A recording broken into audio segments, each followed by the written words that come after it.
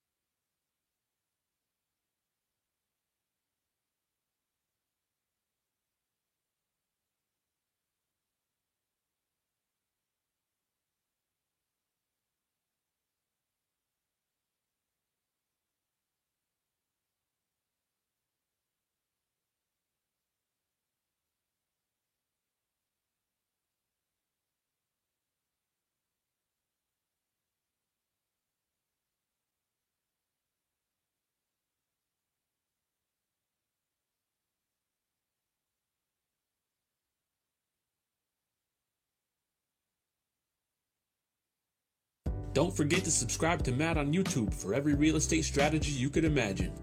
With an ever-growing archive of over 600 videos, Matt covers everything from breaking down the numbers on your first deal to managing a large rental portfolio.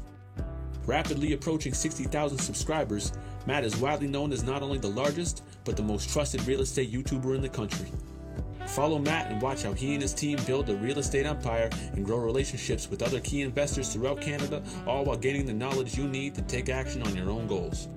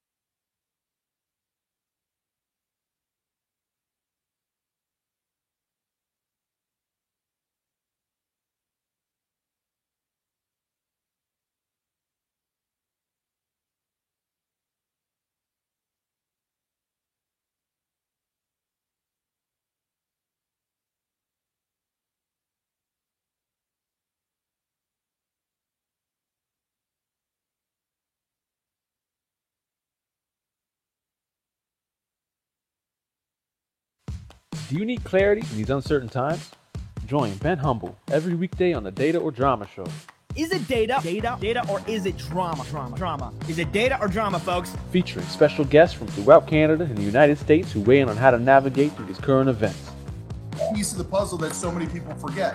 When this bad is happening, something good is happening on the other side. I gotta drop a bomb for that. That's a bomb right there. Ben, along with his guests, offer their expertise on mindset. Execute with speed. When you compress time, you make more money. That's just how it plays out. personal development, Usually people are blown away. They're like, oh, what's your 5-year plan? I don't have a 5-year plan. business, We got some charts here. We got, restaurants are down 57%.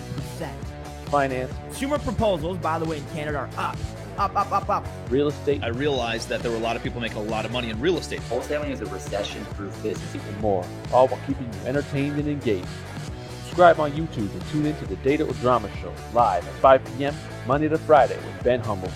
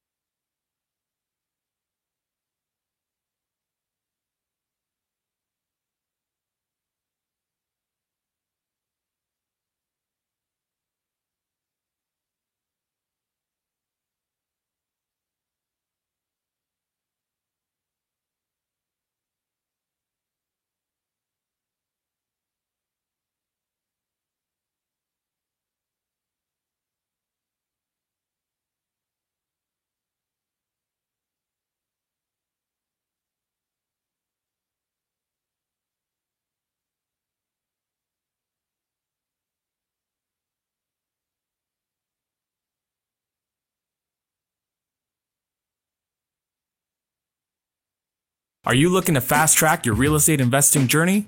Consider signing up for Cashflow Tribe, the fastest growing community of real estate investors focused on growth and success in Canada. Our mission is to provide our members with massive value through daily video teachings, 2 weekly accountability calls to track your progress, unlimited access to an active community of investors, and invites to our pop-up parties and Cashflow Tribe events. Text TRIBE to 226-773-1145 and instantly receive a 14-day trial to Cashflow Tribe Alpha. Shift your mindset, hone your strategies, and get results.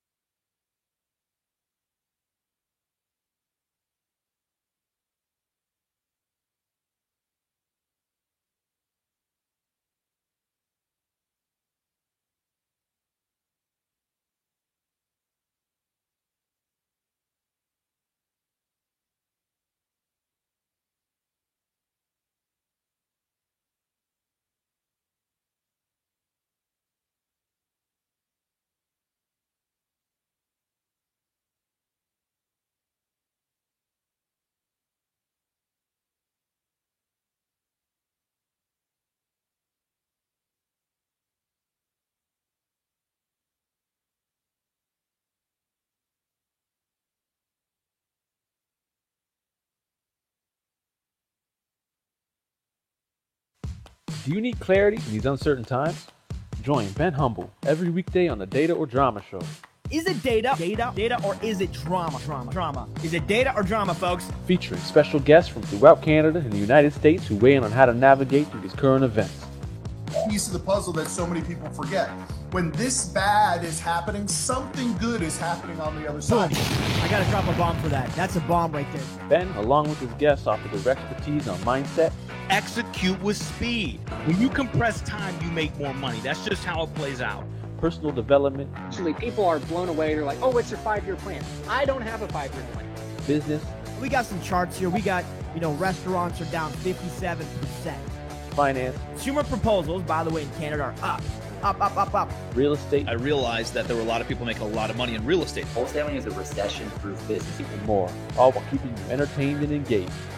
Subscribe on YouTube and tune in to the Data or Drama Show live at 5 p.m. Monday to Friday with Ben Humble.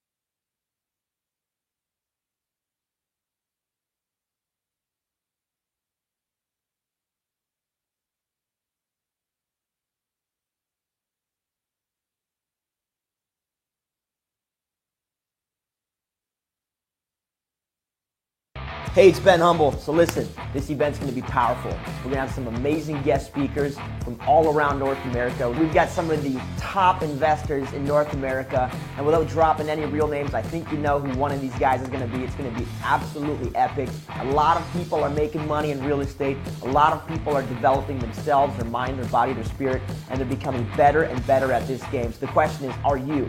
You need to be at this event. We've got limited seating. We've only got about 400 seats available, and I promise you don't want to miss this one. This is the one that's going to help you level up, take your game to the next level. And I'm sure you've been to other events, I'm sure you've been to other things, but not like this. We've got special guests, we've got music, we've got fun, we've got entertainment, we've got tons and tons of useful value, information, and tactical steps. I'm going to show you exactly how you can position yourself to win right now. That's what you need to do. So come on, whatever you got to do, get with me, come be here, come join us. All right, so on April 18th and 19th, it goes down. Be prepared to get excited because we bring the heat, and be prepared to come and learn, invest in yourself, meet tons of great people, and really focus on your personal development, your growth. This is your year, 2020, and this is the event. You need to be there. Come on, let's go. Good evening and thanks for joining us. We begin tonight with drastic measures being taken to try to contain the outbreak of a mysterious pneumonia-like virus. A mysterious respiratory illness. Chinese health authorities are still working to identify the virus behind a pneumonia outbreak in the central city of Wuhan.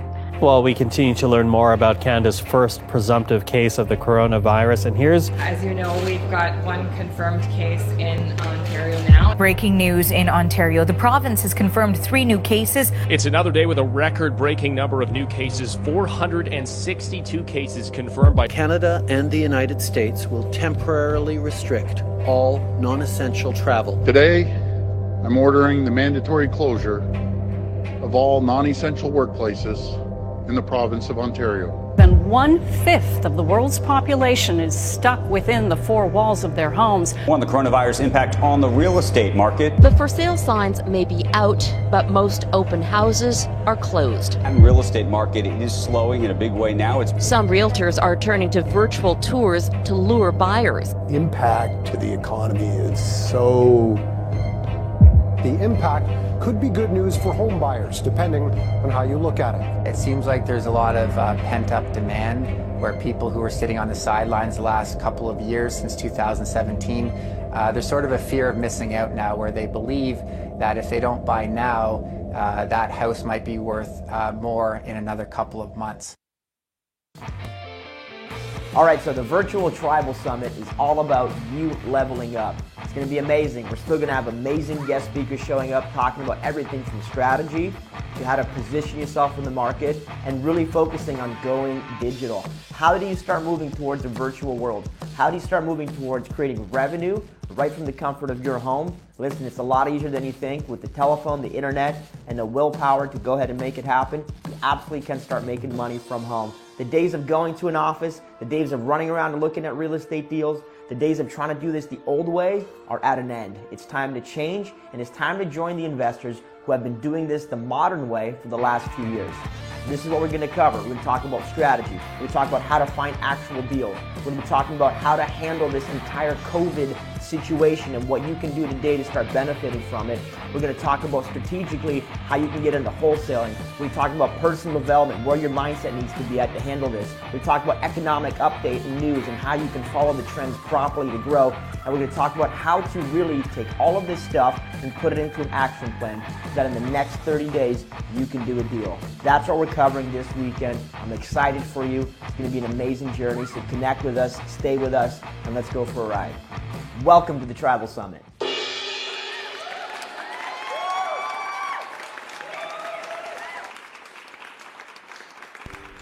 Hi, and welcome to the Cashflow Tribe Virtual Summit. I'm Cousin Vinny, and I'm going to lay out a few of the ground rules that we need to put in place as we start this summit.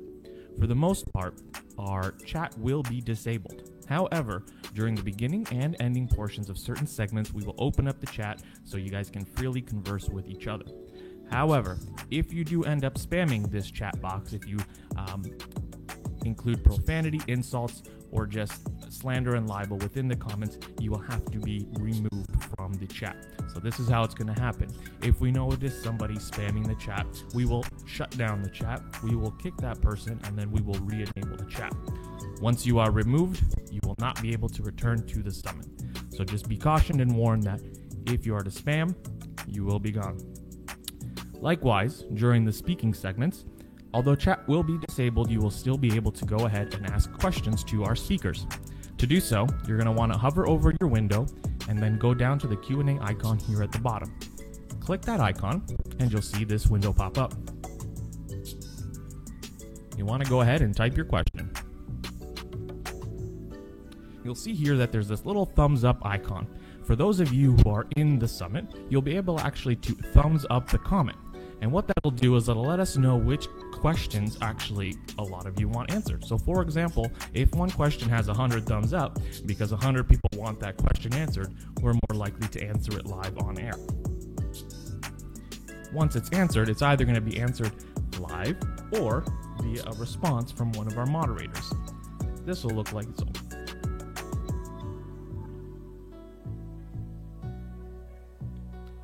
And that's it. Just plug in your questions and we'll try to get to all of them on air. So without further ado, let's jump into it.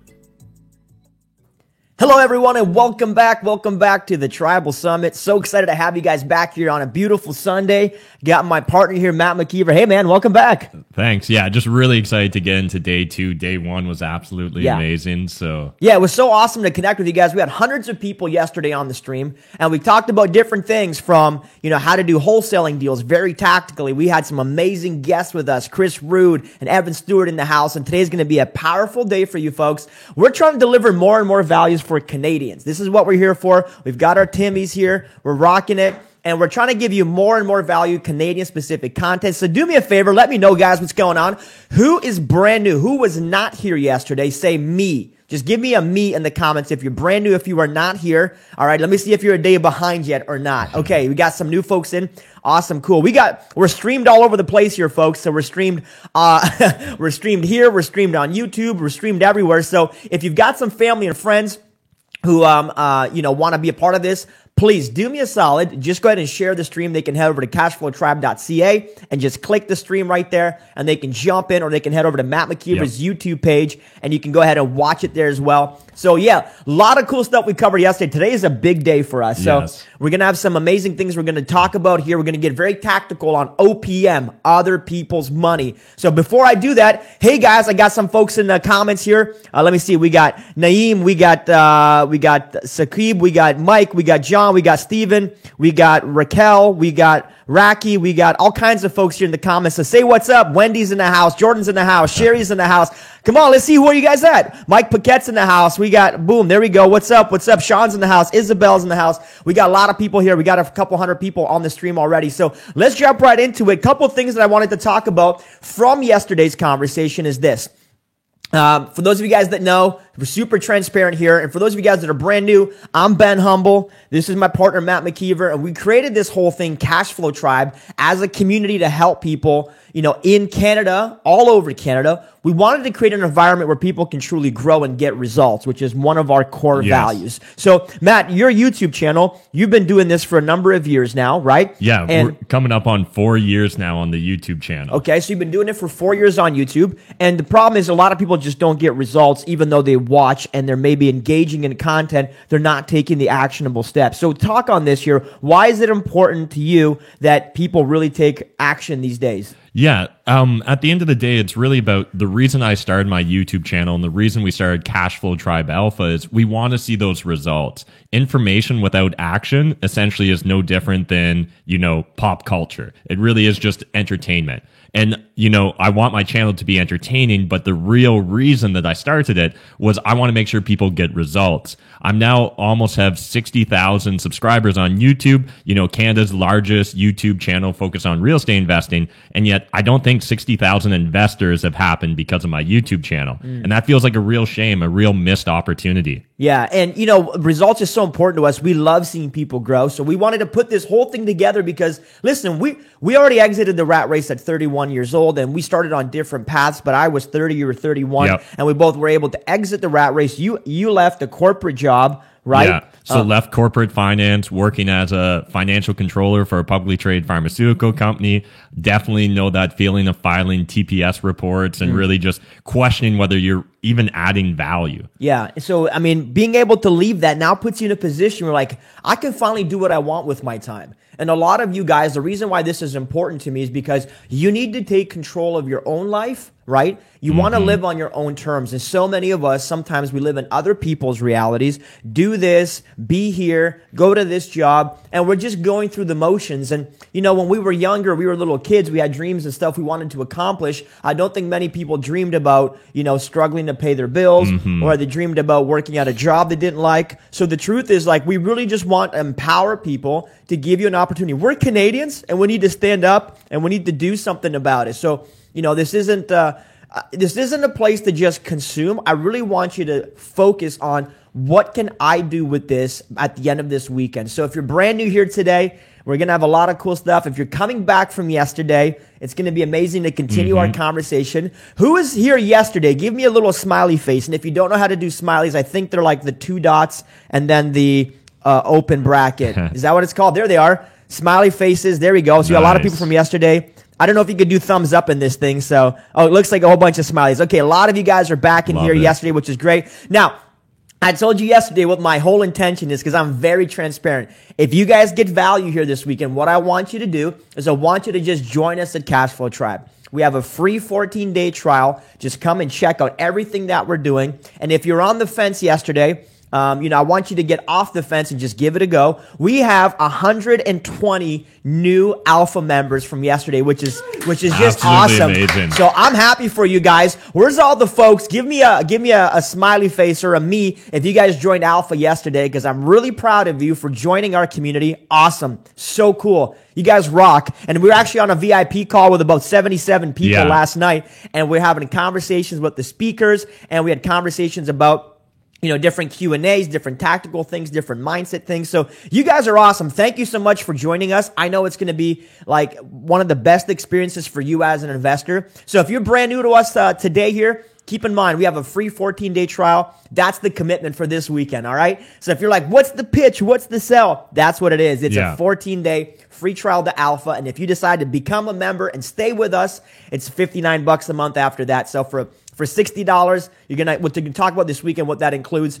And one other thing, I noticed that yesterday I told you guys that we typically do a very intensive 2-day virtual workshop, and we did one a couple weeks ago, and we're doing one again on May the 2nd, and we had about 15 people yesterday decide to come join us on the next one. We typically charge $500 for these workshops. They're very intensive. So if that's something you're interested in this weekend and you really want to get started and get your business off the ground, you know, gain some confidence, some clarity, and spend 2 full days one-on-one with 30 people and us, go ahead and let us know. There's it's usually $500. I think we're doing it for like $297 for the rest of the day.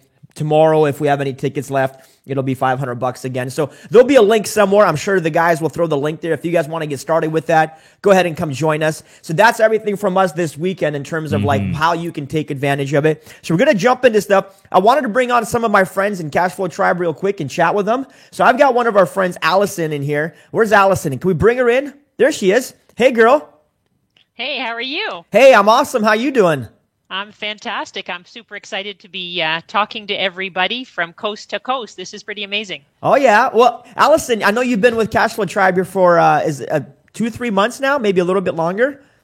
Yeah, I actually signed up for the Alpha Group in November of last year, but really didn't feel part of it until the end of January. Okay, so would you just share with us a little bit, maybe like what your background is before Cashflow Tribe, and then how your experience has been with us? You know, it'd be great. I'm sure folks would love to hear from you. Sure. Basically, before Cashflow Tribe, I was a very independent, single-minded teacher before a real estate investor. So I was a teacher for a very, very long time now. Let's just not count. And then in 2016, decided to get into real estate and bought my first property. It was fantastic. It's an amazing property. And that, of course, gave me the bug. So I started to save because that's the only thing that I knew how to do. Didn't know any other strategies. And then bought another property a few years later. And then after joining Cashflow Tribe and realizing that a team is what actually makes the dream possible. And since then, I've had considerable amount of growth. Had how many properties? 3 properties now that have been under contract, working on 2 more. That's awesome. That's awesome. You know, one of the biggest things, so you're doing deals, which is great. I love the results part. One of the biggest things I noticed with you, Allison, is like, guys, I like to kick people in the ass. If they need an ass kicking, I'll give them an ass kicking because I really, really care about results. And I would rather annoy people, but them getting results than perhaps them not getting the results of saying it doesn't work. So I think you've had a pretty radical mindset shift, which allows you to maybe focus on your business. Would you chat about, you know, that a little bit and how that relates maybe to your teacher's job? Sure. So growing up and what have you, it was very much listen and don't be heard. Then joining teaching, the teaching career. It's like a club or a cult kind of thing, but it's kind of the same thing. Like you're in your classroom, you have to listen to what's being directed at you curriculum-wise, and then you pass that on to the students. Now, don't get me wrong. I love teaching. I love interacting with the children. However, myself was snuffed out. I was compartmentalized, put into a box, and not allowed to see outside of that box. I felt basically I didn't feel.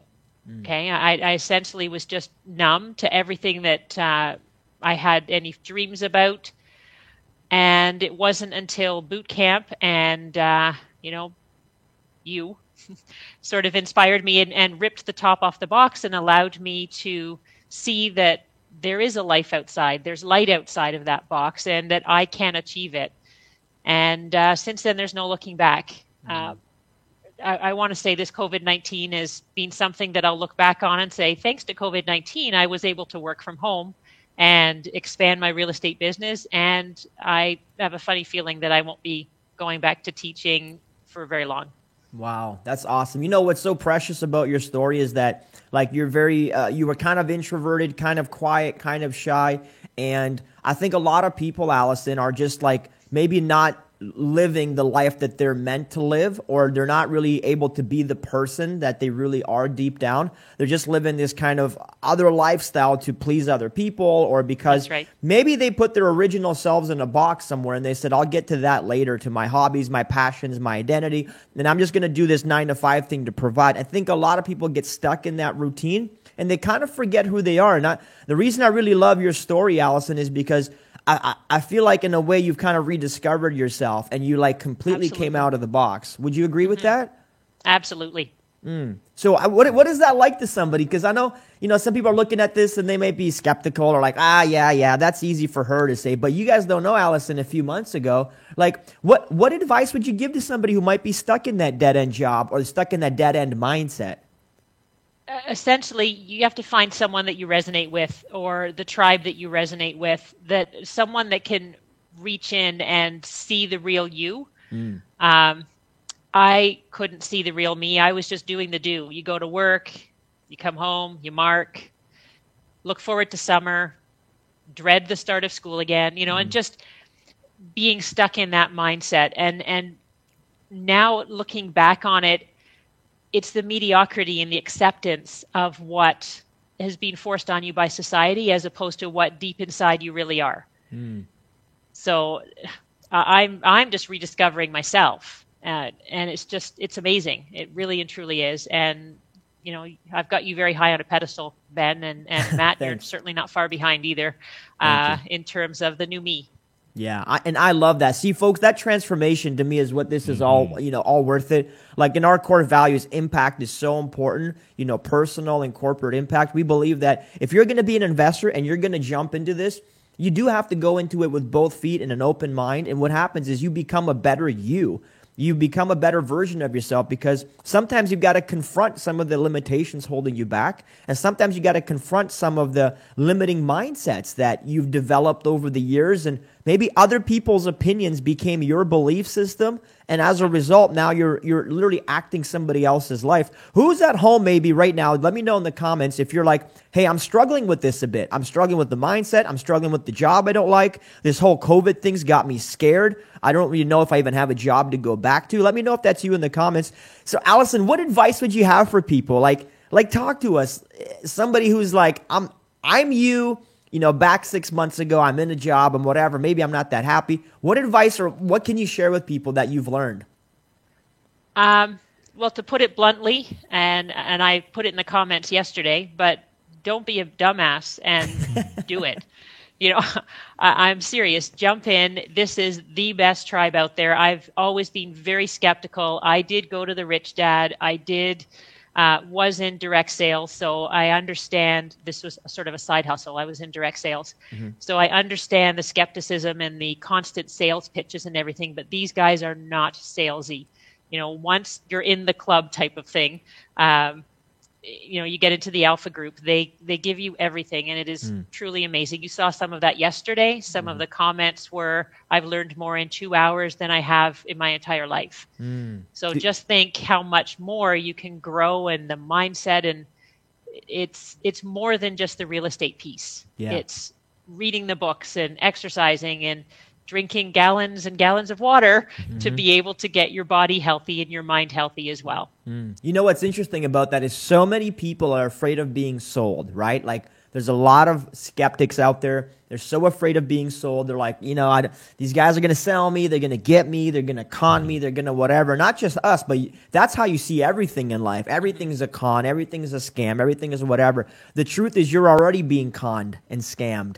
Somebody's got you thinking in a negative belief. You've bought in. You've already bought somebody else's negative beliefs. And as a result, you're not living the life that truly makes you happy. So it's easy sometimes to be comfortable and say, I got him. He didn't get me. I didn't buy whatever they had because I'm smarter than them. I'm stronger than them. But the truth is when you go to bed at night, you're thinking, man, I really don't have the stuff that I want. And you don't really know if it's a scam or not a scam. But at the end of the day, you're like, you feel good, but you also feel terrible. So you know what, folks? I got to tell you, sometimes you just need to be sold. Sometimes you need to be sold on yourself, saying, I deserve more.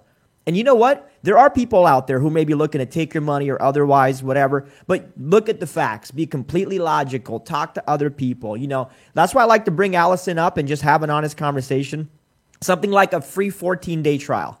Is there really any risk in that, Allison? Like, let's be honest. Be your old pessimistic self. What is the risk? We're going to do what with a free 14-day trial? Me and my old self, I would have said, fine, I'm going to take this free trial and see what the scam's all about. So that's what I would have done. But very quickly, you're going to see that there is no scam. You know, it's just a path. As I've said before, I always wandered. I was like a wandering, winding stream. But since cash flow, I'm now on a path to my goal and my freedom. That's awesome. I love it. So are you going back to teaching? I may have to, just because husband being laid off, he's now started his own business and has contracts coming out the wazoo right now. So to be able to give us a firm foothold, I will possibly go back in September, but I'm saying December will be the end for me. That's awesome. Love it. Good. I love it. And I just love the idea of like financial stability. And, you know, it doesn't matter when you start in life. You could work 10 years at a job or 50 years at a job, or you could be brand new as a university student. You don't have to live anybody else's life. And that's what I love about your story is that I think you just said, you know what? I'm living my own life and I'm doing me. And when a lot of people see negativity with COVID and the fact that they have to sit at home with COVID, you're taking this opportunity to start a real estate business, to do deals, to jump on the phone, to network. I noticed you last night on the VIP hangout. You were on like hanging out with people even after it was over, having conversations, getting to know people, building real relationships. So these are the kind of people I love to invest in, is people like Allison who really want to grow. And actually, Allison, you're easy to work with because you know what you want. You just need a little bit of direction, a little bit of information, a little bit of nuts and bolts, and a little bit of mindset, and then you'll do the work. So thank you so much. You've been awesome to connect with. Any last words for our folks here? Only one really quick one, which is something that resonated with me that you'd said, is that I had said that I still had 5 more years of teaching. I had to stay because I've got a pension. And you said to me, well, what's your pension worth? And I said, I don't know, about $60,000 a year. And you said, why are you staying for that? You can do that in a couple of wholesale deals. And I went, oh yeah, why am I staying for that? And it just completely put things in perspective. So, you know, you help, and well, everyone in Tribe helps us think outside of the box and refocus and clarity. Sometimes that's just what you need, though, just to get out of your own way and think about things in greater perspective and realize if it's actually what you want or not, because you're right. If you can do a couple of deals and make $60,000 at your own convenience, why are we working an entire job to wait for a pension or wait for the government to subsidize our income? Listen, the government doesn't have to subsidize anything, friends. You can create your own income. You could be sitting at home with your family, jumping on the phone, working a couple of hours a day and do a couple of deals a month. It's very realistic, and you could be making $5,000 or $10,000 a month, and you got to decide how much money you want to make. Some people want to make more. The truth is, it's all within your control, but no one's ever shown you that lifestyle, and I think that's right. The problem is you've never seen it made possible anywhere. So this is my suggestion to you. If you're skeptical on the fence, just jump in, grab a free trial. We got 120 people grabbing a free trial yesterday. So, hey, listen, if you're wrong with all of them. And if you're right with all of them. But just grab a free trial, check it out. Allison will be at the VIP party later on tonight. She's a real person. Just connect with her. There's other people as well in Tribe that would just love to chat with you. See, Allison knows that her network is so important because other people and relationships are a key ingredient that they don't teach. Nobody talks about relationships at other real estate events. They talk about tactics and strategy. What I'm trying to tell you is the way to enhance the strategy is through other people and create strategic alliances. Somebody has money, somebody has deals, somebody has resources. It's about using it together. That's what a tribe is. And if you believe in the notion that a tribe is stronger than the individual, then this tribe is for you. If you think that the individual is stronger than a tribe, well, maybe you might, have to go and try to live in the forest by yourself for a month to see if it really works that way versus living with the tribe of people. So, Allison, thank you so much. You've been awesome, and we'll let you jump back in there. Thanks, girl.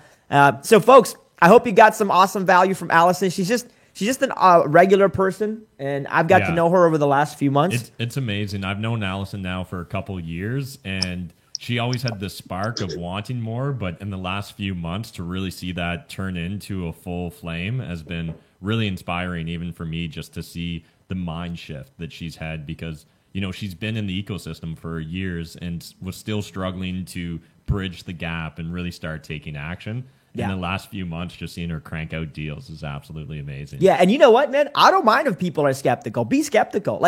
Be skeptical about something in life because, in some way it protects you from doing stupid things.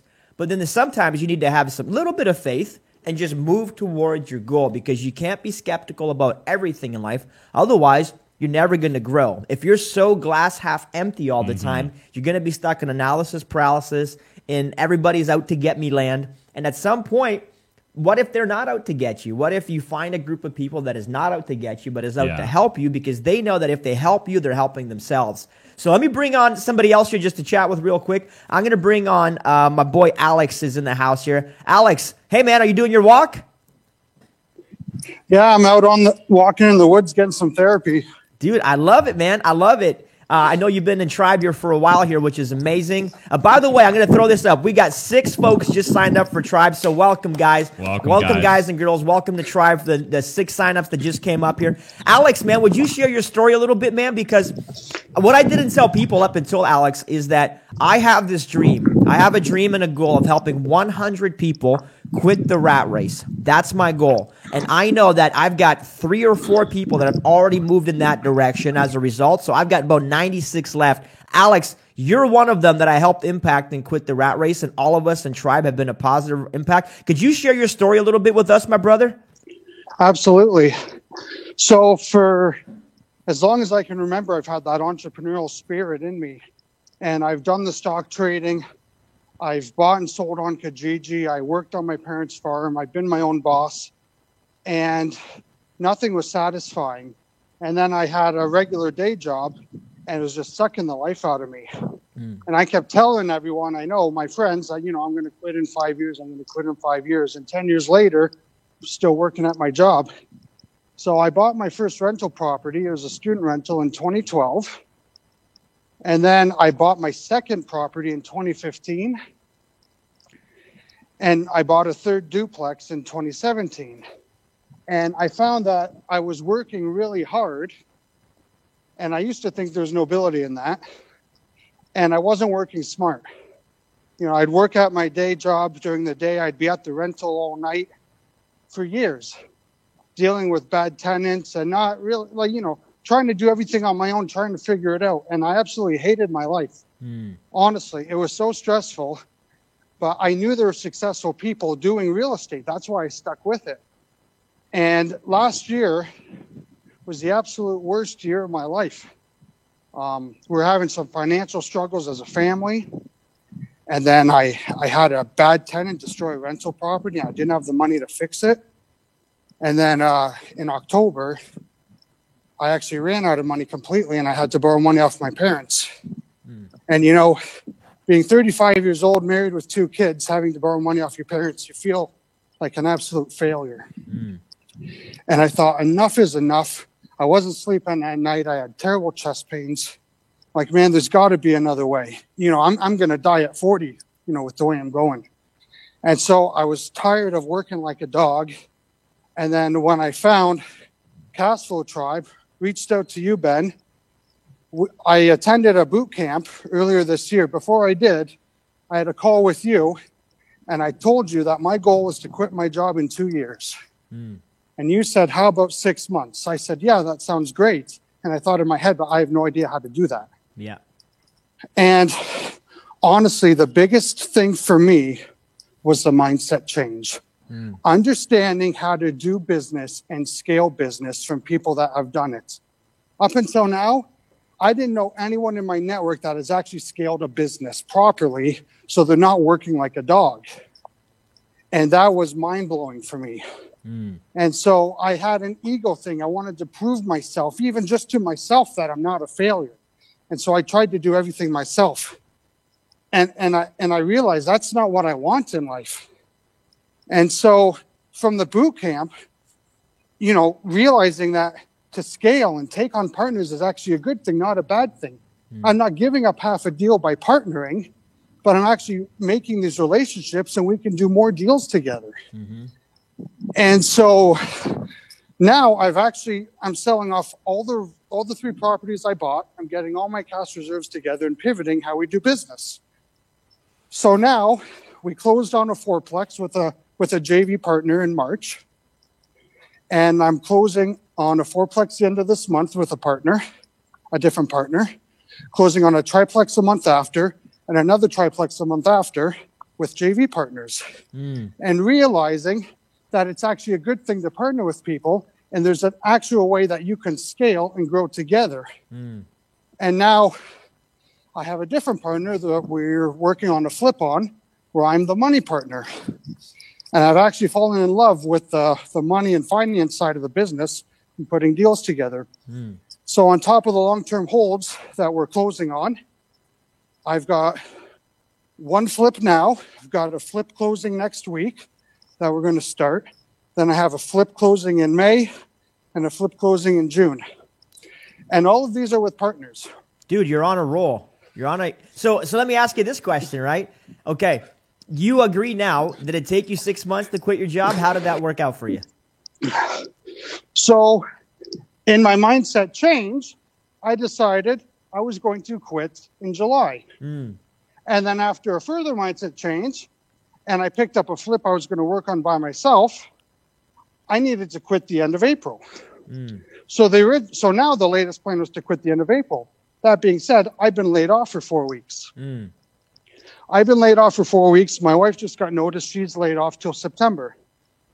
And so I've been able to take that time and set up a routine working from home and focusing solely on real estate and developing my mindset. And so an example of the mindset shift even lately, I picked up a flip just north of London that I was going to work on myself, you know, save all the money for me, make as much as I can out of a deal. And then I was challenging my limiting beliefs, saying, you know, I don't want to live that lifestyle. I don't want to drive to the property every day and work on it. You know, that's not what I want the next 30 years of my life to look like. So I called up my buddy who we're partnering on a flip now, and I offered him half the deal. So So I'll make half, and then he gets to make half, so I'm helping him out, and we're working together, and now we're both living a lifestyle that we enjoy instead of working like a dog and hating yourself. Yep. So that's been the mindset change for me, and it's been absolutely life-changing. I've honestly never been happier, and tomorrow's Monday. I haven't looked forward to Monday like this ever. I'm looking forward to Monday. I love it. Like, this is crazy. Like, at my desk job, it's a good job and I have a great boss. All the people around me are negative and they hate me because I'm trying to do stuff, and I drive a sports car. And it's like, why do I want to be there? Yeah. Like, why don't I just end it now? So I love it. I've never been happier. My wife's never been happier. Like, it's just amazing. So it really comes down to profit or pride, right, Alex? A lot of people want to do it on their own.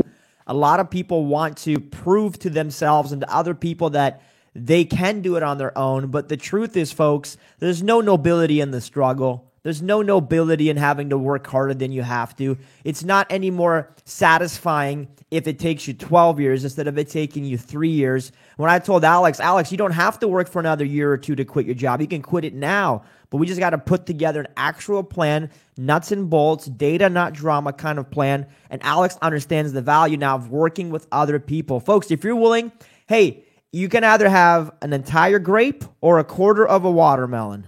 This is where you need to make a decision. The little grape might make you feel better that you did it by yourself, but you'll eat more if you're willing to share the watermelon with other people. Alex, thank you so much for sharing your story, man. I'm so glad that I met you and been part of Tribe.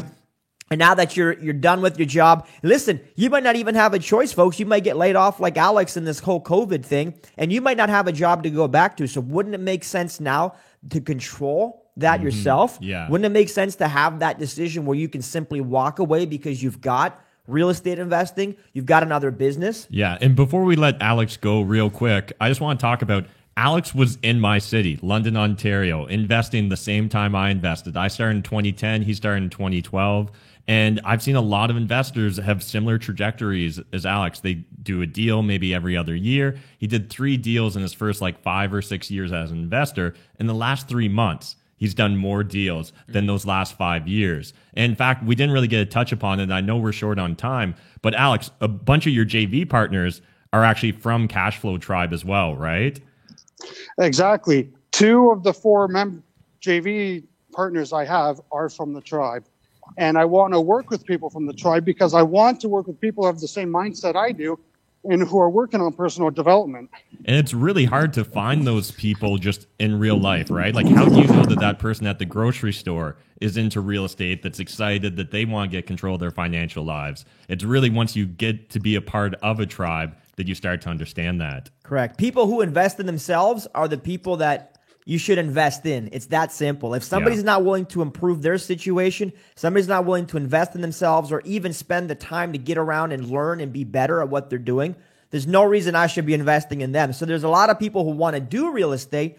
I would rather invest with people that are actually spending time with other investors, part of a community of investors that are pushing for growth, that are going to boot camps, that are spending weekends at a summit like this. It's so much more impactful and it's so much more productive than just talking about real estate with people who aren't doing real estate. Alex, thank you so much, man. Thanks, Appreciate man. you for being here. Enjoy the rest of your walk, buddy, and we'll Thanks, talk very guys. soon.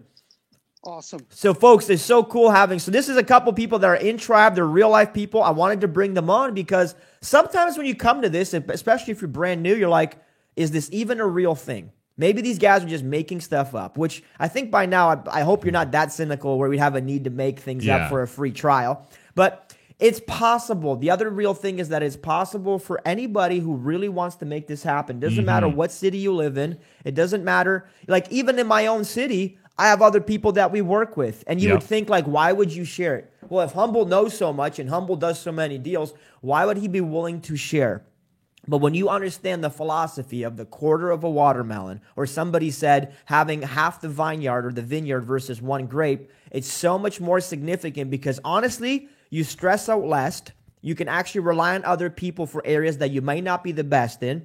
And what happens is you can really leverage relationships. Real estate investing is about leveraging. And the moment you understand that you have to use the leverage, if you truly want to become an investor, you have to use the leverage in that area financially when it comes to OPM. You also have to use OPR, other people's resources or relationships. If you're not leveraging relationships, you're playing checkers when everybody else is playing chess. I want to help you play chess this weekend, a much better game. So let me bring on Alan here. Alan joined Tribe just a little while ago. Hey, Alan, how are you, man?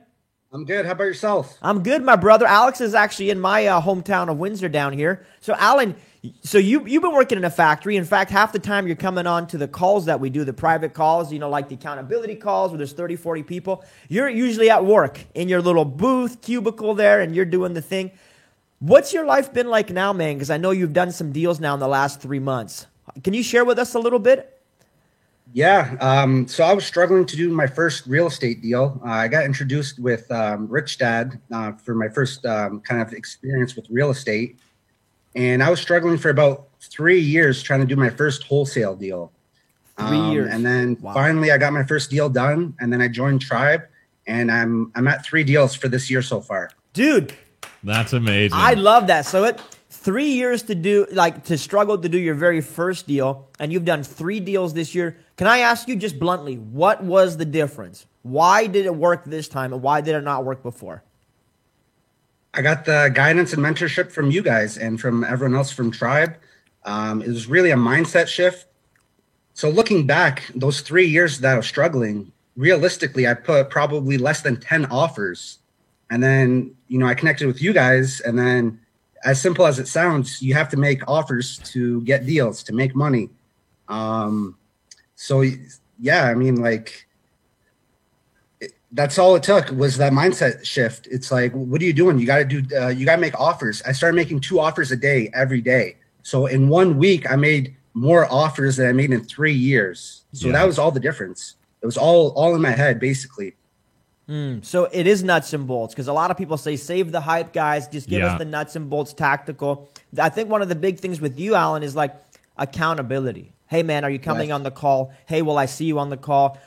When you don't have somebody to be accountable with, folks, and nobody's holding you there, it's so easy to cheat. It's so easy to make excuses. It's so easy to just not do the basic work that we talk about. It's really not that complicated to make an offer, but if somebody's not saying, hey, I'm your accountability partner, and in Tribe, we have all kinds of accountability partners and programs. But if you don't have somebody talking with you, the truth is you're probably not going to do it, right? It's as simple as Alan making offers. So imagine, Alan, would you rather have just saved that 3 years of your life and learned this 3 years ago? Absolutely. And you know what, Ben? I haven't told you this, but when I was struggling and I was trying to do the wholesale deal, so obviously I'm in the same city in Windsor, Ontario as you, I seen your ads everywhere. Absolutely everywhere. And I knew what those ads were about because I was trying to do the same thing. And my only regret was I didn't pick up the phone and call you 3 years ago. Where would I be today? Yeah, powerful. I love it. And again, just to reiterate, a lot of real estate investing is simple, but involves the hard work. But most people struggle to put in the hard work if they don't have the mindset. If you don't believe it's possible, you'll never make those 2 offers a day because you're going to come up with excuses or reasons why it won't work for you. Once you get the right mindset and start crushing those limiting beliefs, that's when you can really start making the offers, doing the simple things that get you the results like Alan did. It's not easy to do, but it's a simple concept. Believe it's possible and do the work. That's the entire secret with real estate investing. If you're in another program, and again, I'm not pro or against, if you're in Keyspire or whatever else or yada, yada, if you don't have the mindset right, all the information that you get over there is going to be useless, right? And if you have the mindset right, but you don't have the right information, or you don't have the right knowledge, as Chris Ruud was talking about yesterday, then that's also going to be essentially worthless because you're not going to get a result. They come hand in hand. So the first thing we need to do is figure out, do you even think this is possible? Because if you're a huge skeptic out there and you're saying it's not possible, you see, Alan saw me put out ads for 3 years. He's watching me buy real estate for 3 years. So he's thinking to himself, right, bud? This guy's doing it. Obviously, somebody's doing it, because why would he keep spending money on ads for 3 years if it wasn't working? If we're going to be very logical, that's what it is, right? Then when you finally connected with me, I was like, dude, all I do is put out ads and do deals. And part of you probably said, I could have done that 3 years ago. Absolutely. So, dude, I love it. Yeah, and I just want to say, when I was on the accountability call, it seems like everyone's doing deals. Like this person's got a deal, she's got a deal, he's got a deal. Like, it's normal to be doing deals. If you're not doing a deal, it's like, how can we help you? What's going on? You know, what are you not doing? So it's very normal for everyone to be doing deals in our community. Whereas, you know, when I talk to my family and friends, they're not investing in real estate, you know, not this way. Maybe they buy one property and that's it. You know, they're not building a portfolio. They're not really building a business, right? Like you guys and so many others. So pride or profit, my brother. A lot of people say, hey, this all sounds good, guys, but I can go do it for free on my own. In fact, I don't need to be in any tribe. I'll just go do my own offers, build my own business.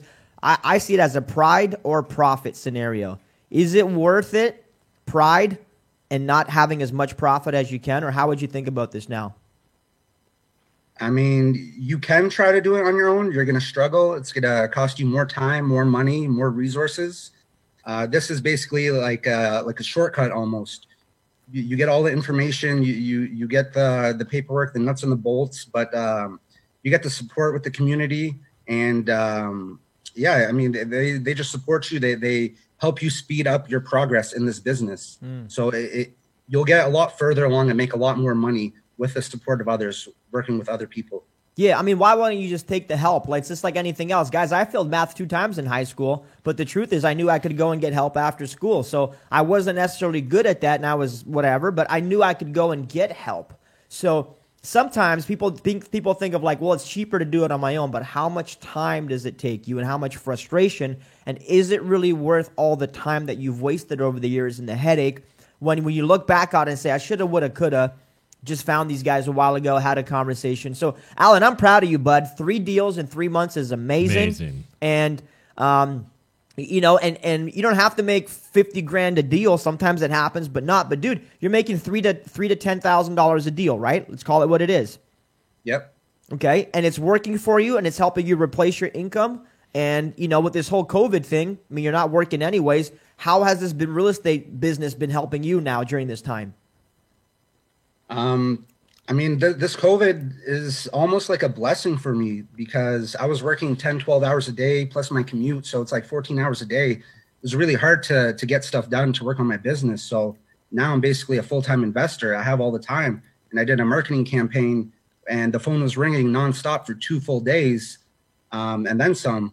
So that would not be possible if I was stuck at work. Like I would just not be able to handle that kind of volume with the phone calls and the follow-up. So you know, this opportunity right now to have all this time to invest in my business, this is ultimately what I want to do for the rest of my life, do this full time. I don't want to go back to work. So I'm definitely taking advantage of this time. I love it, man. I love it. You know what? Sometimes when they say when they close the doors, you know, God opens a window or life opens a window. So I think this is the thing for people who are looking at COVID as being a huge negative.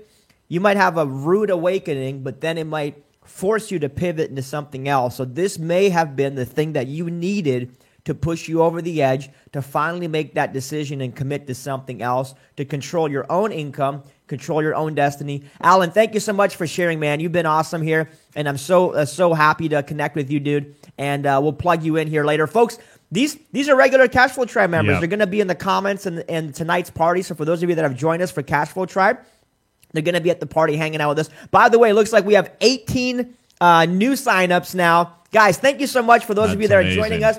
I'm looking forward to really connecting with you guys one-on-one, and it's been so cool to get to know you. So we're going to jump into some stuff, and, you know, before we do that, if you want to be one of my 100 that I'm choosing, I want to have 100 people quit their rat race. If you want to be a part of that, join Cashflow Tribe, and I've got a unique group that I'm working with over there. And we've got 4 people already exiting the rat race, and you've just met 3 of them. Another one you'll hear from later today. And then Daniel Blagrove, who was on yesterday.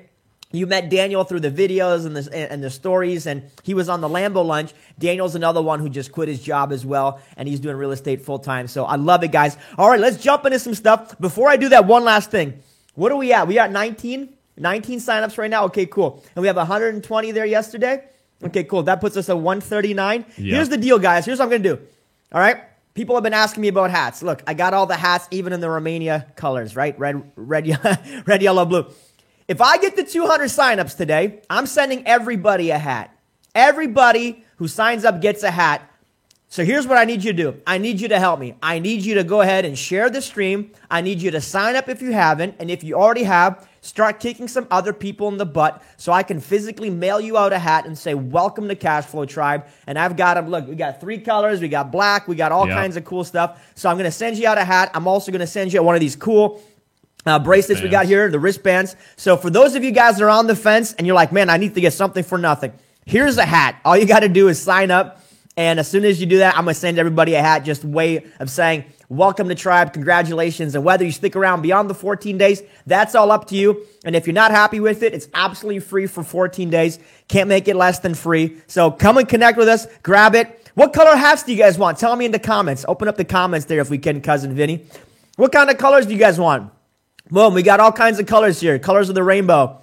Okay? Black, red, black. Okay, cool.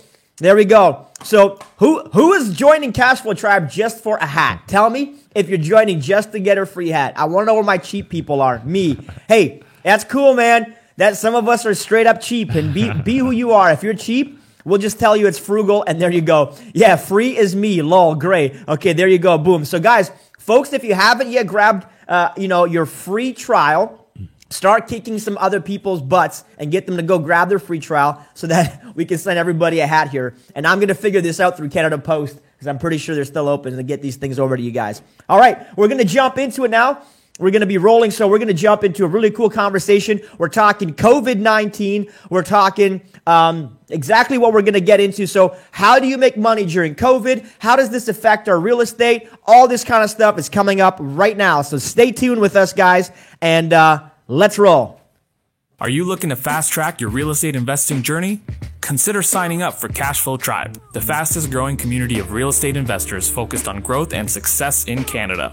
Our mission is to provide our members with massive value through daily video teachings, 2 weekly accountability calls to track your progress, unlimited access to an active community of investors, and invites to our pop-up parties and Cashflow Tribe events.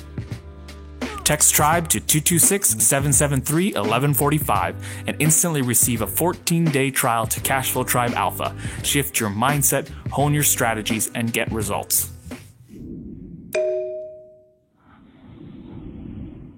Hailing from London, Ontario, Matt McKeever is one of the most successful real estate investors in southwestern Ontario. Matt retired from the corporate and financial rat race in his early 30s, and now Matt's current portfolio exceeds 100 units in the region, making him a self-made millionaire in real estate business. His love of community and drive to create and impact others has helped Matt garner the largest real estate YouTube following in Canada, with over 57,000 subscribers. Matt is a natural educator, teaching you all the strategies you'll ever need to know about real estate. He has been widely recognized as a mentor to many beginning investors wanting to gain knowledge in the real estate world. This is Matt McKeever.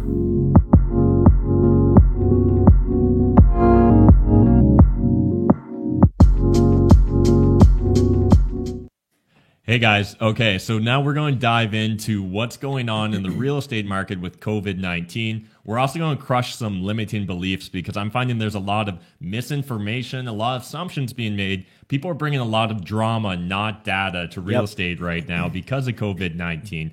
Hopefully you guys already heard from some of our testimonials earlier about how people are making profits out of these problems.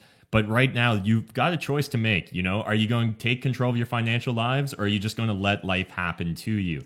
And we really want you guys to get empowered, get control of your financial lives. So now we're going to dive into a presentation on exactly how you guys can invest virtually with real estate. All right, so COVID-19, how investors are adapting to the new environment. It's really important that you understand that people are still doing deals. People on my team are doing deals this month. People on Ben's team are doing deals. Yep. A lot of Cashflow Tribe members, they're still making offers. They're doing wholesale deals. They're doing flips. They're finding ways to profit during these uncertain times. So the 4 things we're going to focus on today is data versus drama. We're going to review how to separate all this the signal from all the noise that's out there. We're also going to focus on real estate in quarantine and how you can continue to invest in real estate during this quarantine, during self-isolation, social distancing, and all that. Let's also examine the limiting beliefs that may be holding you back from taking action right now. Again, if you don't believe this is true, you're going to always struggle to take control of your financial life. And as we've mentioned throughout yesterday and today, this is simple, but not easy. We're not going to lie to you. There is hard work involved, but if you're willing to put in that work, you can get the results that you just heard of from our other Cashflow Tribe existing members. So COVID-19, quarantine, and what happens next. The first thing we want to let you know is no one has a crystal ball. So anyone that's telling you that the market's going to drop by exactly 10% or 30% or it's going to go up by 15%, that person, they're not speaking, they're not focused on data. They're bringing drama to the conversation. And we want everyone to really get dialed in. Yeah, So let me add one piece. That person also has their own agenda. Because the truth is, when they either want to boost their ego or they want to push whatever their thing is. I'm big on helping you understand. Stop trying to predict the market and just prepare for the market. So think of, if it is doomsday, be prepared. If it's not doomsday, be prepared. The point is, the whole prediction thing, I think a lot of people are just looking for something to talk about because it makes them feel good. But I want you guys to understand, we are not about talking. We're about doing. And I want you to get that, kind of ingrained in the way you think. The doing is what's going to bring you the money. The talking is not going to bring you anything. So let's just focus on the do. Let's focus on the tactical nuts and bolts stuff that's going to help you actually achieve the goal. Yeah, and let's focus on what we do know. We know that real estate won't disappear. People are always going to need shelter. They're always going to need a place to live. And so if you're investing based upon fundamentals on the numbers, you can still find cash flowing rental properties. And we believe cash flowing rental properties are one of the most stable asset classes you can get into. So again, lots of people are out there right now taking control of their financial lives during this uncertainty. So let's look at 3 myths that we're currently hearing all the time. I get these all the time on my social media, on my YouTube comments. I know Ben gets it on the Data or Drama show. People are just jumping to conclusions rather than focusing on the data. So myth number 1, you need to physically go look at real estate before offering or buying. And because of that, well, we obviously can't buy real estate right now because we can't go look at it because we're supposed to be social distancing and under quarantine. That's absolutely fake news, completely false. Yep. For a long time, we've been able to look at real estate without having to physically be there. And so even before COVID-19, think about bank sales. Oftentimes when the bank has to foreclose or do a power of sale on a property that's in rough condition, they'll board it up. So here's an example of a bank sale right on your screen. This would be very typical. And the bank's not going to let you in there because they don't want the additional risk or liability. So many bank sales already before COVID-19 didn't allow viewings. But yet people were still able to buy those properties. And so what we're going to dive into here is... Let me just go back to that real quick for a second, folks. So I'll tell you why a lot of people want to go and physically see the property. And this is going to challenge the way you think about real estate. But a lot of us are trying to ease our way into this and cheap out. Because we all know we can hire a home inspector. So if I lived in Toronto and I wanted to go buy a deal in Vancouver, I'm not going to fly to Vancouver to go look at a property to purchase as an investment home. Only unsophisticated investors are doing that. The truth is, I'm probably going to get a home inspector. I'm going to get a local realtor, a local professional who knows the market, and I'm going to pay for professional advice about that property. When I'm trying to figure it out on my own, it's because I'm trying to be cheap. I'm trying to save money. The problem with trying to save money, though, is it might cost you a whole lot more money on the other end because you might end up buying a property that is not a good deal, which means you overpaid for that deal. Now you turned saving $300 for an appraisal into potentially years of headaches on a property that you can't resell because you paid too much money and you didn't do the proper due diligence. So what I want you to start thinking about is this. Hire people, hire professionals. And you're like, well, how do I find them? Well, you find them through referrals through a network like Cashflow Tribe. You see, people who have good home inspectors like me and good appraisers like me, I'm going to refer those people back to my friends, back to my community at Tribe. So when you're able to actually lean on somebody for their expertise and what they're good at, then it makes your life so much easier. So just wanted to throw that piece in there. You don't have to look at real estate unless you're trying to cheap out and not get the right people. So it's 2-part. One is I don't trust people. Number 2, I don't want to pay for a home inspection. But I'm telling you, if you start thinking about it the other way, it'll remove you from having to go and see the real estate, and you will be able to more confidently make good decisions about which properties to buy, wholesale, or whatever else. Yeah, absolutely agree with that. And I know some of you are really nuts and bolts. So this is where we're going to get into some great tactics for those of you wanting to do real estate right now virtually, so you don't have to physically go see the property. So let's talk about your options for researching a property when you can't physically go see it. So number one, and what's great is we live in a very virtual world now. So this maybe wasn't possible 20, 30 years ago, but it's absolutely possible today in 2020. Online research. So one of my favorite things to do before even like pre-COVID, rather than just go look at a property, I'm going to first do some initial online research and due diligence to see if it makes sense. If it doesn't, I'm not going to waste my time and energy driving out to the property anyways. So things like Google Street View and Satellite View, these are powerful resources that you can use these days for absolutely free and really get dialed in on what that property looks like. You can get the overview, understand how much parking's available for the property. And a little pro tip here, if you haven't played around on Google Street View, you can actually go back in time as well. So what you can do is, you know, right now it's 2019, but what you can also do is go back and look at like 2010, 2012, 2014. So for example, in my market of London, Ontario, we can go back on Google Street View all the way to 2010. What that allows you to do is see, has the condition of the property improved or, you know, been allowed to go into disrepair over that time period. If it's continuously on the decline, well, then there's an opportunity to know that clearly that owner or landlord isn't in a position to be able to take care of that asset. There may be an opportunity to get into a motivated seller situation. The next thing is municipal and city websites. This is an amazing resource. Any city of a large size like Windsor, London, Toronto, Barrie, Chatham, doesn't really matter, but you'll be able to go on and actually look up a lot of information and access it for free. So things like zoning maps, you can find online now absolutely free and get an understanding of exactly that zoning for that specific property. Let me throw a pro tip in there as well. So in the wholesaling course training that's included in this week's alpha, if you're getting a free trial, I said I'm going to give you my entire wholesaling course yesterday, and we'll talk about that later. I show you exactly how to go to your municipality website, and you can actually start finding properties there that have outstanding liens, outstanding permits. You can pull all the property tax amounts from the property, get the complete legal description. So my point is, a lot of the information that we want is available to us, but a lot of people don't know where to find it or how to navigate to get access to it. So if I just walk you through it a couple times and show you how you can pull that data,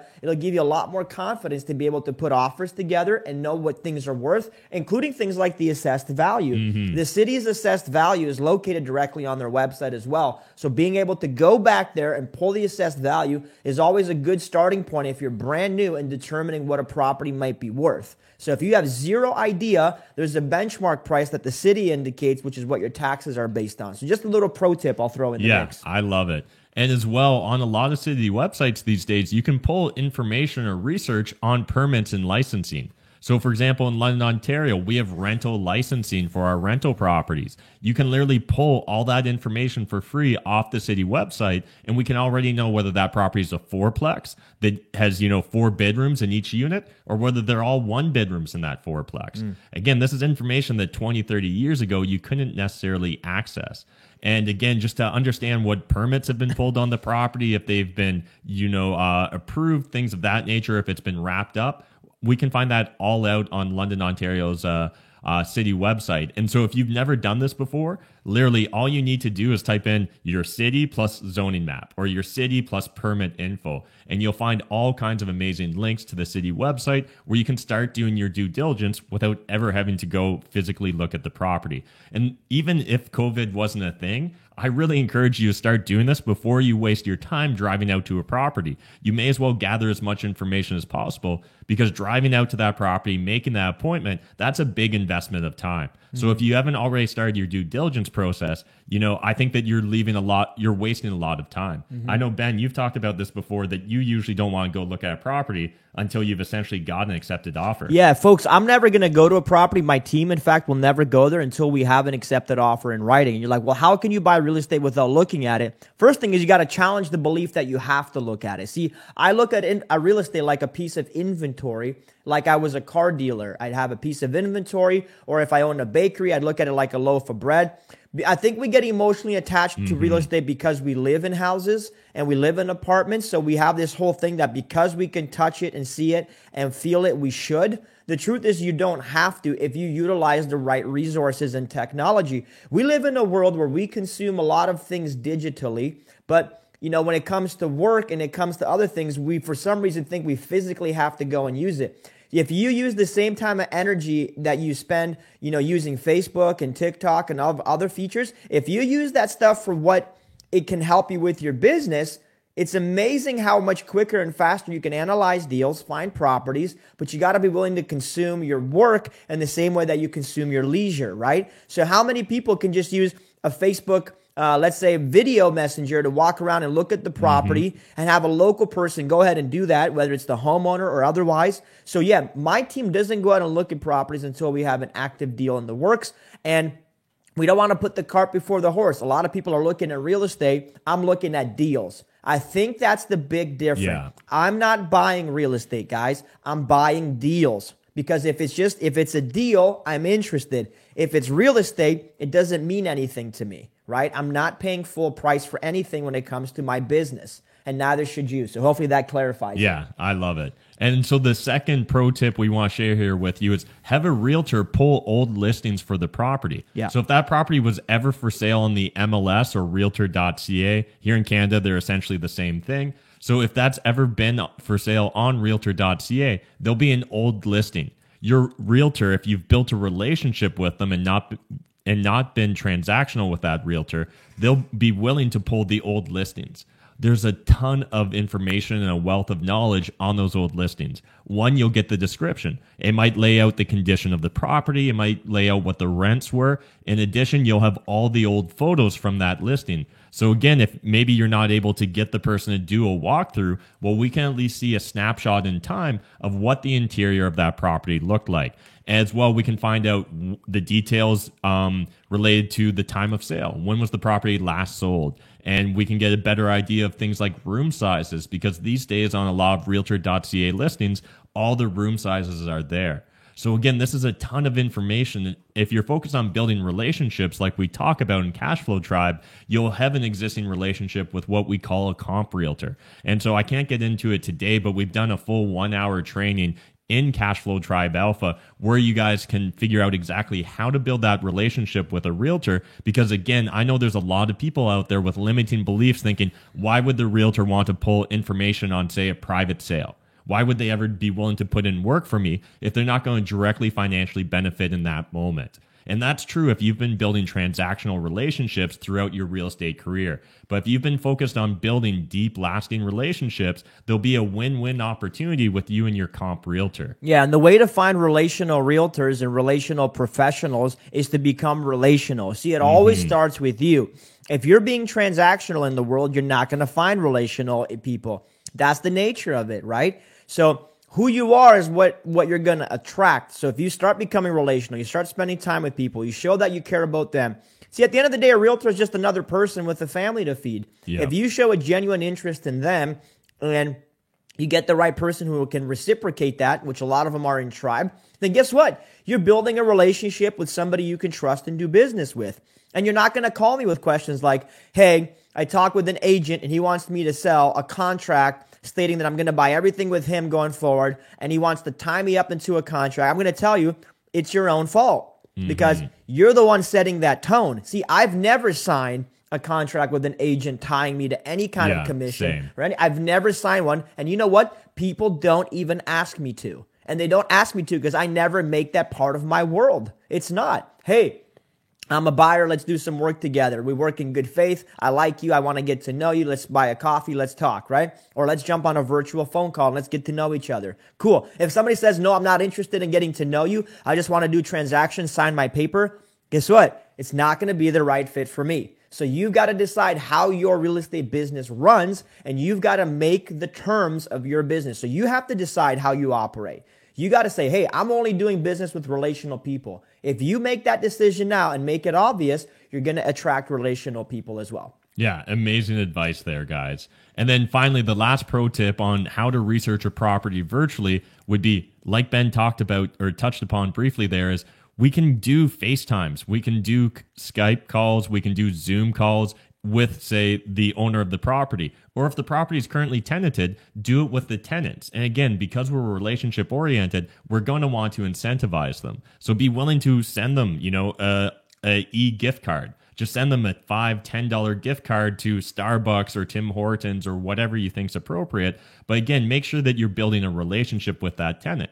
As well, if you're looking at buying the property, if you end up getting the deal under contract, they're going to end up being your tenant anyways. And this is the time to really be focused on building relationships with your tenants. To go off on a little bit of a tangent right now, on April 1st, there was a lot of fear and misinformation that every tenant wasn't going to pay rent and rental real estate was just going to crash. But again, that was a lot of drama, not data. Mm-hmm. In fact, based upon my experience and all the landlords I know, we literally had the exact same collection rates. I haven't heard from a single landlord that they collected zero of their rents, that not a single tenant paid them. And part of the reason for that is smart landlords have been building relationships with their tenants from the beginning. It's important we understand that our tenants are our customers, and we need to treat them like that and be focused on building relationships with them. Yeah, let me touch on that. Folks, it's important that you do your own homework. See, a lot of times we hear things and then we start saying things. We're playing this game of telephone, and we don't know who originated the conversation. I heard that people won't collect their rents. Who exactly did you hear it from? You see, if we really want to be nuts and bolts, those of you guys that yesterday said, I'm nuts and bolts, I don't want any hype. Cool. Here's the nuts and bolts. Don't accept the hype. Don't accept somebody else's noise. Do your homework. I talked with the largest landlord in this town right here. We've got almost 2,000 tenancies, and they said, you know what? It's been pretty normal for us. Right? It's been pretty normal, just as usual, right? So if the largest landlord is collecting, largest property management company is collecting their rents, guess what? So is everybody else. Now, if you have one person who isn't, maybe they're a bad landlord. Maybe they don't know what they're doing. Maybe they've been, maybe they've had a horrible relationship, and maybe they didn't collect rent even before COVID. See, you have to start getting detailed with the information that you process. Oh, I didn't collect my rent. Did you collect it 6 months ago? No, I didn't collect it then either. Okay, then you have a different issue completely unrelated to COVID. So I want to make sure you're looking at fact, not opinion, and definitely not fiction. Yeah, love it. And so myth number 2, you need a realtor or licensed middleman to buy real estate. Again, this is complete drama, guys. This is absolutely false. You've been able to always be able to buy real estate direct from the seller. You're allowed to negotiate directly with the seller. But again, we find so many people make assumptions or have limiting beliefs around this process. So it's really important you understand that you're in control. You're in the driver's seat when it comes to your real estate journey.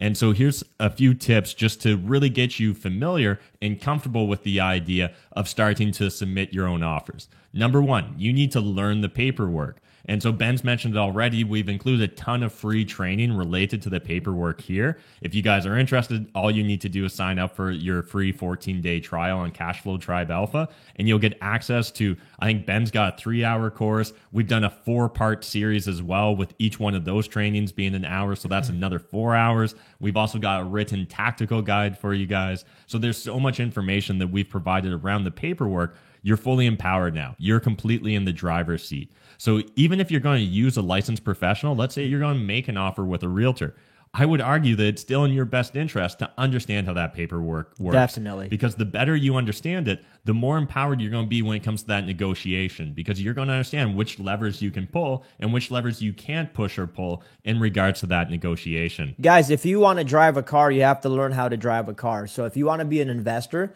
you really do have to learn things about investing, like the paperwork. Like, you want to make money getting a deal under contract and then signing the contract, you have to understand the contracts. Now, you might say, this seems very confusing. It seems very difficult. Like anything else, when you don't know anything about it, of course it's going to be confusing and difficult. But as you learn and as you start using the paperwork, it becomes a lot easier. Now, I don't want you to think you have to go out and create these ridiculous contracts from scratch. Everything has a template. In fact, we have all the templates available for you.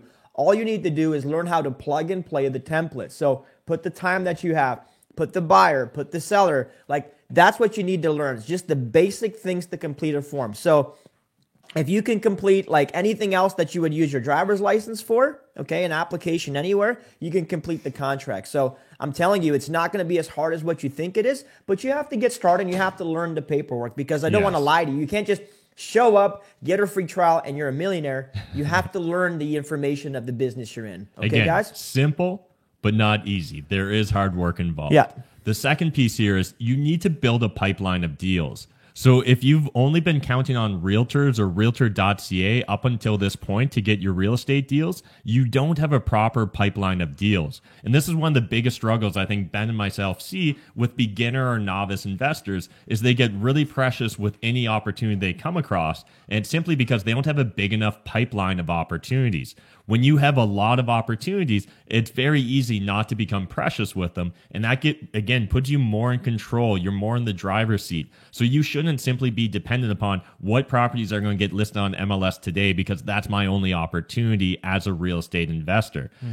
So some pro tips that you guys can use right now, some tactics you can implement are sign up for every wholesaler email list you can get on. Yep. Even if you're not thinking about buying today, sign up for those wholesale email lists right away because what do those emails contain? A ton of information. So every time a wholesaler is trying to sell you a deal, they're pitching it. So they're going to include a lot of information. If you're brand new to this game, one of the best resources you can have is just being on those email lists. You're going to learn so much about what market rents are, what projected renovation costs are, what the going rate is, and you'll even get dialed in on, what deals sell fast. And there's so much information here, but again, we need to put ourselves in the driver's seat. You need to take that first step and figure out what wholesalers are currently working in your market. If you don't know where to turn to find wholesalers, one of the best places is our private Facebook group for Cashflow Tribe Alpha members. We have a ton of Alpha members out there every single day hustling, trying to find private deals, just like you heard from Alan on our last testimonial. And then finally, you can also meet or build bird dogs. And so bird dogs are people that go out and find private real estate opportunities. For example, some of my favorite bird dogs are people that normally see bad properties. I'm usually looking for value-add opportunities when buying real estate. So who sees a lot of bad properties? Well, people like exterminators, bylaw officers, pretty much anyone, like handyman, jack of all trade, $15 an hour contractors. They see a lot of problem properties. And that's perfect for us as real estate investors. Those are the sort of owners we want to get in front of. Yeah. The guys that are buying used toilets. Yeah, so let me add a piece to that. Listen, maybe you don't want to be a wholesaler. Maybe it seems very complicated to you. Maybe you don't want to go through all this process. Maybe you want to be a bird dog. A bird dog is simply somebody who finds a potential deal, and it's like a lead generator. Hey, here you go. I have a potential lead. You figure it out. See, I've had plenty of bird dogs that I've paid $2,000, $3,000, as much as $5,000 for a lead that I was able to close. See, I actually had a cool company around bird dogging at one point. So it's you can decide based on the lifestyle that you want to have and based on how much time, energy, and money you want to invest in your new business, exactly what the outcome is going to be. So if you want to make $2,000 to $5,000 a month, you don't even have to learn the paperwork, but you got to get around other investors who can pick up the deal, just like running a relay race. Yeah. If you're at the beginning and you find a potential lead, boom, you pass the lead on to the next person, and there you go. Yeah, absolutely. Love it. And again, this is stuff that everyone can do from the comfort of their own home.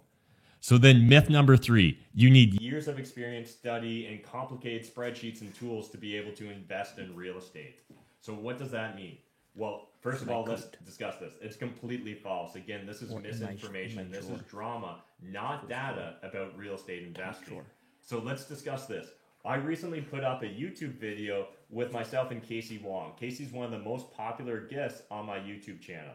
And it was actually a 2-part video series. And we walked through the basic, simple spreadsheet that Casey and his wife use in order to analyze real estate opportunities. The entire point of this 2-part video series, 40 minutes of me and Casey talking, was you don't need complicated tools or spreadsheets. You don't need to worry about IRR or necessarily all the different types of metrics that you can use to determine whether investment makes sense. And yet, what happened? What were all the comments on that YouTube video about? Give me the spreadsheet. It was just people demanding that we give them the spreadsheet. And literally, the whole point was there's no secret formula. There's no silver bullet to being able to analyze a deal. You just need to spend 5-10 minutes in your spreadsheet and quickly do those back-of-the-envelope calculations. And then if there's an opportunity there, then we do the deep dive and get into the details. See, a lot of people get stuck in analysis paralysis, guys. And the reason is because all you want is the spreadsheet. So listen.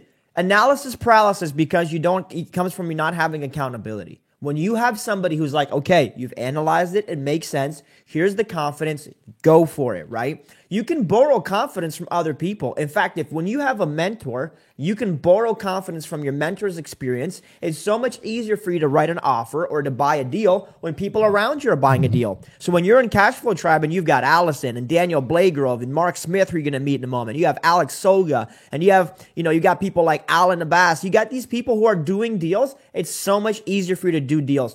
The easiest way for you to become successful is to get around other people who are successful. And the easiest way to do that is to join a community of people who are already doing what you want to do. So just kind of give you some food for thought. It's not about a spreadsheet. It's not about one tactical thing that'll make you wealthy. It's what you do with it, and do you have the accountability and the confidence to do something? Yeah, and again, I want to reiterate, this spreadsheet that me and Casey went through on this 2-part video series, that spreadsheet, you could start with a blank Google Sheet and build it in under an hour. Maybe we should sell the spreadsheet. Who wants to buy the spreadsheet? $10,000. Yeah. So I just want to show you, it's not about the spreadsheet. It's about what you do with it. But it's important that you understand and you really internalize that, because a lot of people have limiting beliefs and they're never going to look at opportunities. They're never going to analyze a deal because they're going to think, I don't have a complicated tool, spreadsheet analysis thing. Yeah. So there's no sense in me even trying to think about investing in real estate. And if you believe that, that becomes the reality that you live in. Yeah. So again, we want to reiterate, you're in the driver's seat. And as an investor, I'll just add, people need to become resourceful, folks. Like, if you join Cashflow Tribe, you are in the 20%. If you're in Tribe already, you're in a group of people that are self-thinkers, that are people that are self-starters, that are doing the job, that are putting in the effort. If you're looking just for like a quick hack, there's no hack to becoming a wealthy, successful investor. It's about taking action and figuring things out. The only difference is you don't have to figure it out alone. There's other people also figuring out their approach, and you can combine whatever is the best strategy in relation to your goal here. Yeah. So how much experience or knowledge is enough? This is something a lot of beginner investors struggle with.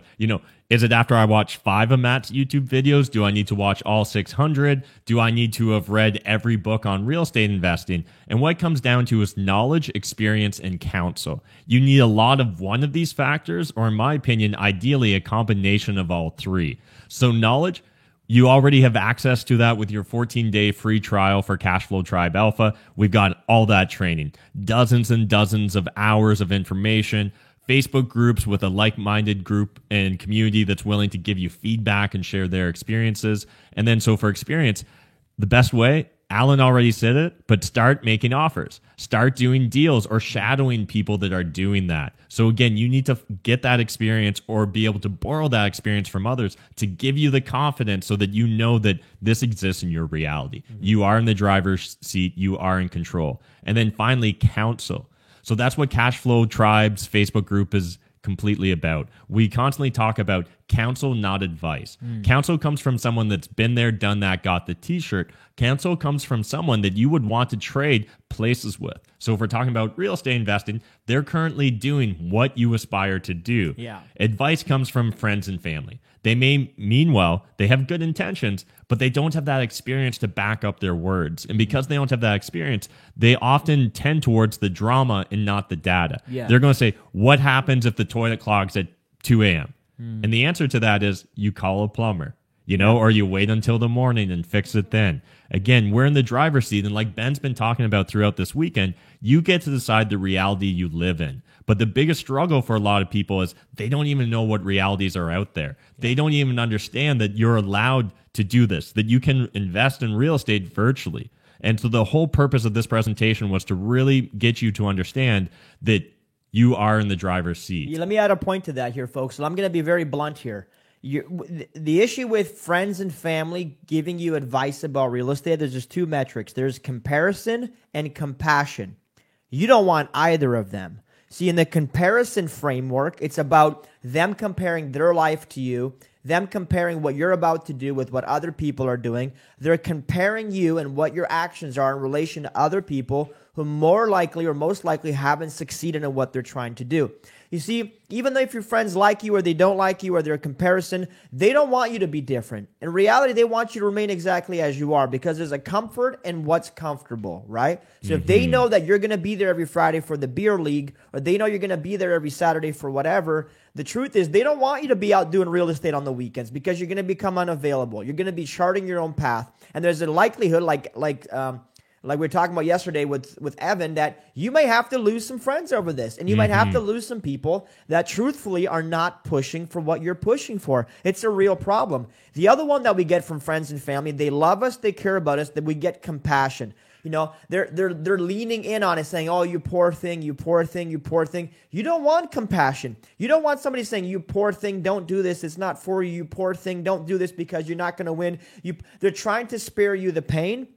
They're trying to spare you this discomfort. But that's the equivalent of somebody saying to you, you poor thing, you're overweight. Don't struggle with trying to get, in shape. Just accept the fact that you're overweight. Accept the fact that you've got an okay job. Accept the fact that you're mediocre and happy with life to a point. You don't need any more than this. Or accept the fact that money is only for rich people. And if you start thinking differently, then you're going to be one of the corrupted, one of the evil, one of the whatever. Folks, corruption or comparison or compassion, none of those things have helped you make more money. None of those things have helped you further your ambitions and secure financially for yourself or your family. So it's not like they have negative intentions sometimes, but my point is what's happening is not helping you. You want to get uncomfortable. You have to do something different than what you've been doing. Otherwise, it's just like the definition of insanity. Doing the same thing over and over and over again and expecting a different result. You constantly doing what you've been doing up until this point obviously has not made you a wealthy, successful investor. And maybe it has, and maybe some of you guys are super successful, but the majority of people on this call are not successful investors. So whatever you've been doing, you've got to say, that was a season in my life. That stuff maybe had to happen, but now I need to turn over this page. I need to do something different if I want a different result. Yeah, absolutely. 100% agree with that. So when we're talking about what sort of knowledge do you actually need, well, these are the 4 things, in my opinion, that you really need to get dialed in on. So you need to understand or build a proven system or business model for real estate. So we touched upon this in yesterday's training, but again, way too often we find people trying to shoehorn, a square peg into a round hole. They want to do cash flowing rental properties in downtown Toronto. Cash flowing rental properties make money, and people that invest in downtown Toronto can make money, but it's hard to necessarily put those two together. Yep. So we need a proven business model that can actually work in that market. So again, you can make money in any market and you can make money with any strategy, but sometimes you can't smash the two together in that specific market or with that specific strategy. Would you also say there's a degree of risk and reward, which is a very personal thing, and what somebody else's risk profile maybe actually differ from your risk profile? So you following somebody else's strategy that may have worked for them might not work for you, in fact, because that risk profile is different, or the timing of which they applied that strategy may be different than today's timing. So it's not about necessarily following somebody else. It's about understanding what the options are, determining your risk profile, which comes back to your goals. So your goals will help you determine your risk profile, and then it'll tell you which is the appropriate strategy to take on. So it's real estate investing is a unique business based on your unique goals. Just like you're a unique individual, so is your plan. Matt and I don't invest the same way, right? In fact, we invest rather differently. But we both have a different goal, and we're both running towards our unique goals. So you've got to, if anybody's trying to sell you an in-the-box solution to being successful, you got to realize it's not about one thing that you check off the box.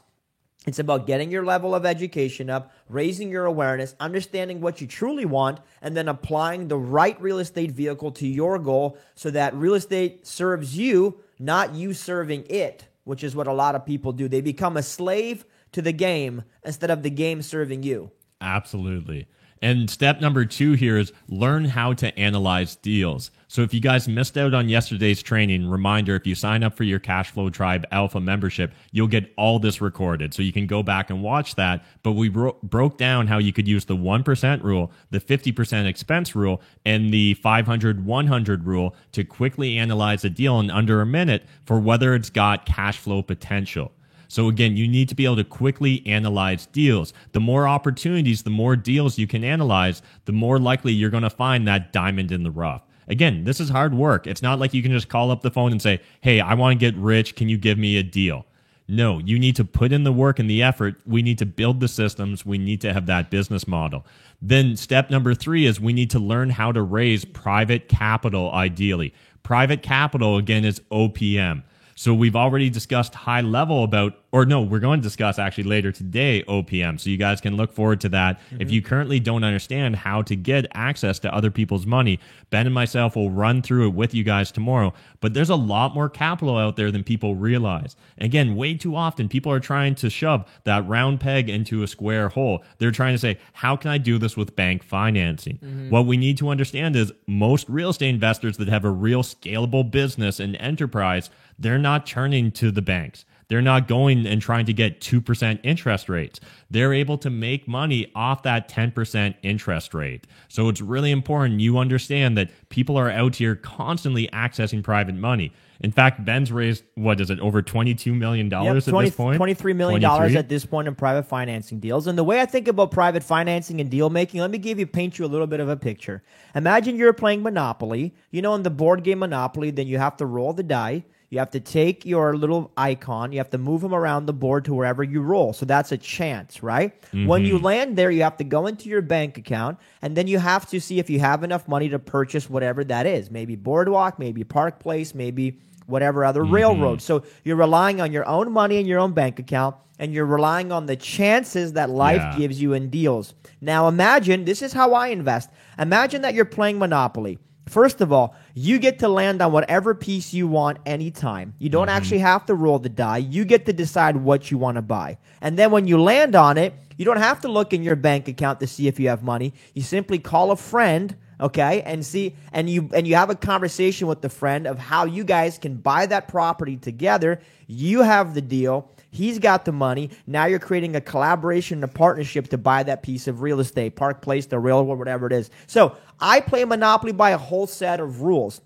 A lot of people will tell you you can't play Monopoly that way. But I would rather challenge you on the idea that I make my own rules up for Monopoly. I'm not going to play it by your intended rules. So a lot of people in your life will want you to play by their rules. Well, this is the rules of the box. My question to you is, who made up this game, and why can't I change the rules? So I want you to change the rules of Monopoly, just like we changed the rules of real estate. And if you think I'm exaggerating, I'm not. That's exactly how I play life. A lot of people are trying to fit within the rules. I'm questioning who made these rules, and can I make my own? Yeah, absolutely love it. It's really important you guys understand Ben exists in a different reality than your friends and family. He exists in a reality where private capital is easy to get access to, and all you need to do is pick up the phone, make a phone call, and actually do the ask. Again, a lot of people struggle with that idea of just putting themselves outside their comfort zone, but it's important that you understand growth occurs outside your comfort zone. I love it, because you're absolutely right. Again, I live in my own cuckoo for Cocoa Puffs land. I don't live in your box, folks. And you might think, man, this guy's crazy. He's a little batshit, you know. But you know what? You're right. I am crazy. I am different, because those of you that are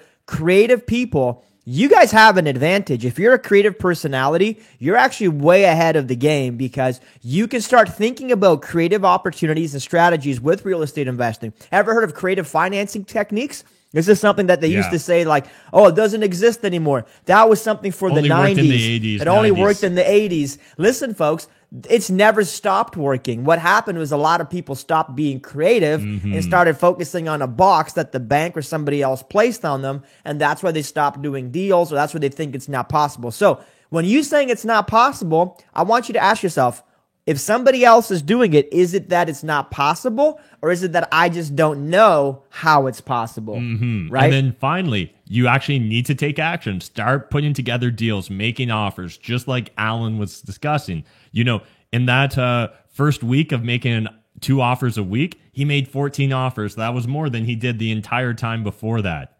Again, we understand that if you make 0 offers, you're going to get 0 deals. But how many of us actually act like that in regards to real estate investing?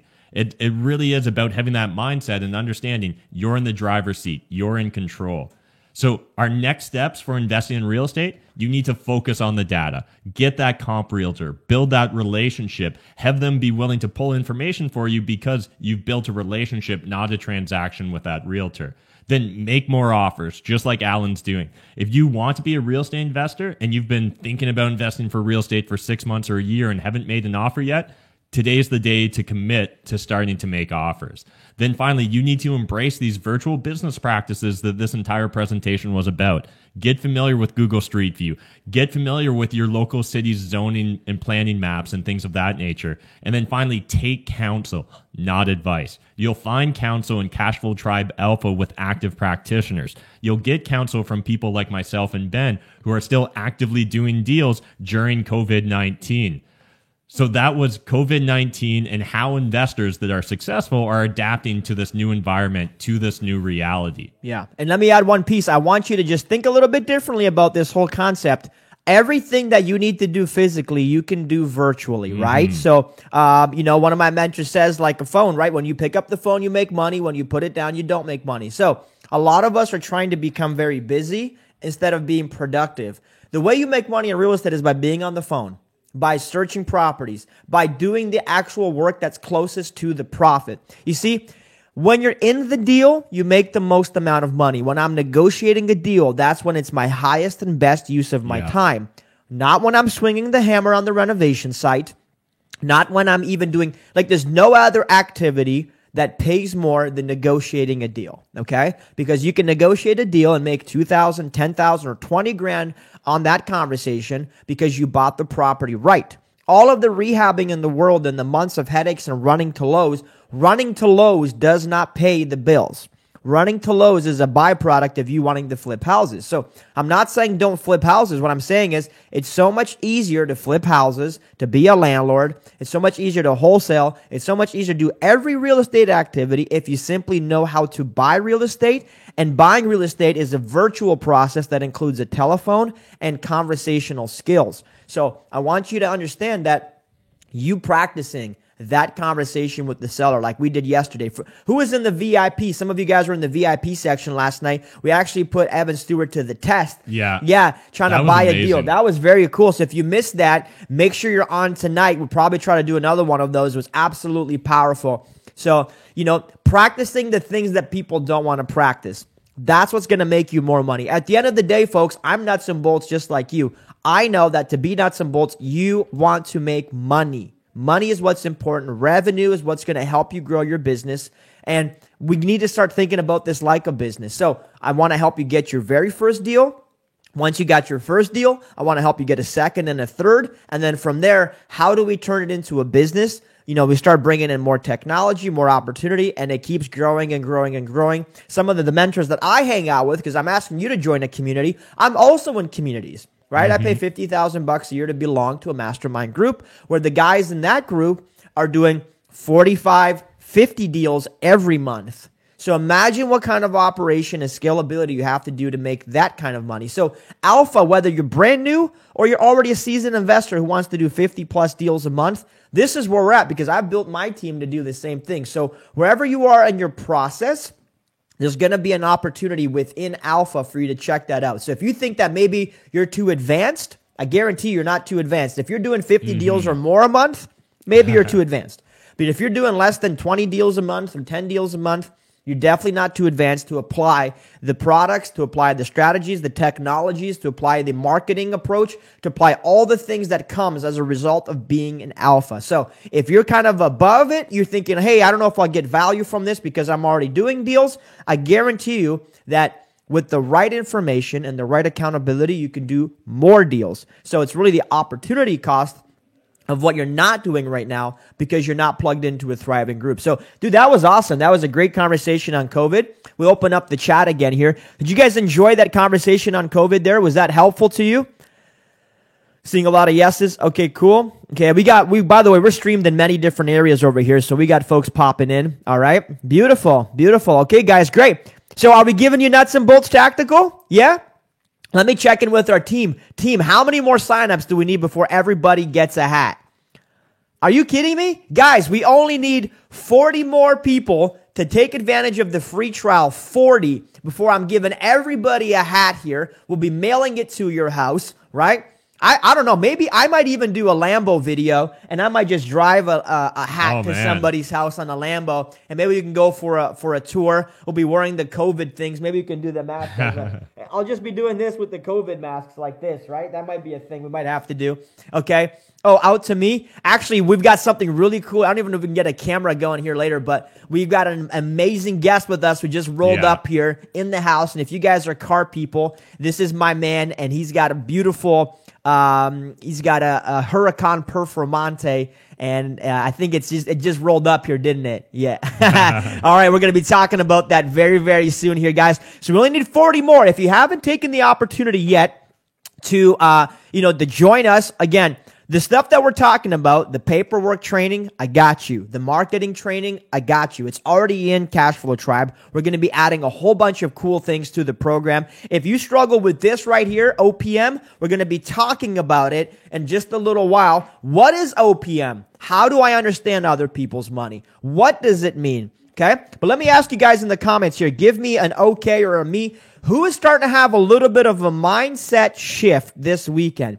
Who's starting to see real estate through different eyes? Who's starting to understand that it's actually possible for you to succeed with this?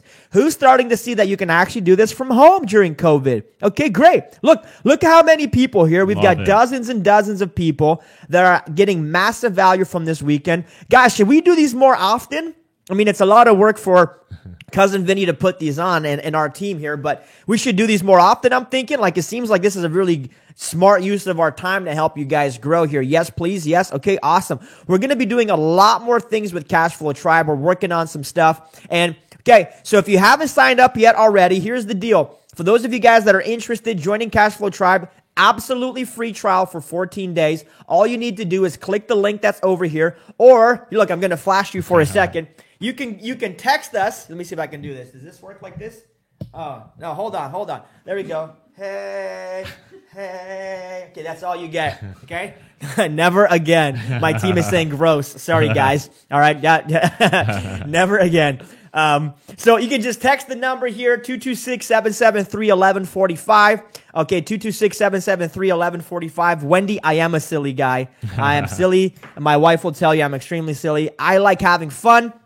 And you know what? I like having fun because I can do whatever I want in life. So I don't need anybody's permission or approval. I like being myself. So if you're a little bit silly like me, cool. That's the power of real estate investing, right? You're allowed to. You don't have to report to a boss. You're in control. Yeah, I got nobody judging me. I got nobody paying my bills. In fact, I can do whatever I please. And that's what's cool about being, you know what? Here's what happens. When you make enough money to live life on your own terms, you start living on your own terms, meaning you can act however you want. You can do whatever you want. You can do all kinds of awesome things, folks, within reason, and don't be a straight pervert, right? But, like, be awesome, be genuine, be yourself, guys. So, okay, so 226-773-1145. Yes, I do have tape, I think, over here because we got the wrong thing printed on the t-shirt. And we can text you the link if you need to do it that way. Also, if you guys are like PayPal people, and if you need PayPal as a link, just go ahead and say, I need PayPal. Just put that in the comments. We'll make sure our team reaches out to you and get you the PayPal stuff, okay? Somebody says 0 F's given, the way I like it. Dude, Albert, you and me are the same, my man. All right? Who is like that? Oh, Wendy says, silly people change the world. Well, that's good because I'm silly as hell right now. That's it. I'm just loving life, guys. So some people say, that guy's too damn salesy. I don't like him, okay?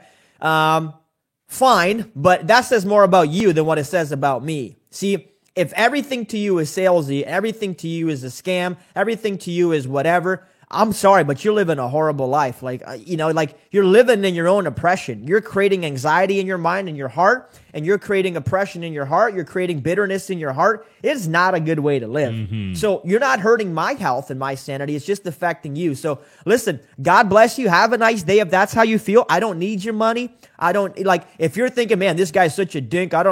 He wants me to take his free freaking trial. I don't want the free trial. God bless you. Hey, come learn for free. There is no cost to today's admission. But if you're sitting here thinking, you know what? These guys might be onto something. This whole like making money during COVID might be something I might want to do. This whole thing saying, you know what? I can do this. I can make this work. I feel a little bit confident with these guys here. Okay, cool. Well, if that's the case, all you got to do, we need 40 people left to sign up here. Yeah. And my mission is done. So listen, if you don't do it for you, then do it for me. I need you to sign up. Let me prove it to you in the next 14 days how much your life can truly change by simply making a small, faithful commitment, okay, in yourself. Because when you invest time and energy, you're investing in yourself. I can give you all the info in the world, okay? But if you don't pay attention and you don't do anything with it, I can't help you. I cannot shove success down your throat. It doesn't work that way. All I can do is give you an opportunity, tell you that I'm doing it, put you in a room with a whole bunch of other people that are doing it, and let you level up naturally and make this happen. So I appreciate you guys. All right, we're coming back. We've got an amazing, amazing guest here right now. So for those of you guys that need a kick in the pants, for those of you guys that need, to be enlightened, I've got an amazing story here for you guys. We're going to kick it off right now. Let's roll. Are you looking to fast track your real estate investing journey? Consider signing up for Cashflow Tribe, the fastest growing community of real estate investors focused on growth and success in Canada. Our mission is to provide our members with massive value through daily video teachings, 2 weekly accountability calls to track your progress, unlimited access to an active community of investors, and invites to our pop-up parties and Cashflow Tribe events. Text TRIBE to 226-773-1145 and instantly receive a 14-day trial to Cashflow Tribe Alpha. Shift your mindset, hone your strategies, and get results.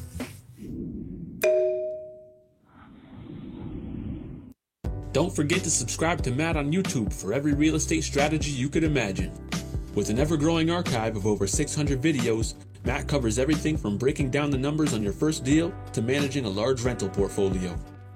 Rapidly approaching 60,000 subscribers, Matt is widely known as not only the largest, but the most trusted real estate YouTuber in the country. Follow Matt and watch how he and his team build a real estate empire and grow relationships with other key investors throughout Canada, all while gaining the knowledge you need to take action on your own goals.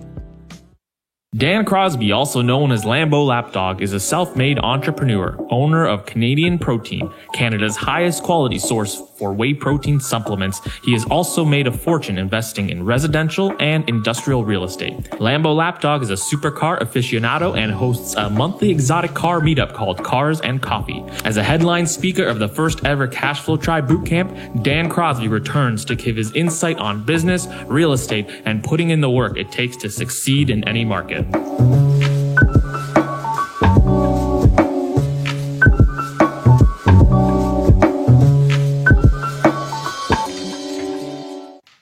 All right, welcome back here, guys. So, listen, I got a special treat for you. I got a buddy of mine here, and he goes by, Dan Crosby, goes by Lambo Lapdog. Maybe you know my man.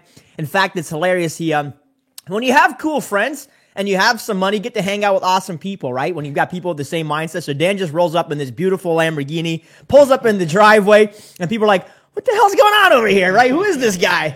So if you don't know Dan, he goes by Lambo Lapdog. He's a very young entrepreneur, very successful entrepreneur, owns multiple businesses, approaching $100 million businesses, right?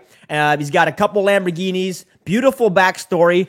Dan is actually, I don't even know Dan until recently, right? So we actually grew up, went to high school in the same town. He's only a couple years older than me, but we basically lived parallel lives for the last 20 years almost. Yeah. And we only met up last year because of our love for cars. And Dan has a Lamborghini. I bought a Lamborghini. I was like, dude, let's have coffee and talk. And here's the powerful thing about network. I wish I would have met Dan 10 years ago.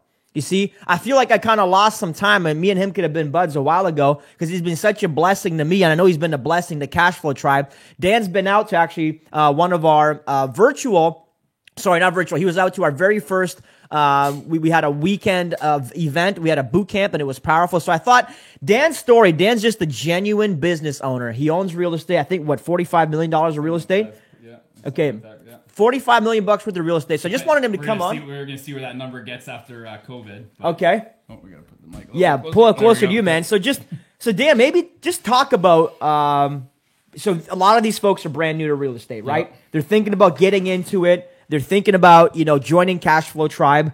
And who better than you, who's been in real estate, who's seen the market go up and down in 2008, and now, obviously now with COVID and the uncertainty, you're also in several different businesses, including supplement business. Mm-hmm. So maybe share with us a little bit about your backstory real quick, and then we'll jump into some dialogue. Yeah. Vinny, let me just real quick. Vinny, turn on the comments here, folks, because if you have some questions for Dan, now's going to be a great time for you to get ready with this stuff here. All right, go ahead, my man. Yeah, so, I started pretty much everything actually in the last recession.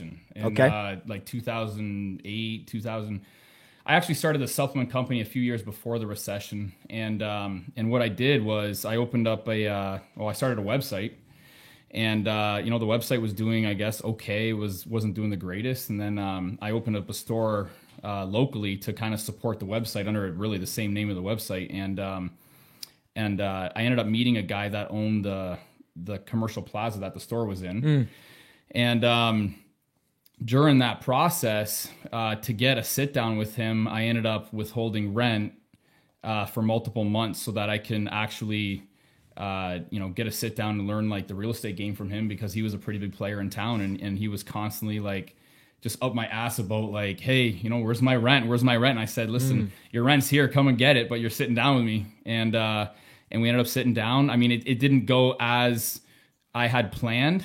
I was really looking for like a mentor, but it was still an eye opener for me, and it opened up some doors. I feel I ended up actually buying the first package of real estate not shortly after that from him, and I ended up selling the store.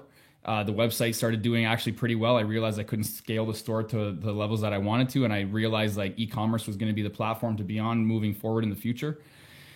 And I ended up selling the store. I ended up taking the equity from the store, or the money that I made from the sale of the store, put it into the website, put it in a product, started doing some pretty good, revenue in the, in the website. I ended up rehabbing the real estate. I ended up buying 14 condos on Riverside Drive here on the water here in Windsor when it was like the economy here was totally shit. So that was your very first deal, right? So 14 condos was the very first deal. A lot of people are thinking, holy crap, I can't buy one condo. I can't buy one deal. This guy comes up and he buys 14 as his first shot. Yeah.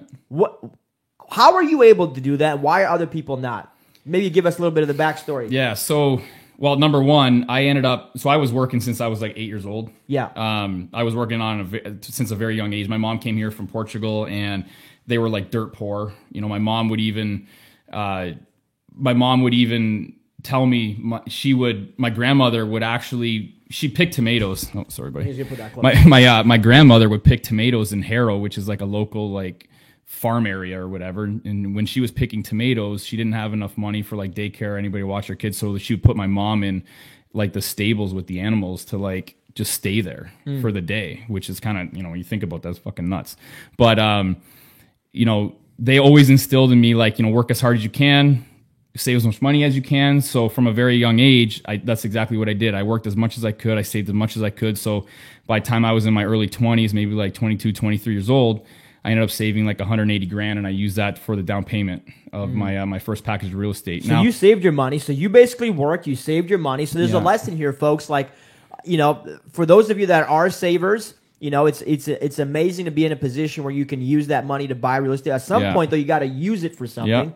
So you worked how many jobs? Because you were working jobs. I mean, at one point I was so my first job was delivering papers, and I actually continued to deliver papers up until like I was even in high school. Like midway through high school, I would literally wake up and deliver papers. Like wake up at like 5 a.m. and deliver papers, and got to one point where I was like rollerblading doing it, and I got so fast and so good at it, I was taking over multiple routes when people would quit the job. So at one point I was doing like 3 paper routes at one time, because it would take me like a third of the time everybody else, because I was a hustler and I would just do it. Right. And I was doing I was a dishwasher, and I was doing stock and produce at Zehrs.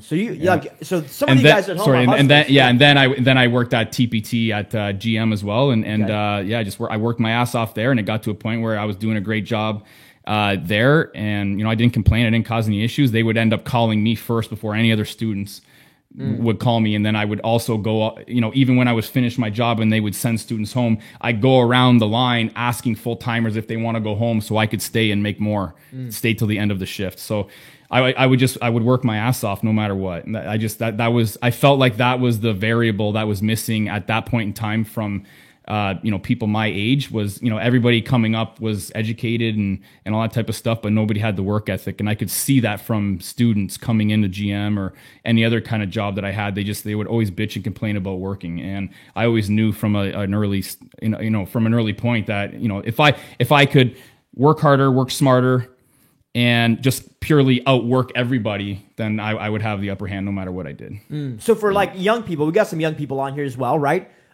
You got to work. I don't want to make it sound like you're just going to come into real estate and be uber successful day one. Like, you have a platform and an opportunity with Tribe because you're here and because there's other people. See, but you got to get around the right people. It levels you up when you do that. Yeah. So what do young people have to do? Like, how should they be approaching real estate, let's say, as a business, I mean, it depends on what route you want to go. I believe that if we're talking somebody that hasn't pulled the trigger yet, I would recommend, my strategy from the onset was, save as much money as you can, work as much money as you can, work as much as you can to save that, so that you have a good, downstroke for the down payment and go from there. I mean, that's if you want to go on it on your own, which I did. I like doing things on my own.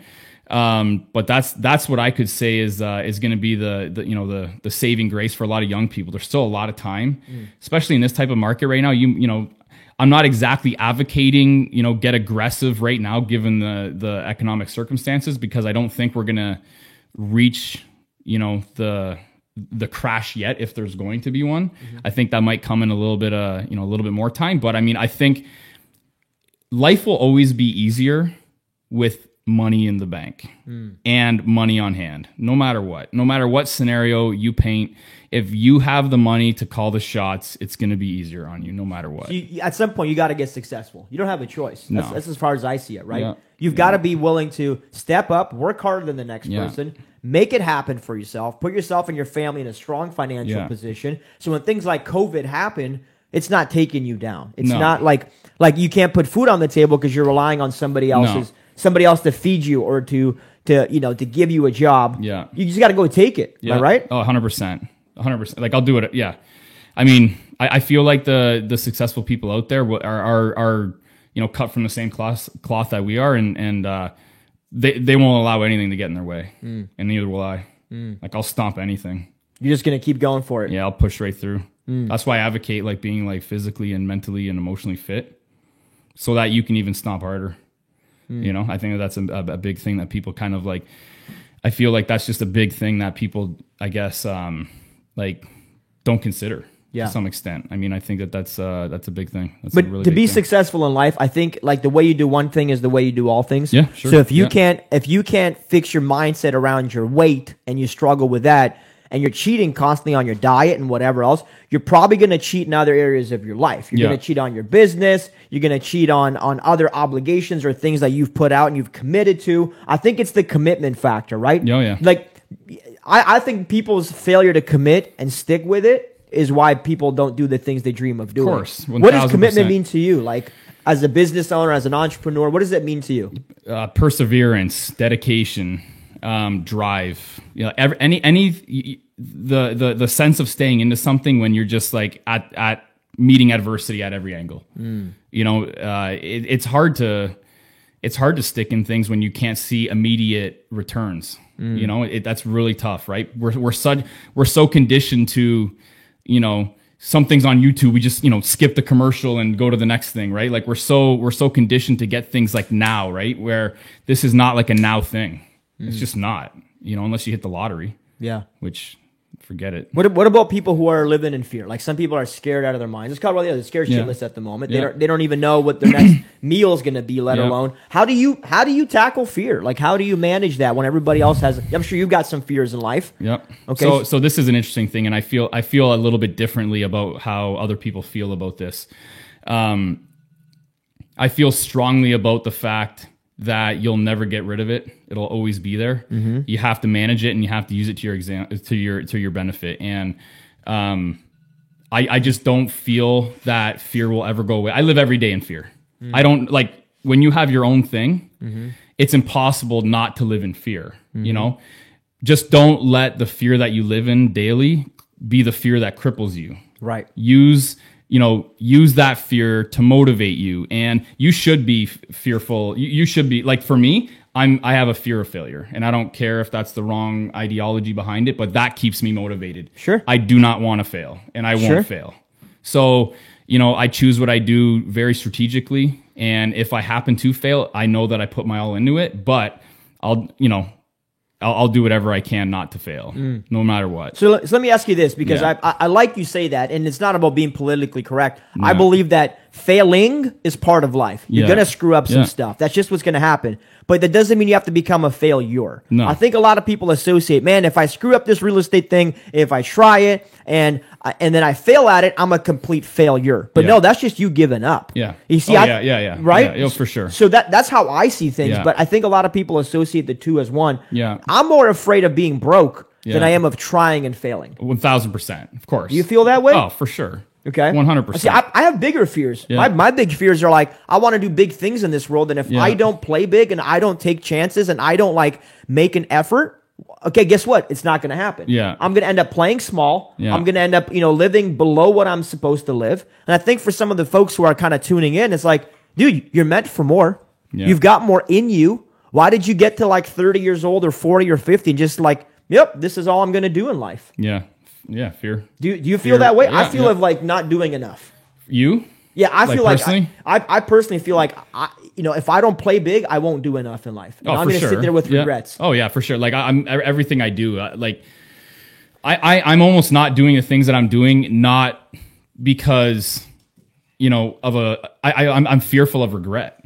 Also, right? That's a big thing for me. I don't want to. I don't want to be.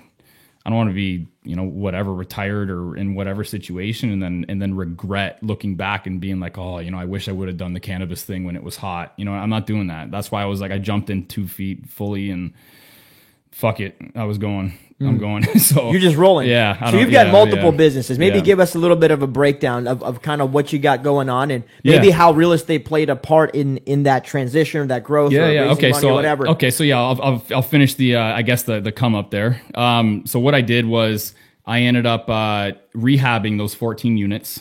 I actually bought a 15th. Maybe actually a couple months later after that came up on the market. So I ended up having 15 condos in the same building. And I ended up over the couple years, I ended up rehabbing them. And I ended up pulling equity out, even just a small amount of equity. And then I funded the purchase of like some equipment like blenders and things like that to get my supplement business up and running so I could actually make product myself. And then, then that ended up, snowballing and turned into Canadian Protein. And I've got a couple other brands, like sister brands, spin-off brands that are a little bit more niche off of Canadian Protein. And I've got the cannabis processing facility that's, hopefully going to be licensed in a couple weeks or maybe a month or so. And, I've got a bunch of contracts lined up with that. We're going to be doing extraction, processing, edibles, things like that. And we've got Clearmont Capital, which is a mortgage investment company, which is, we accept registered and non-registered funds from non-accredited and accredited investors. And I got a little VIP That's it. Little VIP limo company. Just a few businesses. See, an entrepreneur, though, to me, like a serial entrepreneur, is always growing, always pushing the boundaries. And one thing I like is that, when you get in, you're going to, and you get some progress and it starts working, you're going to want to do more. Yeah. You're going to want to grow faster. You're not going to want to take your foot off the gas. I know a lot of people say, hey, man, I want to make $5,000 a month and then I'm good for life. Probably not. No. Because you're going to get the $5,000. You're going to get excited because you got there. It's going to fuel you and say, you know what? I'm capable of doing more. In fact, I can actually make even more. In fact, but you need to start somewhere. Yeah, and I think for a lot of people, they're afraid of that initial start because they're afraid of that overall failure. Like, this is going to suck. I'm not going to be successful. So I won't even bother to get started. Yeah. What's your mindset with that, man? Like that idea?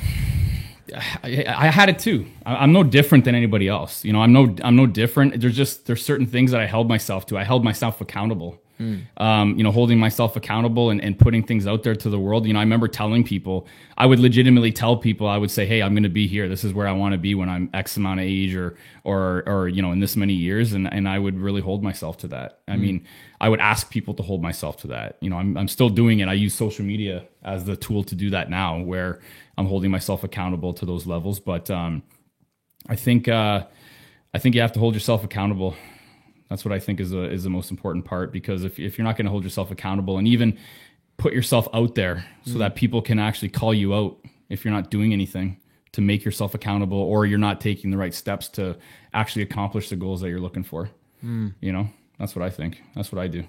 I love it. Yeah. So really getting accountable, really, listen, if you make a decision, you got to stick with it. If it's something that you truly want, you're going to come across obstacles. You're going to have issues. You're going to struggle. But everybody's so afraid of the pain that they run the opposite way. But you know what? You've been running away from pain your whole life. Maybe it's time to start running towards the pain. Yeah. You know? And again, the way you do this is the way you do this. So if your body's overweight, hey, you got to run towards that pain. You got to run away from the foods that have been comfortable, run towards the things that haven't been comfortable, right? Like exercise and, you know, focusing on consistency. Because if you can get this in your life, then you can get this in your life. You said something at one point which was like, hey, I asked you one day, like, what's the number one thing people can do to be successful? You said work out. Yep, I truly believe that. Share some light on that if you don't mind. I truly believe that success in the gym and what you look at like in the mirror can be transferred over to success in business, because they're both a marathon. They're not a sprint.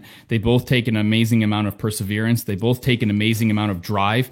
They both take an amazing amount of dedication. So I feel like if you want a taste of what it would take to be a successful business owner, go to the mirror, take your shirt off, hate what you fucking see, and change it. And then if you're capable of changing it, then that'll give you a taste of what it takes to actually accomplish a significant goal, whether it be, you know, fitness, real estate, business, whatever. Dude, like that is such a good point to make, because you got to get angry with what you got. Hey man, my job sucks. My income sucks. What I have sucks. See, if I don't do anything about it, it's going to keep sucking. See, I think for some people, it's like, it sucks, but doesn't suck enough. I think we're just a little too comfortable. And we have too much dependency on, hey, my job will take care of me. My government will take care of me. Somebody else is going to take care of me. So I don't need to really get uncomfortable, because that's what's great about Canada. No, what's great about Canada is that you can play it big. You can swing for the fences. And you know what? If the worst thing that happens to you is you go bankrupt, right? People are like, oh my God, I don't want to go bankrupt. What's going to happen is you're going to lose your ego, and you're afraid of what other people are going to think about you, right? That's the worst case scenario. Low probability of it happening if you just play things the right way and get around the right people. But even if it does, can't you just restart? Can't you just start? Like, there's a floor in Canada. There is a floor, right? So people are like, they're so afraid of, like, you know, you're not going to die if you invest in real estate or in yourself or in a business. And this is why I wanted to bring you on as a business owner, not just real estate, because you said something interesting. Houses real estate is boxes on land. Talk about that, man. People just overcomplicate the fuck out of everything. Can I swear? Yeah, you do whatever you want, man. Dude, I'm a swear. People already know. We're just being who we are. Right. I have no censorship on anything I ever do on the internet, guys. So I swear, if you guys get offended, it is what it is. Yeah, I mean, a lot of people overcomplicate things. I remember going to a couple, a couple people even hit me up on Instagram, and they're throwing out all these acronyms for all these formulas in real estate, and half the time I'm like, fuck are these guys talking about? Like, I don't even know. Like, I don't even know what they're talking about. I have to actually, like, I'll be working out in the gym, and I'll go, like, I got like an executive that works for me, and I'm almost like, I go, Clark, I'm like, fuck's this mean? Like, have you heard of this? And he's like, yeah, this is what it means. And I'm like, I've never even heard of it. People overcomplicate real estate like you wouldn't believe. I think you only end up having to complicate it so much so that people start bringing these formulas and start really, like, dialing things in so much so that, you only need to do that once you have, like, a portfolio, or you have, like, a significantly, like, serious deal where it like requires that. People just, And then I'll find out, like, what are you talking about? Like, what is this one guy talking about? And what is he talking about? He's talking about a single family house. And I'm like, guy, it's a house. You know what I mean? Like, you don't have to get so crazy about that. Like, you know, you would think that he's talking about like 1,000-unit apartment complex. You know what I mean? So people need to kind of like actually take it back. Stop watching so much stupid shit all over social media and YouTube and do this formula and use this thing and use that. No, it's just a fucking house, man. Like simplify the house. Like, it's just a house. Like, what is everybody getting all crazy about? You know, like, you don't need to use all these metrics and this and that. Like, it's so hilarious when I see that. And you know, and I ask those guys, you know, what are you looking at? And they're like, oh, I'm looking at this, you know, 2-bed, 1-bath house. And I'm like, oh my God, fuck. So the truth is we overcomplicate it. Oh, right? my God. We make a mountain out of a molehill, people. That's what we do, right? Yeah. And we want to add cap rates and formulas and ROIs and all these things. And that's fine. Like, they mean something. Of course, yeah. But to an extent, I think a lot of people, they focus on that data, and because it's almost like they're looking for a reason not to do the deal. You can make any deal look bad, and that's my point. No matter what deal you put in front of anybody, it could have a 10%, 15% cat, doesn't matter. You can make any fucking thing look bad. Yeah. So at the end of the day, that's my advice when people are looking at real estate, especially if it's not like a sophisticated deal. You don't have to don't overcomplicate it. What are you going to overcomplicate it for? It's either making money or it's not. Like, I don't know. You either see something or you don't. What do you see? Okay, well, if it makes sense for you, great. If it doesn't make sense for you, doesn't mean it's not going to make sense for me. I'll buy stuff even if it doesn't make money because I know it's sitting on 3 acres and there's a fucking 400-unit condo building next to it that, you know, I could easily rezone. You know what I mean? So, and the building doesn't make any money. But I know in 5 years I'm going to be able to kick those guys out, demolish the building, and build 400 units. You know what I mean? Like, so a deal for you may not make sense, but a deal for me, I might see it and you might miss it. So you got to stop. People have to stop looking for, you know, all these formulas and you know, it's just, like I said, you can make any deal look bad. People just have to kind of sit back, relax, not overcomplicate things because you're never going to get anything done. Yeah. And here's what I like about what you're saying, because it makes a lot of sense to me, is that we overcomplicate it because we're trying to copy other people. And real estate investing is really something personal based on what you're trying to do. Sure. If you're trying to make $2,000 a month as an investor, maybe all you do is you buy 10 single family homes at $200 a month cash flow. You figure out how many offers you have to write and how much money you have to raise to put that together. And that's your goal. Check the box. Now you've completed what you're trying to do. But what we do is we get into conversation about things.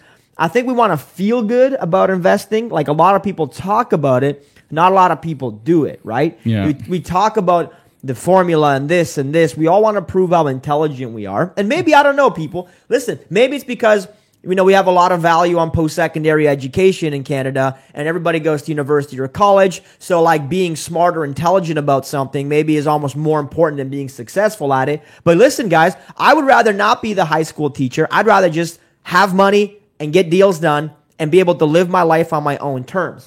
I'd rather not go to university, but I'd rather just have we go to university to make money in our job so that we can live a cool life. And what if instead of going through all this stuff, you just lived a cool life? Because there's actually shortcuts. Yeah. Like, you don't have to go through all this higher level education to try to understand the world. In fact, I'm not the brightest guy. I failed math 2 times. You know this. See, I don't need to know it. All I need to do is, who knows it? You see, as so many people are focusing on me, just focusing on who, right? I can make a rap song about that. Who knows it that I can talk to? Hey, what's this tax question? I don't know. I'm going to ask an accountant, because an accountant's going to know all the things in the world that I don't need to necessarily learn, right? Hey, how do I do this rehab? I don't know. Ask a contractor. So I think we're relying on our own genius too much, and instead of just putting the pieces together like a puzzle and just doing the work. Or people are trying to use those, you know, those sophisticated formulas or whatever they're trying to do to actually, like, justify not doing the deal, whatever it is. Yeah, it's one of the two, I think. So you said there are boxes on land, right? Yeah. So a lot of us folks, I know we get very attached to real estate because it's an emotional thing for us, because we live in a house. So we assume that a house is a very emotional thing. But I got to make a point here. Compared to other businesses, real estate has no risk. I got to be honest with you. When you take money and you buy real estate, you're exchanging cash for equity. It's like you're just trading one thing for the other. You really haven't taken on risk if you buy it at the right price. If you overpay, different story. But if something has 100,000 of equity and you exchange 100,000 of equity, right, or fair market value for 80,000 of cash, is there really any risk there? So I got a funny story for you. Okay, hit me. So the actual real reason why I started real estate was not because I was like, hey, I want to like, you know, have a successful real estate empire or whatever. I actually started in real estate as my retirement fund because number one, I dropped out of school. And number two, I was really afraid that my supplement company wouldn't succeed. Okay. So that's actually why. So speaking on what you're talking about not losing money, I knew that from the get-go that if I could get real estate early on in my life, that would be my retirement fund later on if I ended up failing at something down the road where, you know, I wanted to actually start my own business. So that was like my safety net essentially. So that's what I ended up doing. That's a great point. So a lot of people, they think their job is like, hey, I got my job to fall back on. What if you had a real estate portfolio so that if your job died, or like some of you guys might like your job. You might want to stay there. You like your boss. You like your team. I'm not saying you have to quit your work, but wouldn't it be nice to know that financially you're taking measures today so that in 10 years from now, 20 years from now, if something did happen to your job or you did decide and change your mind and wanted to quit, you have that choice. I think what money gives you is a choice in life. That's it. Of course, yeah. You have a choice to do what you want, when you want, with whom you want. And then from there, you can figure out how you spend your time wisely. Yeah. But too many people don't have a choice. So you're using it almost like, hey, man, if I do real estate now, I can do all this other stuff, and if it falls apart or whatever, I still have this to lean on. Yeah, exactly. And not to say that this is the right move or not the right move, but I always knew, like, it always felt better that I didn't have a plan B when I started any kind of business that I did, because you know, you see a lot of people that have a full-time job and they're like, yeah, I'm going to do this, I'm going to do that. And then they don't do anything because they're comfy. You know, like it's really easy not to make moves when you have a plan B that you could fall on. You know, it's not the right time, or I got a family to feed, this and that. And like, then that's a serious caveat right there, you know, family to feed or whatever. But it's really easy not to do things when you're living comfy and you don't have, you know, you have a plan B. Yeah. It's really easy. What I think is risky is like doing the 9 to 5 and relying on somebody else to feed you, right? Like that I think is risky. Yeah, because it's like you can't control that person. You can't control your job. You can't control the place that you work at. You work at GM or Chrysler's. All of a sudden the market takes a nosedive. Chrysler lays off 1,000 people. How do you control that? Yeah. You see, a lot of us were living in situations where we don't control. And what I'm trying to help people understand is that just take control. Yeah. Be in a position where you control the outcome because you control the money. You got to control your own money flow. See, you're relying on people giving you money instead of you creating it. And when you create money and you create your own opportunities, you now become in a position of authority. I would rather, I heard this thing in the Bible a long time ago, that the borrower is slave to the lender, right? I said, man, I sure would like to be the lender, right? I ain't trying to be anybody's slave. It's the only option. But dude, a lot of us are slaves, aren't we? Like we're slaves to our jobs. We're slaves to the lifestyle that we got. You know, we went down maybe an ugly path, or maybe we made some mistakes in life and we got into some debt. Maybe we got into a whole bunch of stuff. And the only reason we're running our job and doing the stuff we got to do is because we can't break free from it because we owe all this money. Yeah. So the good news is you don't have to accept that reality. But if you don't make a change, like if you keep doing what you've been doing, you're probably not getting a different result. No. You're going to keep getting the same crap you've been dealing with your whole life. So at some point, the reason why I like Dan is I ain't paying Dan to be here. I couldn't even afford this guy's time, right? My point is Dan's not here to sugarcoat anything for you. Yeah. So if you're like, oh my God, he's swearing, like that's on you, not on him. Yeah. Okay? You got to deal with that, not him. My point is that he's just here to tell you the raw and the real, because some people just need a kick in the ass. Yeah. Like, hey man, you need, or gal, or whatever. And again, I say man or gal, you need to just wake up. Yeah. You can't wait on other people to spoon feed you life. Yeah. It's funny when, you know, people on Instagram start, you know, I've been changing my Instagram a little bit from like the cars and kind of, you know, changing up a little bit, but, you know, offering some advice and value, whatever. And, the stuff that I'm saying on there, and then when people like actually DM me and then I like respond, they're like, oh my God, I can't believe, like, it's so refreshing to hear that. And I'm like, refreshing to hear what? Like real life? It's funny how people have just a people in general just don't even understand how it really actually is. It's kind of crazy to me. I never thought that there would be so much naivety out there, and not actually understanding what it actually takes, so. Well, I think you either have to create your own reality, Dan, or you accept somebody else's. Yeah, sure. Those are kind of the two options in my mind. So if you're not living in your own reality and you didn't create your situation, you're living in somebody else's creation. Mm-hmm. That's the truth. Because your boss, the guy who owns the place where you work, or the girl, they don't live in your reality. They live in their own reality. See, a lot of times we think because, me and my boss, we go to the same office building, like, oh, we're the same. No, we're not. Mm-hmm. Your boss owns the office building. Your boss is capturing equity every month. Your boss is getting the mortgage paid down. And your boss in 20 years will be sitting on a beach hanging out, and you're going to be looking for another job, or, fortunately, maybe, luckily, you're going to have a pension that provides for you. I'm not saying that your pension won't give you, the comfort and the security. But what if it doesn't? I'm just asking you, what if it doesn't work out the way you plan? What if a hiccup happens? What if you get sick somewhere down the line? Like, wouldn't you rather control your own destiny? I would. Yeah. Dude, I couldn't live in a different destiny, but I came from communism. So maybe for me, in a way, it was a blessing. Because I grew up with no, false expectations of the world. Mm-hmm. I didn't grow up with, the system will take care of me. Because where I grew up, the system didn't take care of us. It was like, dude, you're going to be in a bread line. You're going to go and stand there and you're going to beg for bread, and everybody makes the same income. Oh, and by the way, it's not middle class for everybody. Communism is lower class for everybody, right? And I didn't come to Canada with the mindset of, it'll just be all right. Mm-hmm. I came to Canada with, no, I need to go and take it. Mm-hmm. I need to go and make it work. So I had to get around other smart people. I had to see, a lot of people think they're smarter than they are. I know how dumb I am. That's the good thing about me, guys. I know where I'm ignorant. I know where I lack, and I think a lot of people think that because they think they're smarter than they truly are. It's called, I think of it like a false positive. I learned this from my friend Matt Monero. He says you're living in a false positive, right? You're able to use your credit card to pay for your vacation last month, so you think you're richer than you are. But now that you lost your job and your credit card company's calling you to make payments because COVID's happening, you realize how broke you actually are right this moment. Yeah. But last week and last month, you were comparing to your buddy's income, so you decided to go on that vacation. We're living in a fake reality because we live on credit. Yeah. So for sure. Okay, as we kind of wrap this up, what do you think for people, man?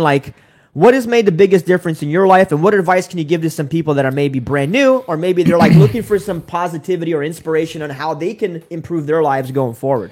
Honestly, like I said, if I was new to real estate again, what I would do is I would save as much money as I can and wait for the right opportunity, and have the balls to pull the trigger is what I would also do.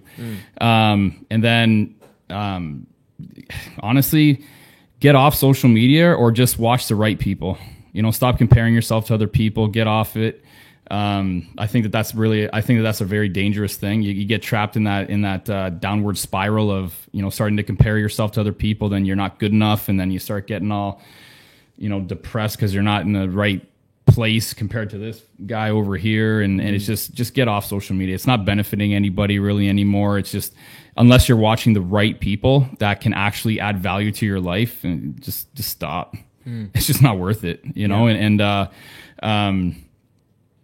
get physically fit, change your diet, get physically fit, take it serious. It'll help you in all facets of your life, legitimately. Yeah, it'll help you be stronger mentally, physically, emotionally. It'll help all those type of things. And the stronger you can be in those three facets, then the stronger you're going to be in business and anything you do in life, legitimately. That's powerful advice. Yeah. I believe you should go, like you said, go a mile deep on one mentor. Go a mile deep on one thing. If you want to be a real estate investor, go deep on that. Don't go super wide on a whole bunch of stuff. No. Don't go super wide on knowing every television show out there, watching Tiger Lion, Prince King, Man, David Boy, whatever that thing's called.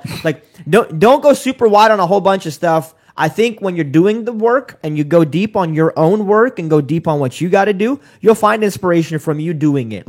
As you lose a pound, you'll get more inspired. As you start making offers and get more comfortable, you get more inspired. So I wouldn't be looking for too many people outside of inspiration. Find one thing, go hardcore on it. Yeah. And guys, isn't Dan awesome? Has this been a really direct conversation? Super helpful. I know you can't do thumbs up in the comments, but give us a smiley face or something like that. And I'm so happy that Dan's part of our world here. And you can find Dan on Lambo Lapdog on Instagram, right? Yeah, and YouTube and stuff. And folks, so if you have some questions, we'll be able to take those a little bit later on today. But I hope this has given you not just motivation, but given you a realistic expectation of what it takes to succeed.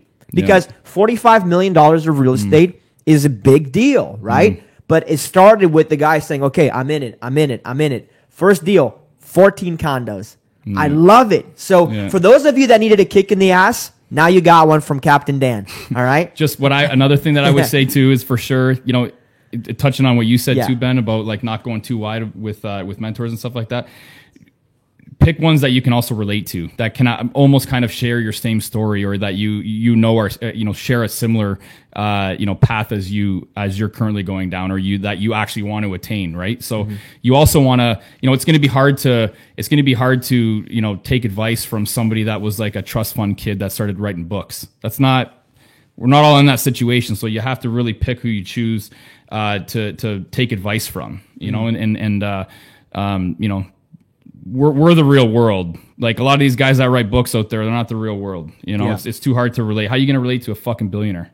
Yeah. You know what I mean? It's not going to happen. Yeah, it's just they don't come from the same reality as we do. And we're in Canada, bro. So it's something to be said about Canadians. We talk about practitioners, or like somebody doing the business. Yeah, is a lot more relevant to you right now than somebody who wrote a book 30 years ago about something similar, or even about the industry, right? Yeah. So if you're buying American courses trying to adapt them to Canada, you might be in for a rude awakening. Like they might not work for you, okay? Like even when I got started in wholesaling, I had my mentor Chris on here yesterday. I still had to take the course content and adapt it for Canadian laws and Canadian stuff and get the right paperwork and the right contracts. So that's counsel versus advice. Everybody give you advice. Get counsel from people that are doing it. So I love it. By the way, folks, you guys are freaking crushing the game. Our signups are going up here. So for those of you guys taking advantage of the free trial, I love it. Congratulations. Dan, it's been so awesome having you here, man. Appreciate it, man. Thank you so much. And we're still fist bumping during COVID, y'all. So y'all need to get real about it. That's okay, it. We're not living in scarcity, so we're going to rub him down with some hand sanitizer in a second.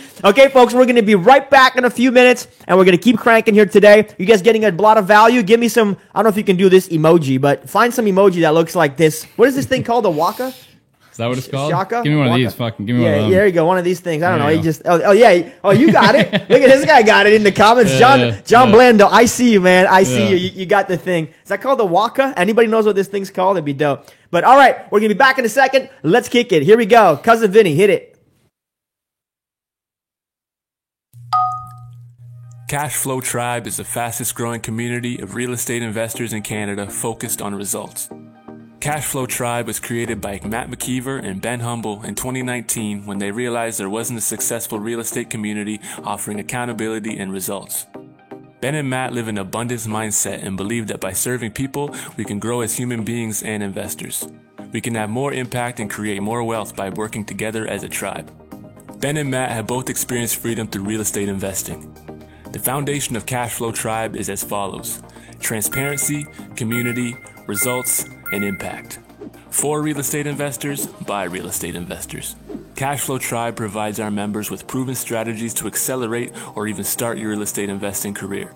There's daily video training, 2 weekly accountability calls to track your progress, a video library that features a variety of on-demand training, unlimited access to an active community of investors, and invites to masterminds, dinners, networking events, parties, and much more.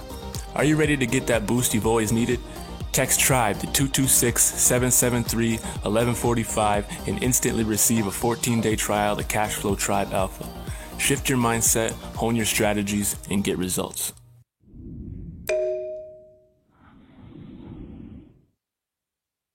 Don't forget to subscribe to Matt on YouTube for every real estate strategy you could imagine. With an ever-growing archive of over 600 videos, Matt covers everything from breaking down the numbers on your first deal to managing a large rental portfolio. Rapidly approaching 60,000 subscribers, Matt is widely known as not only the largest, but the most trusted real estate YouTuber in the country. Follow Matt and watch how he and his team build a real estate empire and grow relationships with other key investors throughout Canada, all while gaining the knowledge you need to take action on your own goals. man. Thank you, my friend. Let's do the thing. Ready? 1, 2, 3. Cash flow tribe. Thanks, guys. Take it easy. Talk to you Thanks, soon. Evan. See you, buddy. Bye-bye. That's the power of network, folks, is getting around other people who can help you level up. Isn't it amazing to get around a guy even for an hour? How many of you you find that you're going up a notch here today? Your mindset, your awareness, your opportunities, your level of skill, and everything else. Okay, we're gonna keep the show going. We got a few more things we really want to cover here. You guys feel good? You need a quick stretch? Are you guys okay? Everybody kind of do this. Let's get some stretching going. Okay.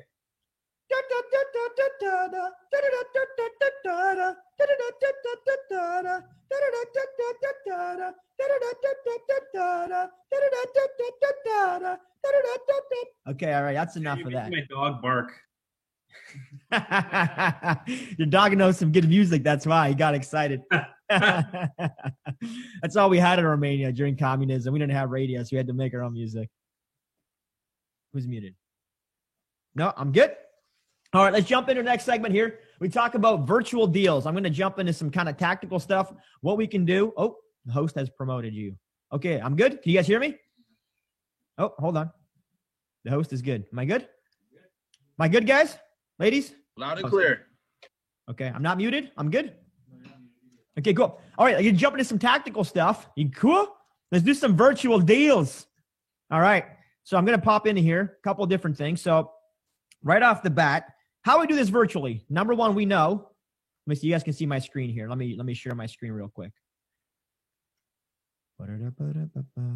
Hosting disabled, attendee screen sharing. Okay, am I good now? Okay, share screen. All right. Boom. Oh. Cool. Okay. So virtual stuff, right? So first thing we need to do, we're gonna need to capture leads. You guys get this? So I'm gonna kind of do this systematically, and we'll take piece by piece. So marketing out. We're gonna have leads coming in. Okay. We're gonna have conversations. Okay. We're gonna have contracts. Okay. We're gonna have, contracts that go firm. Okay. So we can call these contracts conditional.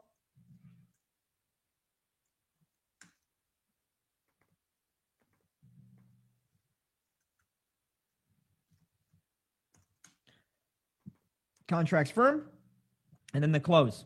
Now, we know in this whole segment, right? Once we have the close, we could decide to, you guys know by now, we could decide to do a retail if we decide to keep it here. Sorry, a wholesale on the front end. We all know what a wholesale is right now, right, guys? Okay. We could decide to keep it as a flip.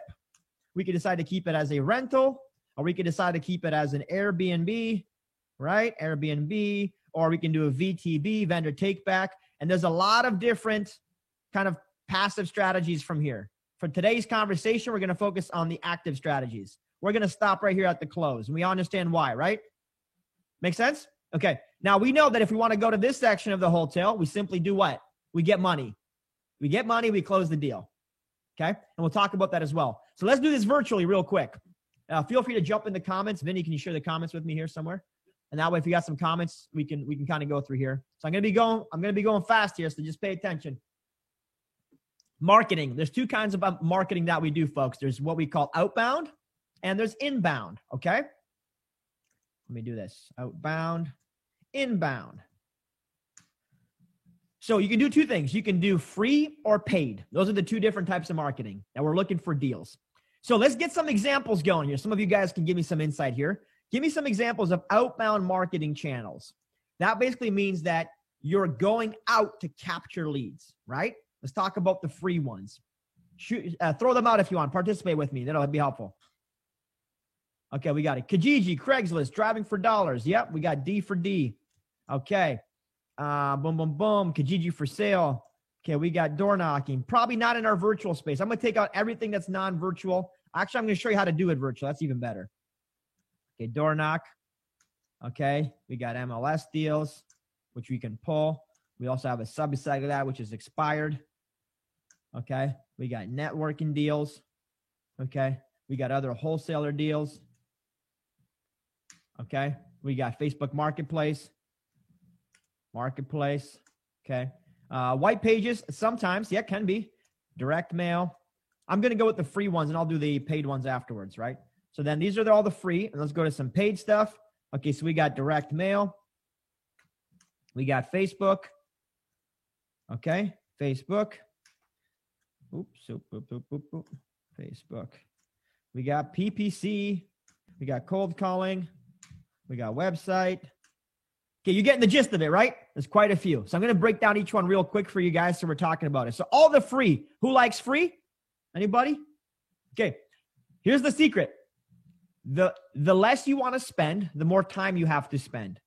Fair? Is that a fair compromise? Okay. The more money you're willing to spend, the less time you have to spend. Fair compromise? Okay, that's the way this works. A lot of people, when they get started in this business, will want to spend absolutely zero, and they're going to work their butts off. That's the 20 hours. Okay. Slowly, you can incorporate some of these marketing channels, and you can work less. Then it becomes a question of what is the return on that marketing dollar. So how do we market sitting at home in our pajamas? How many people actually go to Kijiji every day? Okay, let's go to Kijiji for a second. Okay, we're in Kijiji. You guys still see my screen? Yep, you're seeing me active. All right, Kijiji. Houses for sale. Who's waving at me? Somebody wave it. Alex is waving at me. It's not good? Something going on? Oh, I'm not seeing Kijiji. All right, hold on. Hold on.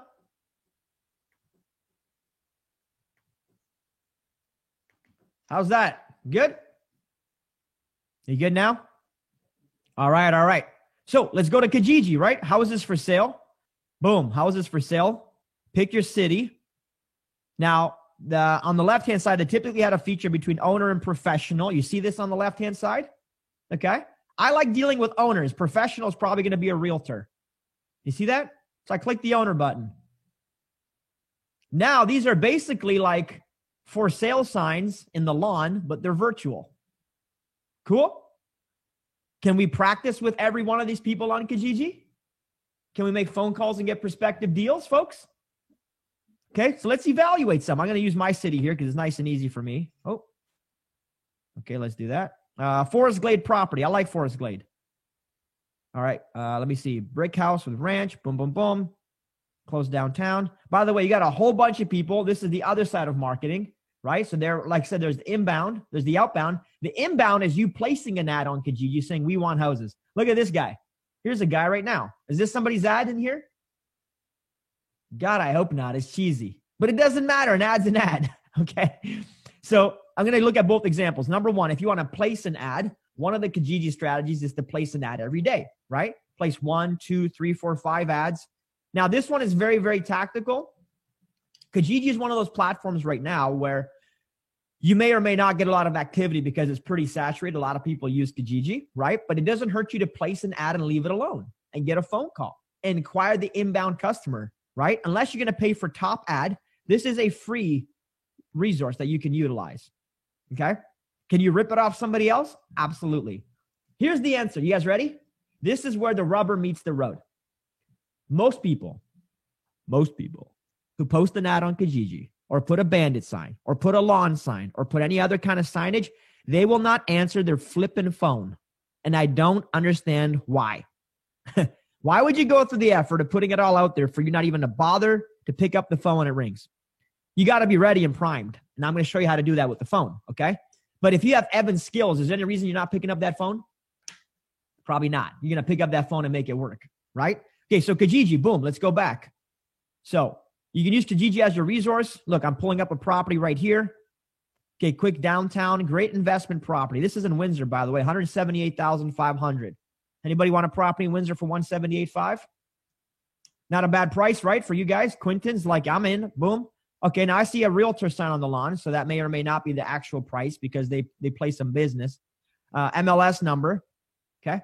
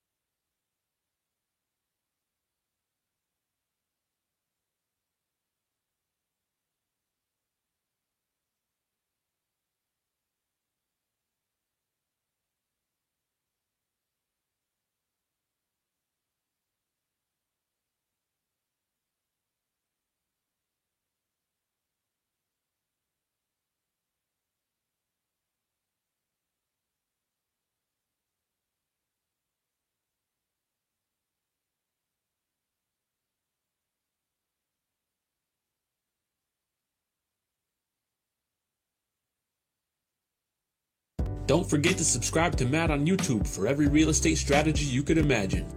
With an ever-growing archive of over 600 videos, Matt covers everything from breaking down the numbers on your first deal to managing a large rental portfolio. Rapidly approaching 60,000 subscribers, Matt is widely known as not only the largest, but the most trusted real estate YouTuber in the country.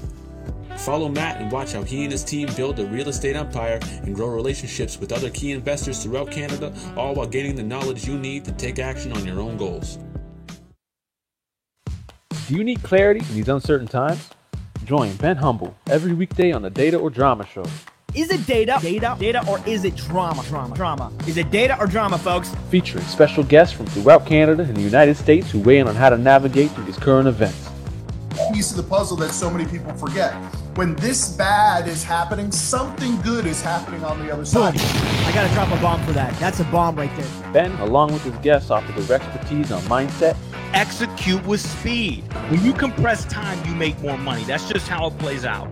Personal development. Actually, people are blown away. They're like, oh, what's your 5-year plan? I don't have a 5-year plan. Business.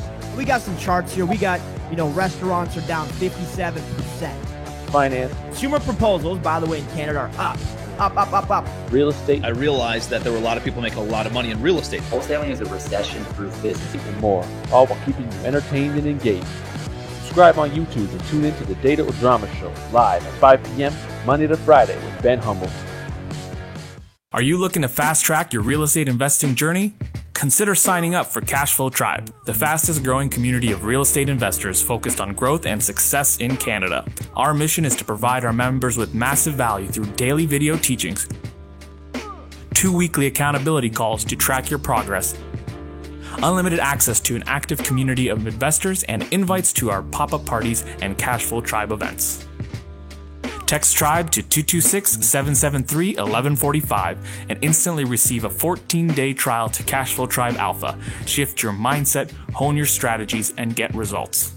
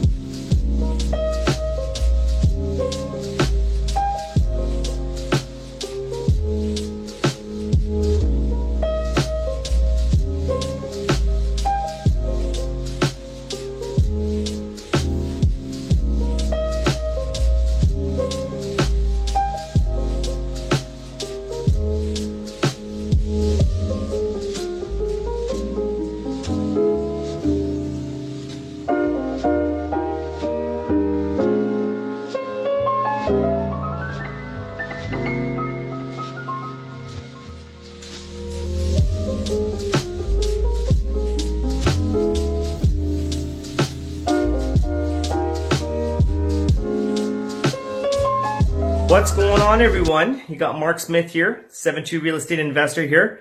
Got my Cashflow Tribe merch right here. I wear it proudly every day. Hey, you know what? I just wanted to reach out to you guys, and really at the end of the day, if you have not joined, the alpha group within Cashflow Tribe, you're really doing yourself a disservice. I can honestly say from my own experience, and I only, talk about my own experience here, whereas I know what it's done for me. I mean, I was trucking along, doing my lone wolf mentality, wanted to use A lender financing and so forth. But it really wasn't until I started consuming the material and surrounding myself with amazing individuals within Alpha where I was able to turn my I guess you could say pivot with respect to thinking outside the box with creativity. And since doing that, I mean, my scale has simply skyrocketed. So if you're a new investor or someone that has been investing, you have to join Alpha. You will not regret it. Okay. So if you have any questions, feel free to reach out at me, man. 72 Real Estate Investor on Instagram. Take care. Bye-bye. Hey, Mark, what's up, man? I'm so glad to be back with you. Looks like Mark's in the studio. What's up, dude? How you feel? What's going on, man? Hey, man. You know what? We're just real life people over here. What did you think about Dan? Wasn't that awesome? To the point? You know what? That was epic. That was epic, and I'm actually happy because Dan actually tenderized the crowd.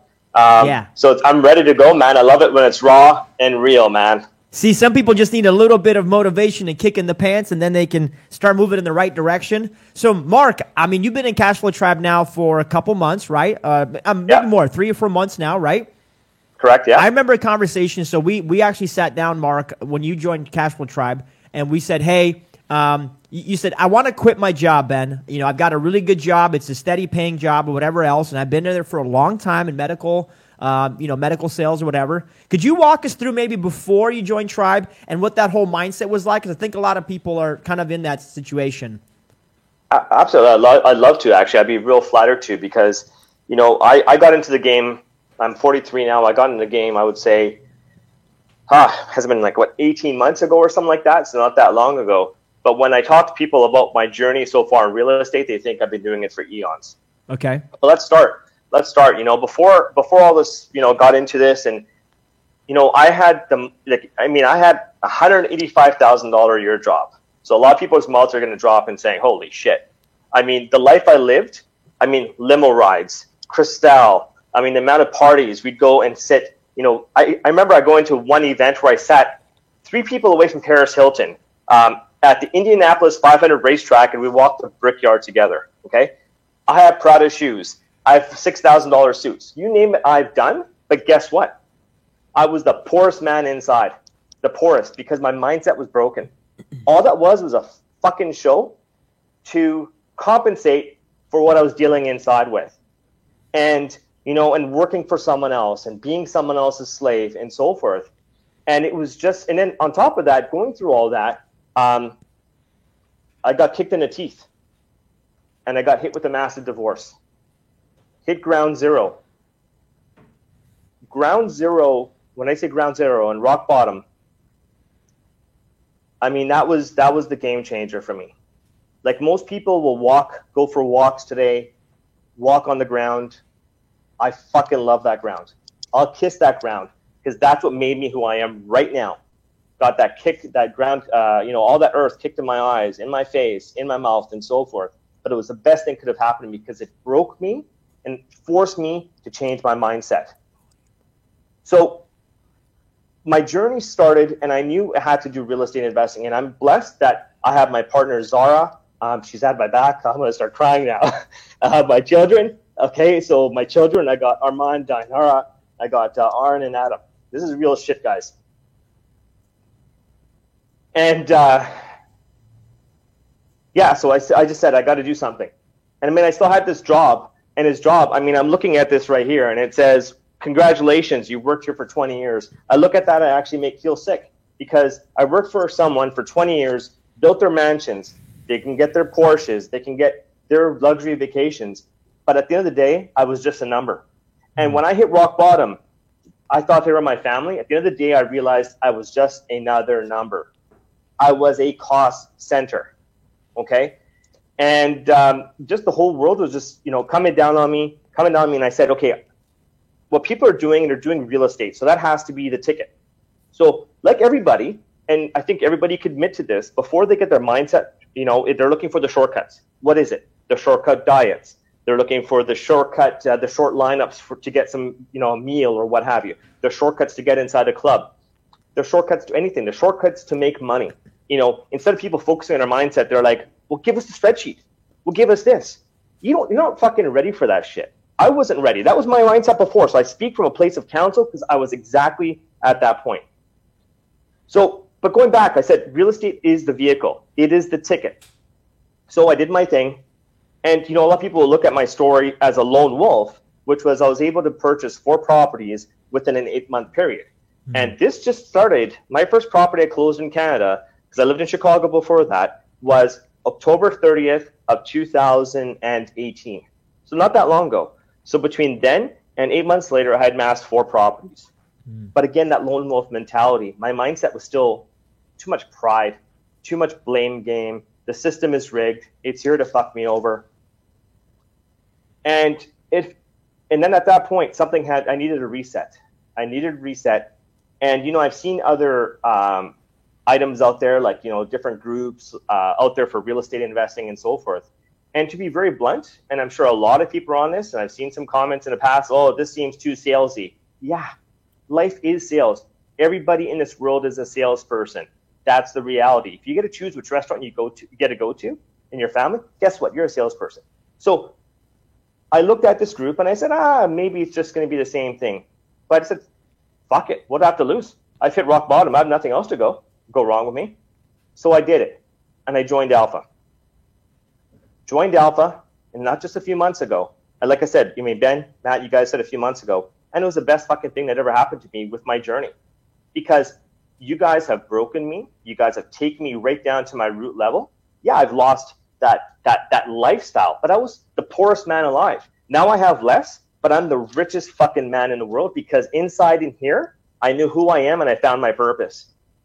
And I'm so passionate about this because if it wasn't for joining this community and this tribe, I don't know where I'd be right now. That's just the reality of it. And and with all due respect for people that are joining, first of all and foremost, those that have signed on, like, I want to say thank you. Welcome to the family. Thank you for taking that first step. You will not be disappointed whatsoever. Okay? I was in the same boat. Do I do it? Do I not do it? I did it. And I'm sure Matt and Ben will ask what I've done since I've been part of Alpha Group and what I've done. And when I tell you what I've done, I'm going to tell you to sit down because your mind's going to be blown. How was that? Dude, love it. Very raw and very honest, and I appreciate you being willing to share it with us, Mark. I know it's an emotional thing for people. This is a very life-changing decision sometimes, and it seems like, okay, it's a free trial, but it's where it leads to and where it can lead to if that's something you want to pursue in life.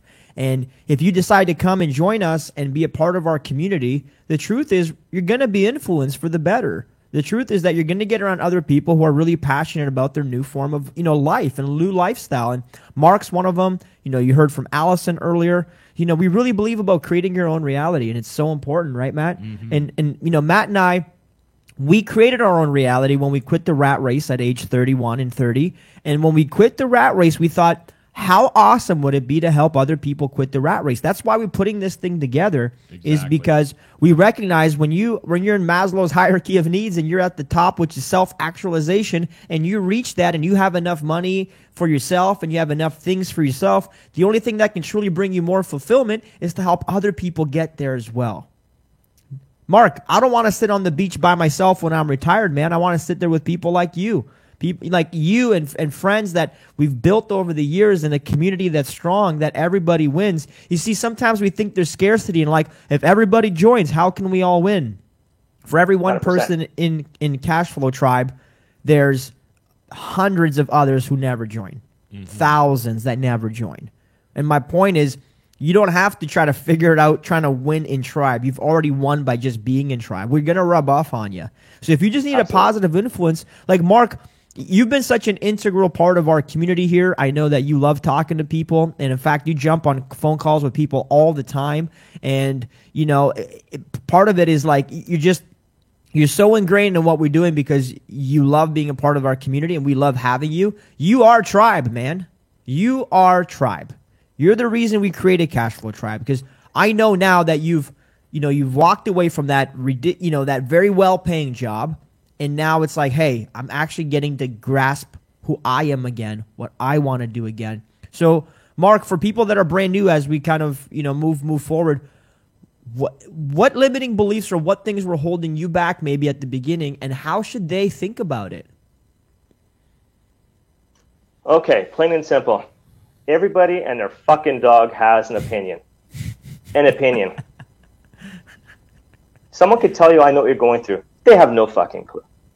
You have to surround yourselves with people that are walking in your shoes. That's it. What I did by joining Alpha, that's what happened. I've actually found my family. I found a room that I finally belonged in. I'm an outlier. And I found a room of outliers because these are people, my family, my tribe, is looking to make a difference in their own lives, the people around them. And you know what? They're not going to allow, life to make them their bitch. They're going to make, essentially, they're going to take control. Just like COVID. My mindset's changed. I'm not COVID's bitch. COVID is my bitch. I mean, the things I've been able to do now, after changing that mindset of Alpha, I mean, I took some notes here. It's nuts. In the last 5 months, okay, so 4 months ago I joined Alpha. I've raised over $991,000 of private money. In 2020, I'm on track for 16 properties. I started a YouTube channel. I started a podcast. And people are calling me. People are reaching out to me. But I'm doing the things I love. And I've realized I don't need anyone's damn permission to chase my own dreams. Dude, that's awesome. Isn't that inspiring? Yeah, I'm getting inspired just sitting over here listening to you, right? Even Cousin Vinny's in the background shaking his head. Mark, I love it, man. Like, I think you're just being so genuine and straightforward. And folks, sometimes the truth is hard. Sometimes we don't want to hear it. Sometimes maybe some of this stuff makes you uncomfortable and you're pulling back thinking, hey, man, like this is way too much emotion or I'm feeling way too much conviction or way too much anxiety about joining because this seems all very complicated. You guys are moving too fast for me in this relationship. I get it. Listen, we don't want to move fast. We just want to move in the right direction. So if you need to take it slow, take it slow. If you want to be like Mark and go and do tons of deals, be like Mark. Yeah, Mark, go ahead, buddy. I was just going to say, and people are saying, holy shit, this guy, look what he's done. The difference between me and you is very simple. Very simple. I joined Alpha 3 months ago, and you haven't. That's it. That's it. I think so many people are waiting for permission, and you really hit it on the head there, Mark, is everyone's just waiting for permission. They're waiting for someone to tell them to take that step. But I think the big thing we need to ask ourselves is, if not now, when? Yeah. Folks, you have permission. If you need it from somebody, I'm telling you, you have it from me, you have it from Matt, you have it from Mark, you have it from Dan, you have it from everybody that's here, and you have it from over, what are we at, 600 people in Alpha. Yeah. You have 600 people giving you permission to join us. So if you haven't yet joined us, I urge you, join us. Just check it out. And we're going to probably be sending out some free hats here very soon to everybody who's joining us in Alpha today because it looks like it's been a very successful day here, folks. So go ahead. I think there's a link right there, or you can just go ahead and text this number, 226-773-1145. So we're going to come back here with a powerful conversation. We got a lot more for you in store here today. We're going to be talking about OPM, getting tactical. We're also going to be talking with an awesome, awesome person in about 2 short minutes. So we'll see you guys right back. Let's go.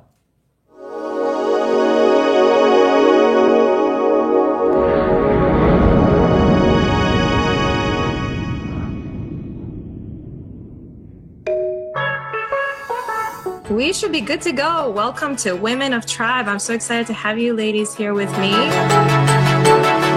I've seen this before for other students as well. I think getting that first deal is always the hardest because you've never done it before. There's that fear of the unknown. What if you mess up?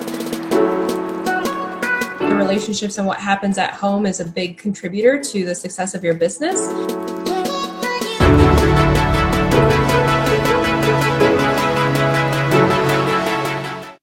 Learn how to make $10K per month investing in real estate virtually.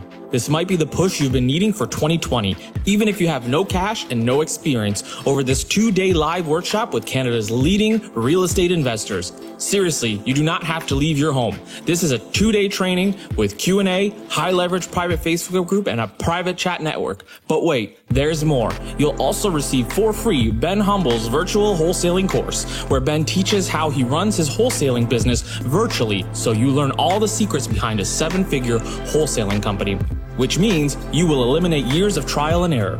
Also, you'll receive a group follow-up call. Still wondering exactly what you'll learn?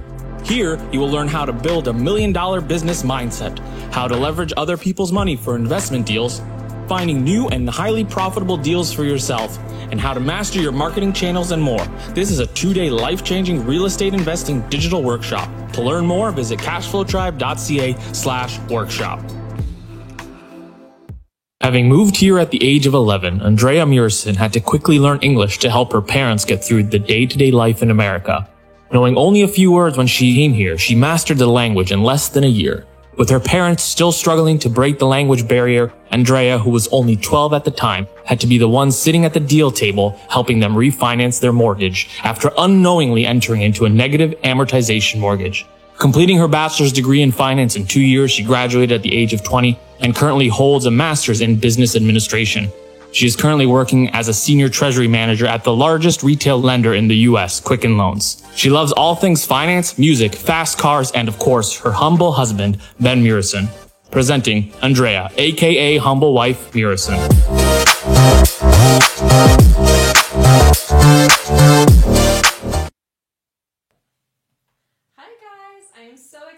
Be here with you. I've been watching the virtual summit all weekend long. I think the guys have done a phenomenal job.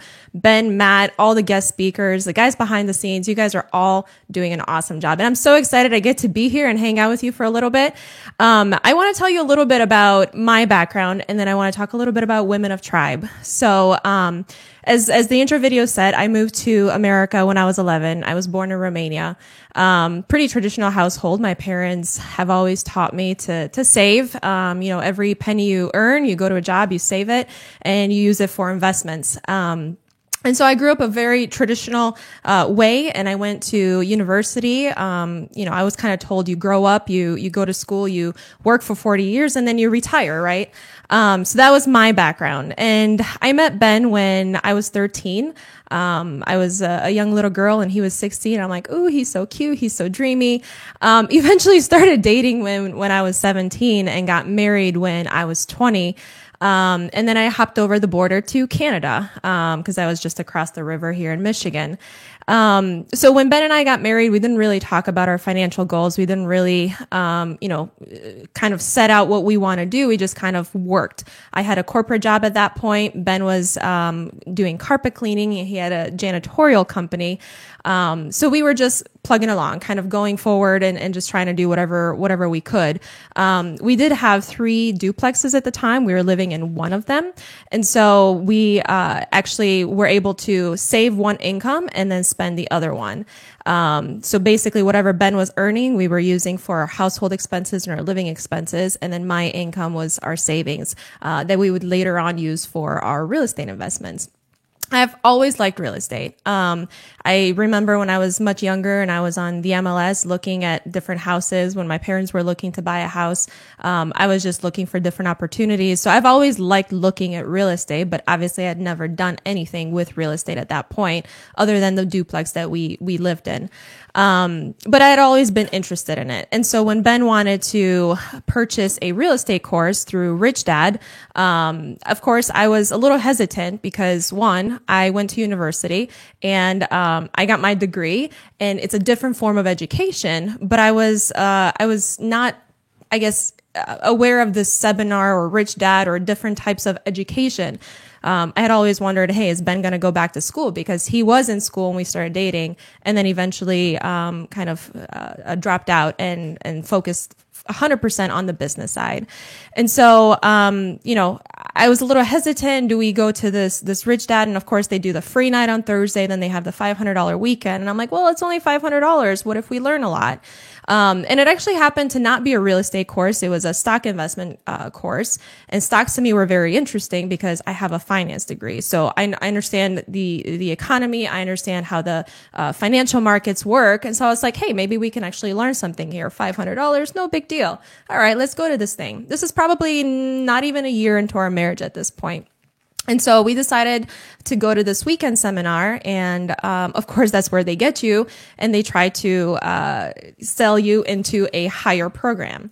I was very hesitant, and again, a long weekend of having to make a very difficult decision. But I was very hopeful that, again, stock market, I really liked that side of it. And I thought, hey, maybe we can do something with this. Of course, we called all of our credit card companies, got increases in all of them. And at the end of the day, we ended up swiping probably about 3 or 4 different credit cards for $25,000 US, which I think Canadian at that point would have been $35,000-$40,000 for this stock trading course. So I continued to go to work. Ben was primarily learning the stock trading, and he was doing day trading. And I think he wasn't very responsible with it. I think he took a couple classes, he learned a couple strategies, and he was very quick to jump in and put in some real money in the stock market and see how much more we can multiply it. I think he really meant well, but I really don't think, one, he had the right education, and 2, the right accountability. I think those stock trading courses, they're very generic. They're very standard. They teach you a strategy, but they don't follow up with you. They don't teach you about the risk. They're not holding you accountable to make sure you're not investing more than you should. And so, I remember at one point, we actually asked my parents to borrow some money because we wanted to make money for them in the real estate as well as a little bit of our own money. And so we borrowed, I believe, about $40,000 or $50,000 from my parents, and we put it in the stock market. So Ben wasn't very responsible with it. It was a very hard lesson that we had to learn.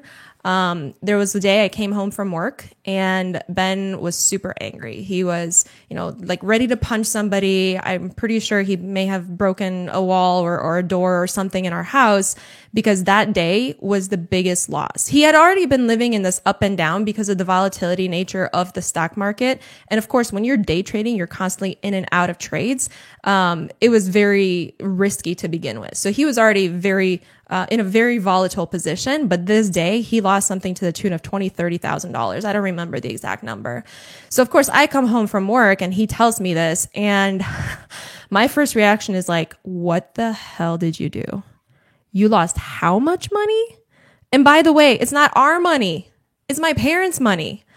And so he was already very angry to begin with, but I could see that I had 2 choices in that moment. One, I could be very angry and do something that I probably would have regretted, or just try to support him and figure out how we're going to get out of this. I mean, I already saw he was angry. I could yell at him. I could whatever, but how is that going to help the situation? It was like, I'm just going to beat a dead horse. And I realized that wasn't the right thing to do. So we decided, after a very long and painful conversation, that we were going to take all of our stock positions out, just sell them at a loss, whatever. We had already lost a lot of money, and I was going to go back to work and save my money, use my savings to pay back my parents. Because the worst thing I wanted was, or the worst thing that could have happened was for my parents to lose that money and for me to not pay them back. So I went back to my corporate job, saved all my money, eventually paid my parents back. Ben did the same thing with the carpet cleaning. We basically just worked very hard to get that money back. But this was a very important lesson for me, for us as a couple, especially because we hadn't talked about those goals at the beginning when we got married. We were young. I was 20, he was 23. We didn't talk about financial goals and how we were going to invest our money. We just knew we wanted to make a lot of money and figure out what the investment vehicle for that. We didn't really know what it was, nor did we figure out how risky do we want to go with this. And so I think at that point, after losing that much money, by the time with all the money that we lost, with the real estate education, the Rich Dad course that we paid, it was probably close to $100,000 all in all. So obviously, as a young couple, just got married, not earning a whole lot at our jobs, it was a very big hit to our financial plan right as we were getting started as a couple. And so I decided at that point that going forward, I was going to kind of take the reign with our financial planning. I was going to make the decisions. I wasn't going to let Ben make decisions when it came to money, especially because he had lost so much money. And the other thing too is kind of looking at my own family, whether it's my parents, my sister, and her husband. It seemed that the women were kind of the drivers in the relationship, and they were making more of the decisions together, I guess, with their spouses, but they were maybe the ones coming up with the ideas, or they were saying we should invest here. And so I just kind of naturally assumed that role. And I said, you know what, going forward, I'm going to be the driver in this relationship. And Ben, we're still going to support each other. We're going to figure out how to work together, but I'm going to be the driver and make sure my word is final, especially when it comes to financial decisions. And so I continued to go to work. Ben was doing the janitorial, and then the market obviously naturally came down. This was 2008, 2009, right after the big crisis. And I found a house on the MLS for actually it was listed for $35,000 or $37,000. But that had been the cheapest house in the whole city for, I don't even know how many years, probably since we started looking in the first place. And so I told Ben, hey, like, this is a $25,000 or $35,000 house. It's cheaper than buying a brand new car. We have to go look at this. So he called up his realtor, went to look at the house, eventually negotiated a price of $25,000. So that was our very first single family purchase for $25,000. But again, we didn't have the money because all of our savings had gone back to pay my parents. So we said, okay, well, where are we going to get this money? We have to buy this house because it's so cheap. We're not going to get bank financing. I don't think they were lending on anything less than $50,000. So we decided to go back to my parents. And that was a hard conversation, especially for me after losing my parents' money and then going back to them and asking them for money again. Why would they trust me? Why would they trust us? We've already lost so much money. Thankfully, my parents were very understanding, and they even looked at the investment, a house for $25,000. You can't not buy it. So thankfully, they gave us the money. We went ahead and purchased the house. We were doing renovations, painting. Ben did his first tiling job, which, by the way, was awful. But we were there, Christmas Eve, New Year's Eve, trying to get it ready for tenants moving in on January 1st. And that was the first flip, or the first kind of renovation and rental that we did, besides the duplexes that we've already owned, but we didn't do a whole lot of work on those ones because the tenants already came with them. From there, this was late 2009. In 2010, we bought 10 more properties. We were closing on a property every other month, it seemed like.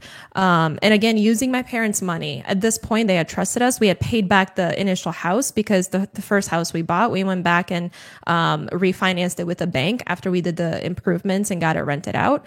So then we kept on doing more and more. Like I said, probably that year was about 10 houses. And during this time, even though, again, I was still working, I was going to my corporate job, Ben was doing a little bit of cleaning, but more focusing on the real estate side, especially when you're buying that many homes all in one year. But I started noticing something with Ben. He was still trying to get educated. He was still trying to find whether it was a strategy, whether it was learn something in real estate or how to better invest in real estate. And while he wasn't going to a Rich Dad seminar, it was more, maybe reading a book, ordering something off of Amazon to help him with education. YouTube was kind of just starting out at that point. So, there were a few videos that you were watching, but I think for the most part, he was really learning by reading and, just trying to find different strategies or trying to find a way to grow. That continued over the next few years, and at that point, I started seeing more and more success. We were buying more and more homes per year. We were getting them rented out faster. His negotiation and people skills were getting so much better than where they were on day one. So I knew something that he was doing was working. Obviously, maybe it was the books, maybe it was YouTube or podcasts, whatever he was doing, something was working. And so I started noticing this trend, and more, probably over the course of 5 or 6 years, I've noticed this trend. And I started gaining that trust again, because I was seeing him be successful and be responsible. And again, even with other people's money, whether it was borrowing from my parents or other investors, he was responsible. He was a steward of the money we were borrowing. And so I started respecting that and trusting him more. And I realized that even though I wanted to be the driver, I wanted to make the financial decisions or come up with the ideas, he was doing something different. He was doing something that I wasn't doing. He was growing his mindset. Whether it was, personal development books or real estate books, just different ways to grow and pursue knowledge. And while I was at my job and I was progressing in my career and I was getting promotions and things like that, I was going to trainings, eventually went back and got my master's degree. A master's degree is not the same thing as mindset and personal growth. So I started noticing it was actually interesting because, when you think about it from a knowledge standpoint or development standpoint, we were both kind of at the same place when we started out, but I started seeing Ben progress. Sorry, this microphone's in the way here. I started seeing Ben progressing in his knowledge and in his mindset, but I was still here. So I started noticing this gap. And this started to really scare me. Cause he was going at this point, probably 2016, 2017, he started going to different, weekend boot camps or things like that. They were still relatively cheap. But he was starting to go to these different things that were escalating his knowledge and changing his mindset. And, with this growth, as I said, it started to scare me because I realized I am not able to help him. If I'm down here, I'm not able to help him. I remember we would be at dinner and we would be talking about a problem that he has or a business idea that he has. And, I just wouldn't have anything for him. I'd be like, okay, yeah, that sounds good. And he's like, but can you help me with this? What do you think about this? Is this the right thing to do? And I'd be like, yeah, I guess so, but I really couldn't contribute to the conversation. The conversation we were having was not what I would say a quality conversation. It was him talking and me being a yes man pretty much, or yes woman, I guess. And so that made me feel very uncomfortable. And I realized that what I needed to do at that point was really to grow my mindset. About 2 or 3 years ago, we decided to be very intentional about who we spend time with, because I realized that maybe some of our friends, maybe even some of our family members, they weren't helping us grow, or they weren't challenging us to grow our mind. It's very easy to stay in a cycle where you're constantly talking about other people or gossiping or things like that. And I really wanted to get out of that. I realized that I needed to start focusing on me, on my personal development. And especially with that gap that was already there, I needed to start filling that gap. I needed to make sure I was growing my mind, because what I was scared of, guys, to be completely honest, that he would be so high and I would just be stuck being like a stay-at-home wife or mom one day. We don't have kids yet, but I was worried that was going to be me. And I'm a very ambitious girl. Like, I grew up in a different country. I came to the land of opportunity. My parents, I thank God for them every day that they brought me to this country, because it's given me so many opportunities. So I didn't want to just be a stay-at-home wife or just somebody that wasn't doing something important with their life. I wanted to grow. I have my own ambitions, my own dreams, and things that I want to do. And so I was scared that gap was only going to get larger. And that's why I decided, okay, it's time for me to work on me. It's time to grow. It's time to change my mindset. And I knew it had to be intentional, because if I was going to continue spending time with the same people or doing the same activities, nothing was going to change. You can't be doing the same thing and expect change. That's not going to happen. And so I started going to, maybe different boot camps with Ben. In fact, it got to the point where he was doing so many per year in the last couple of years that I'm like, babe, I don't have any more vacation days from work. I'm still working in the States. And I can't go to every single seminar or every boot camp that he's doing. But it's really making me, to be honest, jealous when he comes back and he's got all this knowledge. Cause he's trying to regurgitate and tell me what he learned. But if I'm not in the room with him, I don't get that same, lesson or that same growth that he has. And so I really wanted to just focus on how many different boot camps can I go to with him, or how can I participate more? How can I work on my mindset? And I realized, guys, one of the things that pushed me the most, to be honest, was Ben.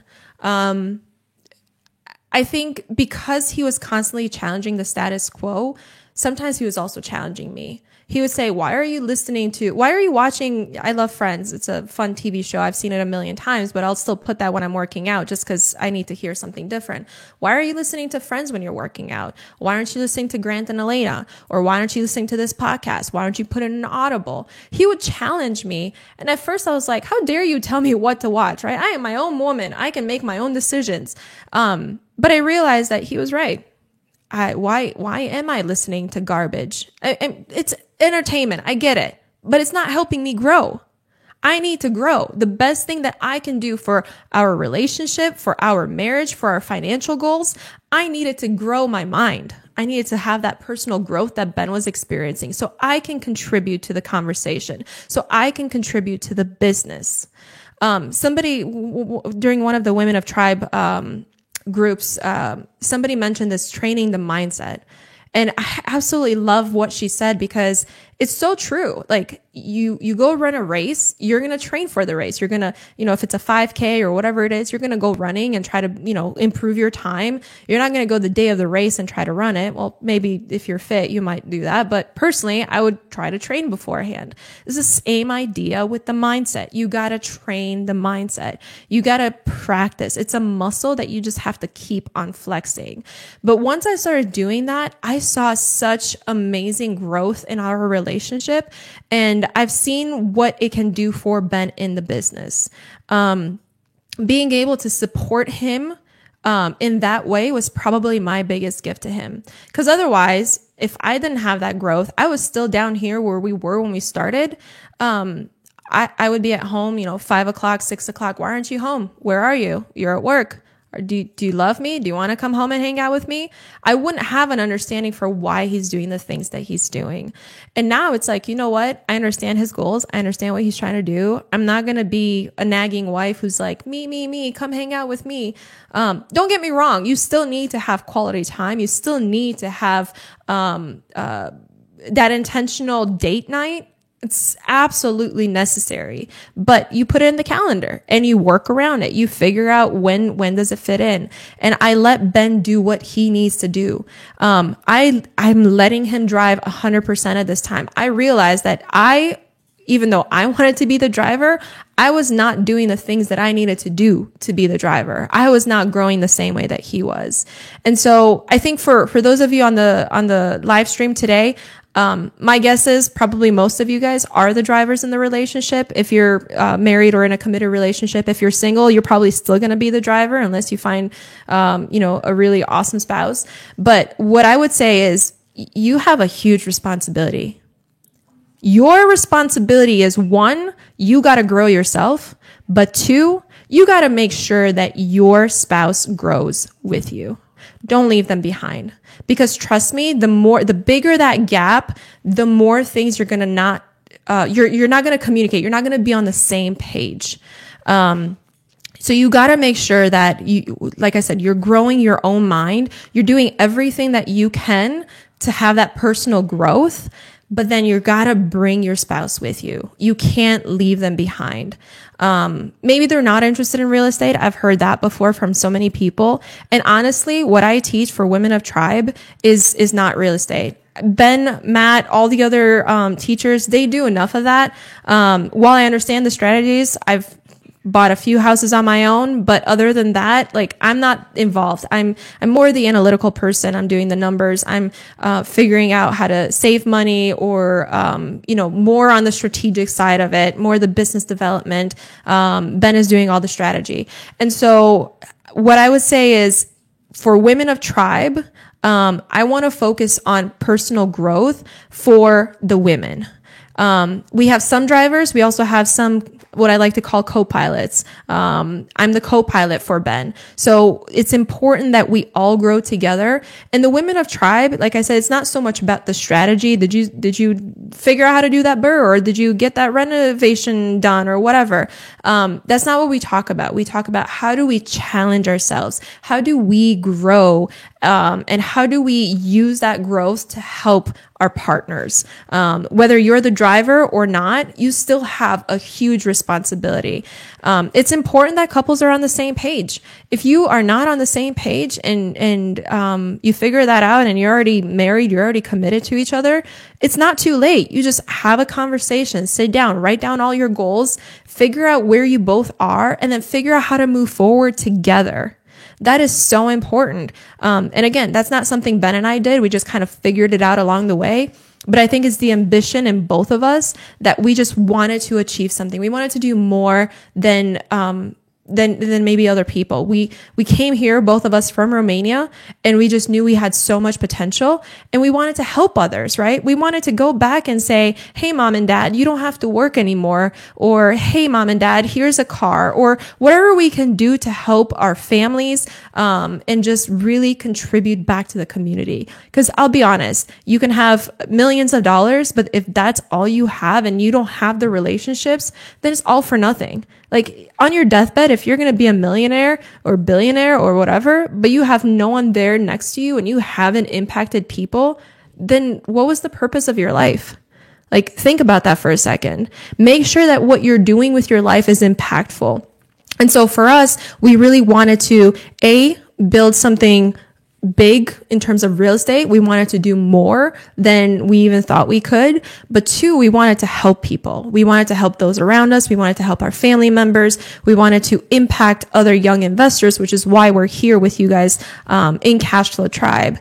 But I think the first step that we had to do that in order to help and lead others, we have to grow ourselves. So in the same way, I challenge all of you guys, you have to grow. You have to change your mindset. If you are, maybe you've got 2 doors, or maybe you haven't even done any deals on your own, but you have these big dreams about owning apartment buildings one day, or having, X amount of wholesale deals per year, you have to do the work.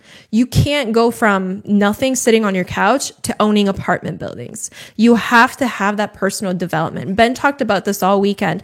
It's not about the strategy. It's about the mindset. Because if your mindset is wrong, you can know all the strategies and you can, do all the analytics and everything, but you're not going to be successful because you're lacking that mindset.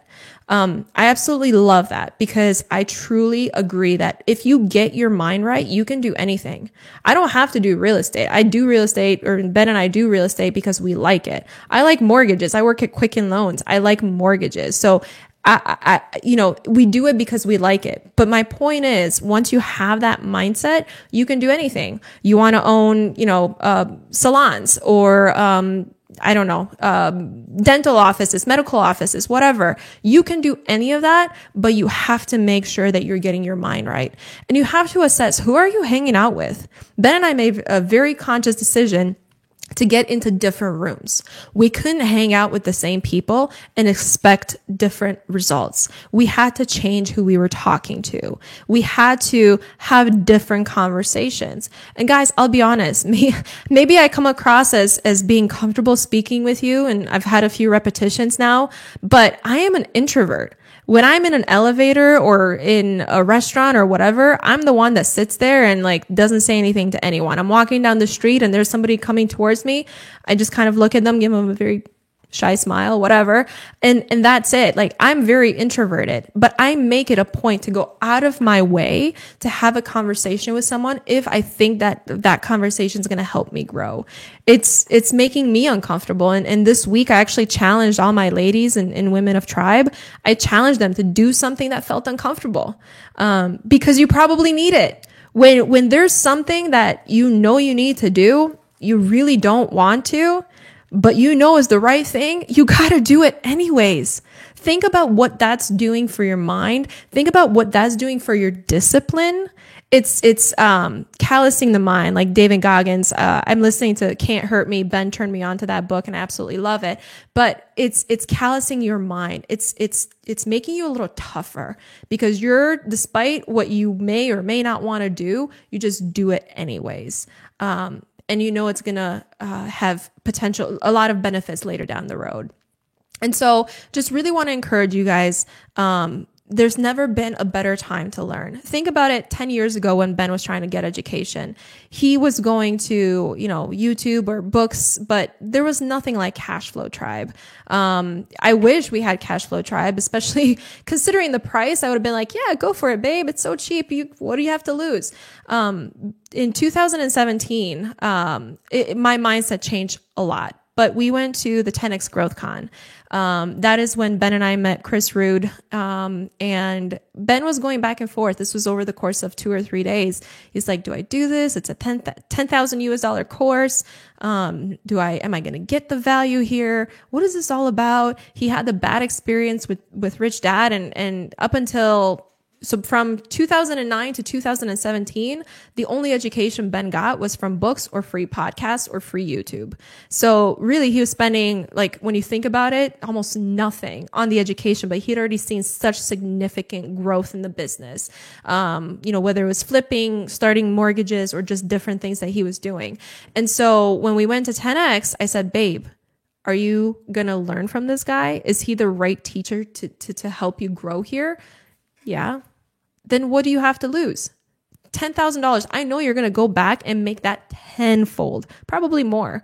I'm still amazed how $10,000 package, and it's not even about the money. It's about the growth that he had while working with Chris and continuing that mentorship and then getting into different rooms where you're learning from different people. That's the beautiful thing about networking and relationships is everybody has a different experience. Everyone went through something different. There's something to learn from everyone, but you have to go seeking that information. You can't expect it to fall on your lap. And so for me, I think that $10,000 that we spent with Chris, again, Ben was hesitant, but I kind of pushed him. I said, I know you're going to go back. Like, just do it. What do you have to lose? I know you're going to go back and make it like more than that. So I pushed him to do it. And I'm so thankful for that. And I think it's really opened up his mind after getting a mentor about the possibilities. And then from there, like I mentioned, we went into bigger rooms and spent even more money. But I think a mastermind or a mentor is super important because Chris talks about this all the time. It compresses time. It helps you grow way quicker than if you were making all those mistakes on your own. And let's be real. Do you really want to make all those mistakes on your own? I don't want to make mistakes. I would rather learn from somebody who already made them so I can focus on my growth. And so for me at this point, I've been supporting Ben. I'm still working in corporate finance. I'm still loving my job. Quicken Loans is an absolutely amazing company to work for. And I've learned so much from our senior leaders. I love what we do. I'm still very involved with the real estate side, but I don't know. There might be some change. This Women of Tribe group that we've had, it's been so impactful for me. I hope the women are enjoying it too. I'm sure they are, but I honestly for me, it's just been very impactful. It's given me a voice I never knew I had. And I'm just so grateful to be able to hang out with the ladies every Wednesday night. It's been such a pleasure and an honor. And I'm learning so much from you. It's been amazing. So for those ladies in the group today that are watching this, I would love to have you on the live stream. For the men out there, if you're married or in a committed relationship, would love for your ladies to join us every Wednesday night at 7:30. I absolutely love talking to the ladies. It's just such a pleasure. And I love seeing the successes. I actually had someone today reach out and she said, because of our talk on Wednesday, because of a challenge I gave the ladies, she went out and did something that scared her to death. She got out of her comfort zone, but she was over the moon about it. So that just, to me, that's impact. Challenging somebody to do something that makes them uncomfortable, but really makes them grow. And so it's been an honor and a pleasure hanging out with you guys today. I hope you're getting a ton of value this weekend. I sure have been just listening to the guys talking behind the scenes. But yeah, I wish you guys a great rest of your day. You'll be hanging out with Matt and Ben, and I think I'm coming back on during the VIP. But thank you so much. Really appreciate you guys. Have a great day. Bye.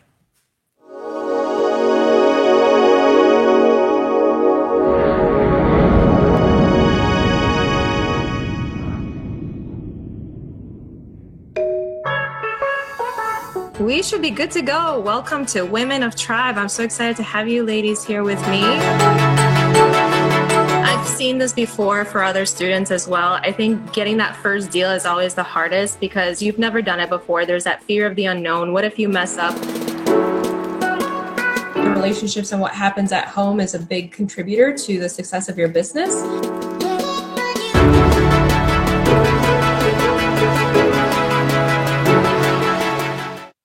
Don't forget to subscribe to Matt on YouTube for every real estate strategy you could imagine. With an ever-growing archive of over 600 videos, Matt covers everything from breaking down the numbers on your first deal to managing a large rental portfolio. Rapidly approaching 60,000 subscribers, Matt is widely known as not only the largest, but the most trusted real estate YouTuber in the country. Follow Matt and watch how he and his team build a real estate empire and grow relationships with other key investors throughout Canada, all while gaining the knowledge you need to take action on your own goals.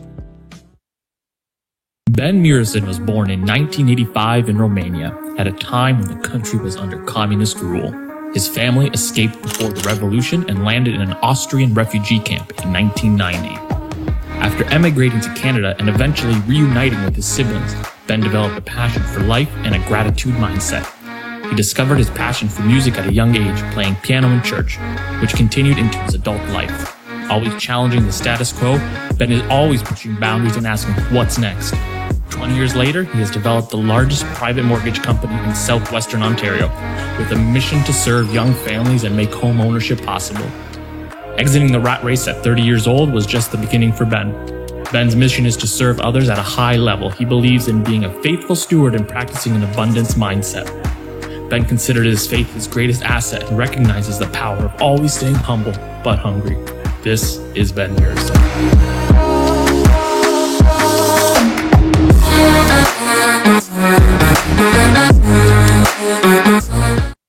All right, so welcome back. Hey, how awesome has this day been so far? Hey? Absolutely amazing. I think one of a kind. I'm pretty sure no one else has ever experienced this sort of thing. I love it. I think it's just so amazing. How awesome was Andrea and Humble Wife? Can you guys give me some comments? Let me know if you guys loved it. I'm going to open up the comments here again for you guys to, to drop in and give me some smiley faces or some hearts or this waka waka thing, whatever this thing is. All right. I don't know what it's called, but, yeah, there he goes. John knows what I'm talking about. Thanks, John. Thanks for dropping that. Yeah, she's totally cool. I am a lucky man. It is called Waka Waka? Okay, awesome. All right, so I'm just guessed on that. So, and you guys enjoyed Dan? Dan Crosby was up earlier, Lambo Lapdog? Okay, listen, this is real life stuff. And one thing that Andrea really mentioned that I really loved was that, yes, we did mess up. We did screw up. We did lose money when we were younger, and I made a vow that day when I smashed that table in anger. I made a vow that I was going to become a responsible fiduciary of capital, and I wasn't going to lose money again. I focused on the stuff that I could control. I stopped focusing on things that weren't going to help me. I stopped getting distracted, stopped getting shiny object syndrome. So sometimes you got to screw up in life, but I would rather you guys learn from my screw up than to have to experience it yourself. Trust me, you don't have to go and be bankrupt. I've never been bankrupt. I've never been in a position where I couldn't put food on the table. You don't have to ever go to the extremes. I don't believe so anyways in order to succeed. I think some people have. Some people have gone to that, and it makes a really interesting story, but you don't have to. So if you can learn from somebody else, I would rather you learn from somebody else. I would rather you avoid some of the mistakes, but is that way you can just move faster towards your goal. So I appreciate you guys. We're doing great. You guys are crushing it. So we've got 40 more people. I'm sending everybody hats. So I need 40 more people. I need your help. Get everybody, 40 more people to join Alpha. Take advantage of the free trial. And we're going to jump into something right now. We're going to jump into a pretty cool conversation on OPM. Everybody know what OPM stands for? Other people's money? All right, boom. We're going to get pretty tactical with this one. We're going to jump in. Where's all my tactical nuts and bolts, people? Did you guys get your tactical value this weekend? I'm just curious. Have you got it yet? Tell me yes if you guys got your tactical. Okay? Yes, yes, yes. Okay, awesome. Yeah, somebody said, did I just hear free hat? Yeah, for those of you guys that weren't on earlier, here's what's going on. If I get 40 more people to join Alpha before I'm done here today, all right, I'm going to be sending everybody who signed up for Alpha, okay, I'm talking over 200 people, I'm going to be sending you a hat, all right? So whether you like black, red, yellow, blue, and we've got a couple more colors, I'm going to set you guys up. So if you've been on the fence about a free trial, now is a great time. All right, excuse me, let's talk about OPM. Here we go. Fingers crossed, send me a red one, says Wendy. I got you, don't worry about it. 40 more, I need my free hat. I love all the cheap, frugal people coming out right now saying, you guys better hurry up, I need my free hat. All right, there we go. Okay, so other people's money. We guys know what this means. We're going to jump into a very tactical other people's money presentation so we can talk about this topic in detail. So, Matt, you want to take it away, kind of the things we're going to cover as we get started? So the 4 keys that we're going to cover today in regards to starting using other people's money is understanding what's going how on, money everyone. works. You got Mark Smith Secondly, here. the importance of confidence, competence, and clarity in regards to actually asking and being a fiduciary, like Ben was talking about earlier. And also, it's important that we understand if you don't ask, you can't receive. So way too often people are limiting themselves. They're holding themselves back because they never make that ask. And then finally, understanding the lending vehicle. So we're actually going to get tactical and talk about things like RSPs, TFSA lending. We're going to cover the gamut. Okay, so let's jump right into this, guys. The first thing we need to understand is, how does money actually work? I think a lot of people don't have the right idea about money, and that's why they struggle with it their whole lives. A lot of people, they try to earn money. They go to a job, they use a skill set or whatever, or they're trading their time for money. So they just assume that the only way to acquire money is to go and trade something for it. Here's the difference, though.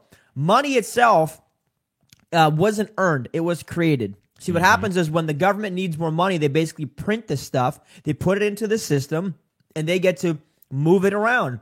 So you need to understand that if you want to have a lot of money in your life, you cannot trade time for money. You have to understand that you must find a way to create it, meaning you have to build your own system. You have to build your own opportunity. So if you're going to be a business owner, as real estate as your vehicle, you have to find deals, right? You got to find deals with instant equity, aka printing money. So if you can find a deal for $90,000 that's worth $100,000, you've now printed $10,000 of cash. How do you get that cash? Well, simple. You get the deal under contract for $90,000. You sell it to somebody else at fair market value for $100,000, and now you printed $10,000. Do you think, under this example, is it printing, is it earning, or is it creating? It's absolutely creating money. So we have to understand, if you want to create money, you need a vehicle, you need a business, and you need to become creative, right? Yes, so you want to touch in on this? Yeah, so creativity is key. Way too often we find people just get dialed in on one metric. They just get laser-like focused on one thing. And you need to understand that when we're looking at deal structure, it really comes down to creativity, whether we're looking at negotiating with a seller or potentially a private financer as well. So when you want to access OPM, other people's money, creativity is absolutely key. Yeah, this is the book right here, folks. It's called OPM, Other People's Money. If you read this book, this is by Robert Kiyosaki, okay? This will help you understand the basics of starting to use resources, okay? Money is a tool, folks. It's simply a tool. So money doesn't have feelings. Money doesn't care about you how you care about it, right? Money is meant to be used as a tool. So the whole purpose of money is to exchange it for something of greater value. So by that same theory, if you take money and put it in the bank, you're killing money. You're putting your tool down, right? You have to use the tool. A tool isn't meant to be admired. It's meant to be used to accomplish something, right? So if money is a tool, you need to take the money, exchange it for something of greater value. So the first thing you can exchange it for is more wisdom, so that you can increase your skill set and your ability to recognize opportunity.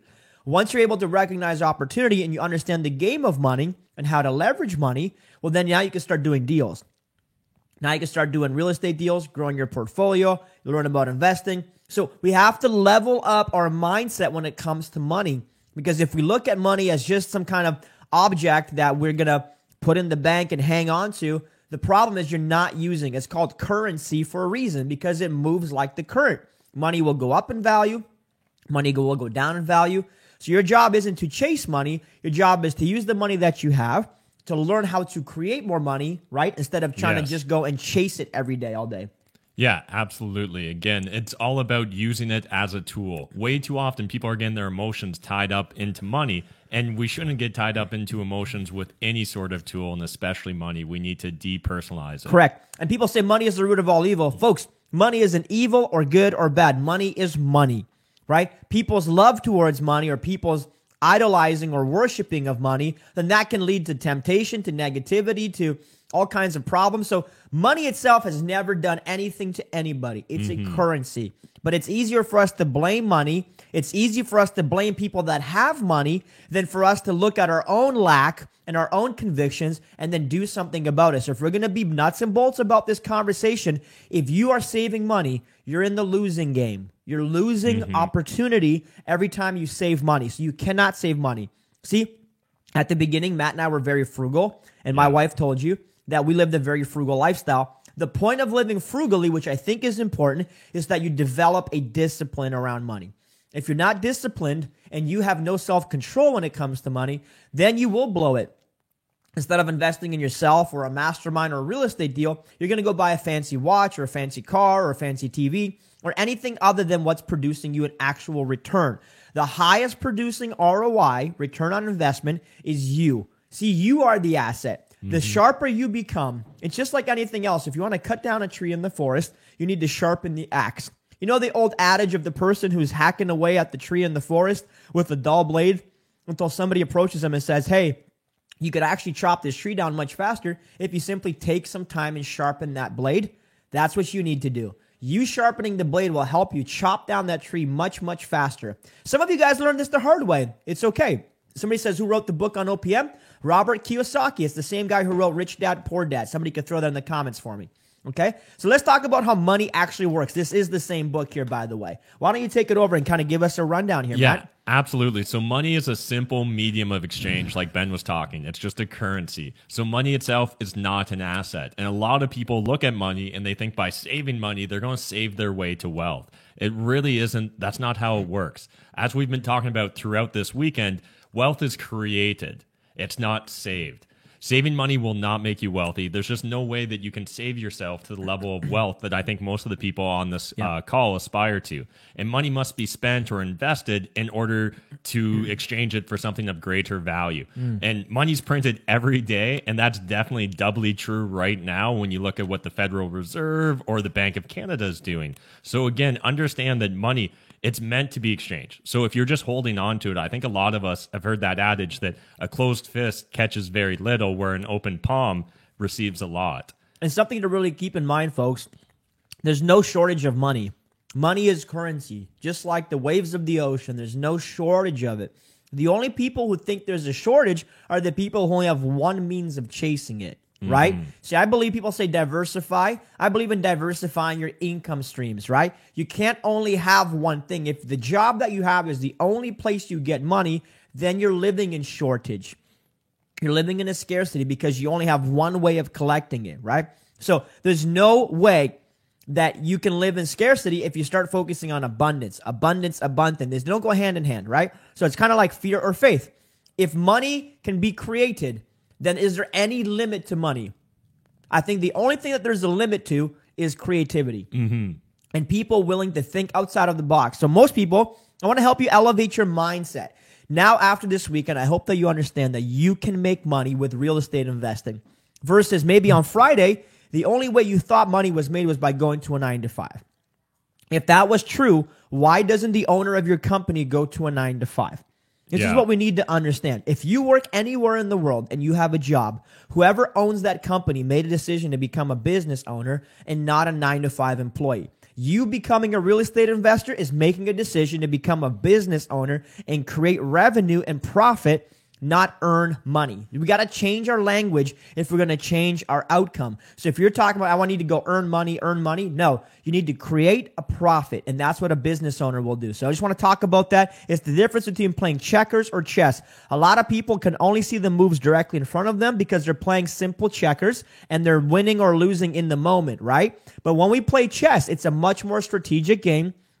And in my board of chess, I'm evaluating my opportunities, I'm making strategic moves, and I'm creating opportunities in chess, right? It's harder to create opportunities in checkers because you're only moving one piece at a time, whereas with chess, see, just as somebody can become an amazing chess player or a poor chess player, it doesn't mean that the game of chess is any more or less valid.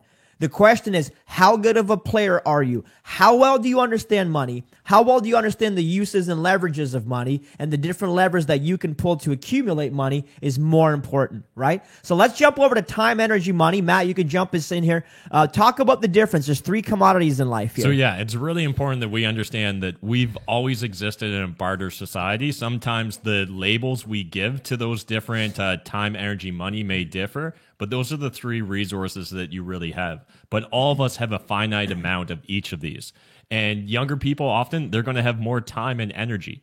And maybe more mature, experienced people, they've maybe saved and invested their way, so they now have a lot of money. And this is where bartering comes into place. So a retired person, they may have a lot of money, but be low on time or energy. So that's where knowing your unique skill set and being able to pair it with others and really come together and understand that 1 + 1 can in fact equal 3 if we're focused on really just developing our unique skill set. So the action steps that we want you guys to take are find out what resource you have the most of. And it's important that you take some time and really figure this out for yourself, as well as develop a skill set or a unique offer, an ability that's going to allow you to become a resource.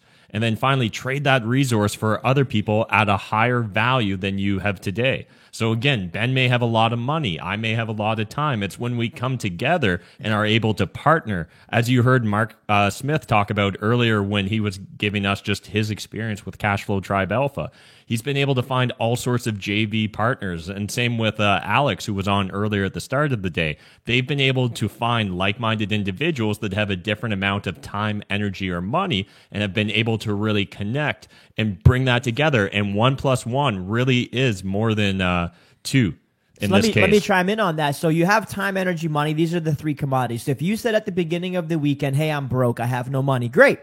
You have time and energy, right? Yes. So if you're sitting at home and you, right now, a lot of people have time and energy and no money, right? So use the time and energy that you have, use the resource that you have to complement the other resource. So go out and find deals. Go out and join the community. Go out and increase your level of education and understanding of how the game works. Because when you find deals, there are plenty of people who have access to money. The thing is, you have to develop the skill of how to use money. The problem is most of us don't have the skill of how to acquire it in the first place. We don't know how to talk to money lenders. We don't know how to even put a deal together. We don't even know. And it's okay. I get it. Maybe you're brand new to this game. All right. But the game is being good at one, finding somebody who's good at the other. For example, I'm very good at raising money. I do it a lot. I like it. I enjoy it. I've got a skill set with raising money. So I've raised over, 20, 23, $24 million at this point. So if you want to raise money, I'm the guy to go raise the money. You be the guy or the girl that goes and finds the deal. And if you can find a deal, it's simply a phone call to me saying, hey, you have money. I have a deal. Why don't we get together? Boom, and let's put a deal together. We each get a quarter of a watermelon instead of trying to get 100% of a grape. So again, it comes down to the logic. Do you and are you willing to build relationships with people, trust them, and then use their resources? You know how long it's going to take you to save 20% down to buy your first property? A long time. It's going to take you a long time to save 20% down to buy real estate. So instead of saving 20%, you can just pick up the phone and give me 20% of the deal, and I will partner with you. Think about it completely different, folks. Change your mindset on how this works. Would you rather spend months and months and months trying to trying to save the down payment, or would you rather just pick up the phone, okay, and let somebody else pay the down payment, or let somebody else bring the money in, okay? Somebody says, will you give your number? Folks, I connect with everybody in Cashflow Tribe. So if you're in Cashflow Tribe, you've already got my contact information. And I'm happy to do deals. So are so many other people in Cashflow Tribe happy to do deals. I'm not the only money partner. There are plenty of people in the world. You got to understand this. Right now, there's people who are lost money in the stock market. There's people who have money sitting in the bank, and money still needs a home. There's plenty of people who have access to capital through their home equity, through their savings accounts, through their RSP accounts, and they need a place to put that cash. What they don't have is a confident operator or somebody who can bring a good deal.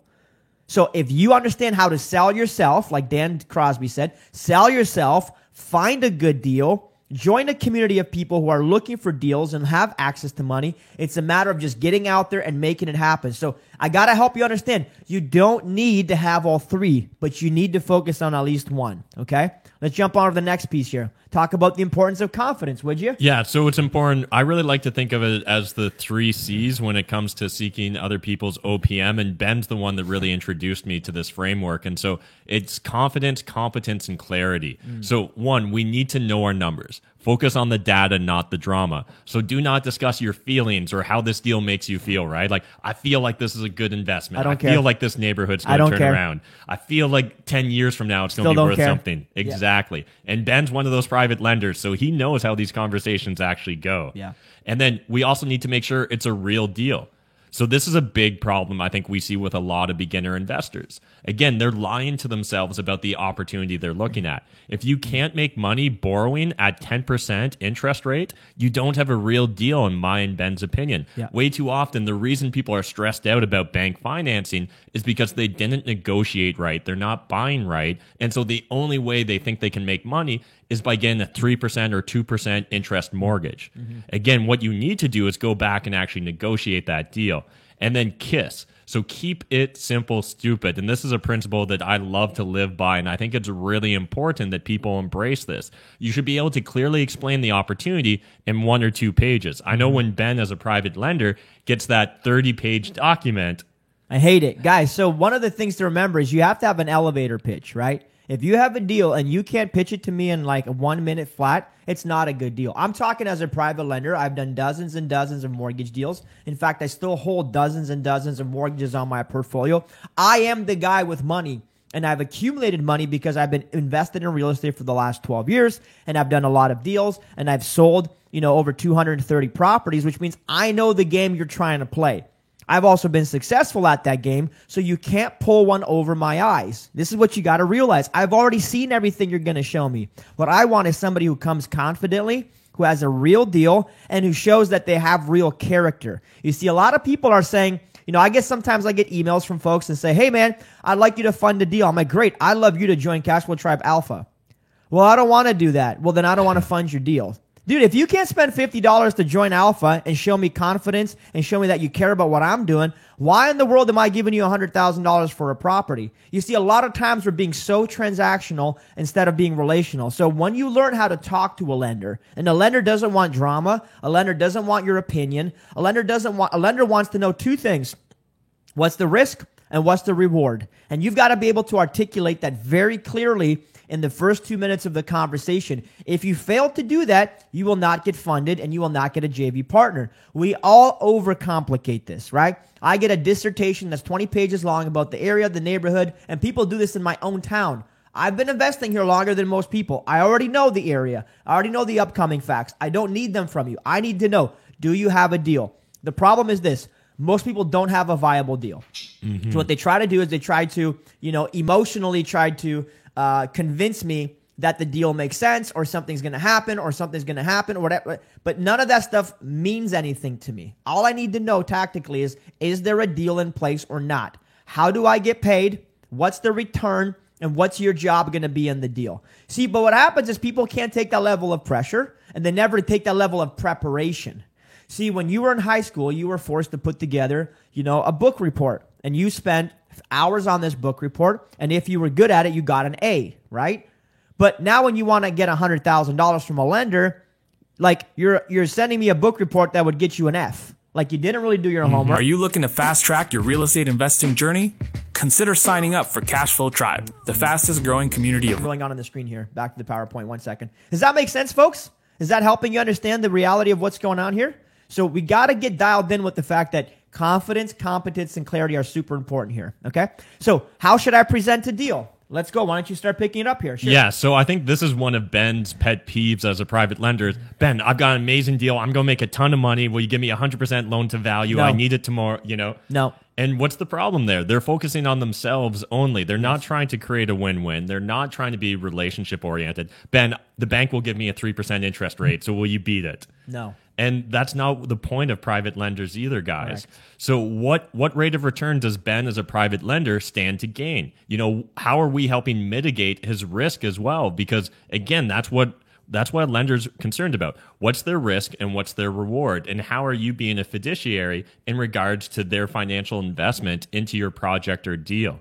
And then finally, we need to have a clear plan to return the money. So how does the investor get their money back? And this is, again, a problem I see a lot of beginner investors make. They're like, hey, I need to borrow $100,000 so I can get into this deal. Cool. But how do you get out of that deal? How do you get that private lender their money back? Because at the same time, you don't necessarily want to be borrowing at 12 or 14% for 20 years. You probably have a plan in place where that you can refinance it out and then get a lower interest rate and maximize your margins. So we need to have a clear plan. Plus, what happens if things go wrong? That's where a plan B and a plan C is absolutely critical. And again, I think way too often people are coming with their emotions rather than the data when it comes to private lending and trying to build a relationship, not a transaction. Yeah, so I'll give you some kind of bullet points that you can use as a guide or a benchmark when you're talking to private lenders. Keep in mind, a private lender has his own goals or her own goals, just like you have your own goals. So you got to ask them, first of all, Mr. Private Lender, what are your goals? What are you trying to accomplish? A lot of people are trying to be very transactional, say, well, the bank will give it to me at 4. Can you match my rate? The answer is no, I'm not a bank. I'm not interested in matching your rate because I'm not a bank. I don't have the same program or offering. I'm a private lender. I've raised my capital. I'm looking to make money on my money. It's that simple. So think logically. Obviously, the private lender, if he has money, if he's a smart investor, he's probably borrowing it at a percentage from something. Maybe he pays 5% off of his line of credit. Maybe he's paying 10% to borrow the money. Well, in order for him to lend it to you, guess what he needs? He needs to get a spread. If he borrows at 7%, he can't give it to you at 8%. Now, can he? Because the 1% is not going to be enough for him to make any money. And if you do the math on this, like if anybody truly does the math on the front end, they'll recognize if it's a good deal or not, right? So, number one, you have to know what you're going to offer the investor. And the best place to start is ask them what they're looking for. Some investors want 7%, 8%, 9%, 10%. Some want 25%. It depends on where they're getting the proceeds from, okay? Now, how do you clearly mitigate the risk? There's only one thing I want to know. What's the property worth right now and what are you buying it for? It's that simple. If you're buying it for 90 and it's worth 100, you have $10,000 of risk. That may or may not be suitable to me because if I have to take that property and you decide that you're going to skip town, well, does the $10,000 of equity actually cover all the costs associated with me taking the property back, selling it, and getting my money out? Maybe it's going to cost me $15,000 just to go through the process of power of sale, okay? So you have to understand the better price you get, the equity in the deal is what the investor cares about. He doesn't care about what you're going to do with the property as much. The fact that there's a public school next door and you're going to build a public school, or the fact that there's a new bridge coming, or the fact that, you know, you can convert it into a 15-plex, anything that you can do to the property is less important than the price that you paid because you're assuming that you're going to do it. See, that's the biggest problem I have. People make assumptions, right? You're assuming you're capable, competent, and you're going to execute on your plans and your goals. But if you break your foot tomorrow, what position is that private lender in? The answer is the only thing he has is the property and what you paid for it. So you've got to be able to clearly articulate what the value of the deal is and what he can liquidate it for tomorrow. If you're not prepared to do that, friends, which most people are not, then you're not in the right business. Like you're not talking to lenders properly, right? You're trying to think me, okay? Now, exit plan. This is how we exit plan, right? Hey, Mr. Lender, property's worth 100. I'm buying it for 80. There's $20,000 of equity. My plan is I'm going to wholesale it for 95. Okay, I'm going to make 15,000. If not, I want to close on it and I will list it on the MLS for $99,000. Okay, great. If not, I'm going to take the property. I'm going to do a renovation on it, spend $20,000, and I'm going to try to sell it for $150,000. If that doesn't work, I'm going to try to sell it as a vendor take-back mortgage deal. If that doesn't work, I'm going to keep it as an Airbnb or as a rental property. I'll go to the bank, refinance, pay you out, and give you a little bonus. How many of you guys go to your lender like that? Almost nobody. Most people approach their lender with, this is my plan, this is my strategy. And you know what? As the lender, I don't care about the strategy. I care about I care about the probability of you giving me my money back. Regardless of your strategy, I want my money, right? I'm being very blunt, folks, because sometimes you need to hear it very directly with no BS, okay? Now, include relevant project data. If you don't have pictures, if you don't have a rental budget, if you didn't take the time to put together a clearly 2-page document or 3-page document, I don't need 15, I need 3. If you didn't put together a 3-page document with pictures and maybe a home inspection report, why? You see, as a private lender, there's one thing that I want. I want third-party validation of your deal. Do you know how much easier it is for me to give you money if a realtor gives me the comps and if a home inspector tells me about the property? I don't want to hear about it from you. Why? Because you're biased. You're trying to get something from me, right? You obviously have an agenda. So when you're saying, this is my goal, this is what I want to do, and then all the supporting documentation comes from your own opinion, guess what? I'm not inclined to believe it. Do you understand why this makes sense to you? So some of you guys have been approaching this completely wrong. You need supporting documentation from third-party validation until we know each other well enough to where I start agreeing with your opinion. But if you haven't done any deals and you're brand new to this, you got to get prepared to sell yourself, and you got to get prepared to prove that you know what you're talking about. Yeah, absolutely. Guys, that was a completely fire breakdown.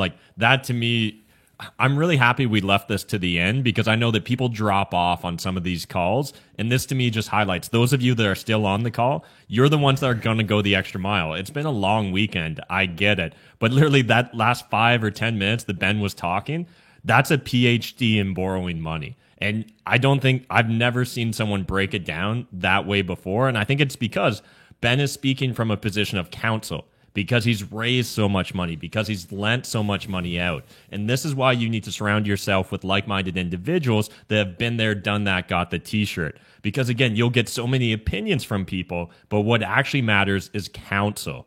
And imagine you go for months or years before you ever learn this stuff. And all you do is you tread water and you pretend to be an investor, and it doesn't actually work out for you. You see, you just need to get clarity from the right people. You need clarity and confidence. This is why you have to be in Tribe. If you're not in Tribe right now, you're probably running around with lack or the wrong information, and you're not confidently executing on your goals. So let's go to the next one here. You need to ask to get access to OPM. So let's talk about building a relationship if you want to take it in. Yeah, absolutely. So again, it really comes down to understanding that the average investor, the ones that aren't sophisticated, way too often they're complaining about the struggle with raising money, but they only attend local REI meetups and talk to other active practitioners of real estate investing, and they're seeking the money from all the wrong sources. So why do so many investors struggle? Again, they're looking in the wrong places. They're also transactional. So again, they're trying to always get the absolute lowest interest rate.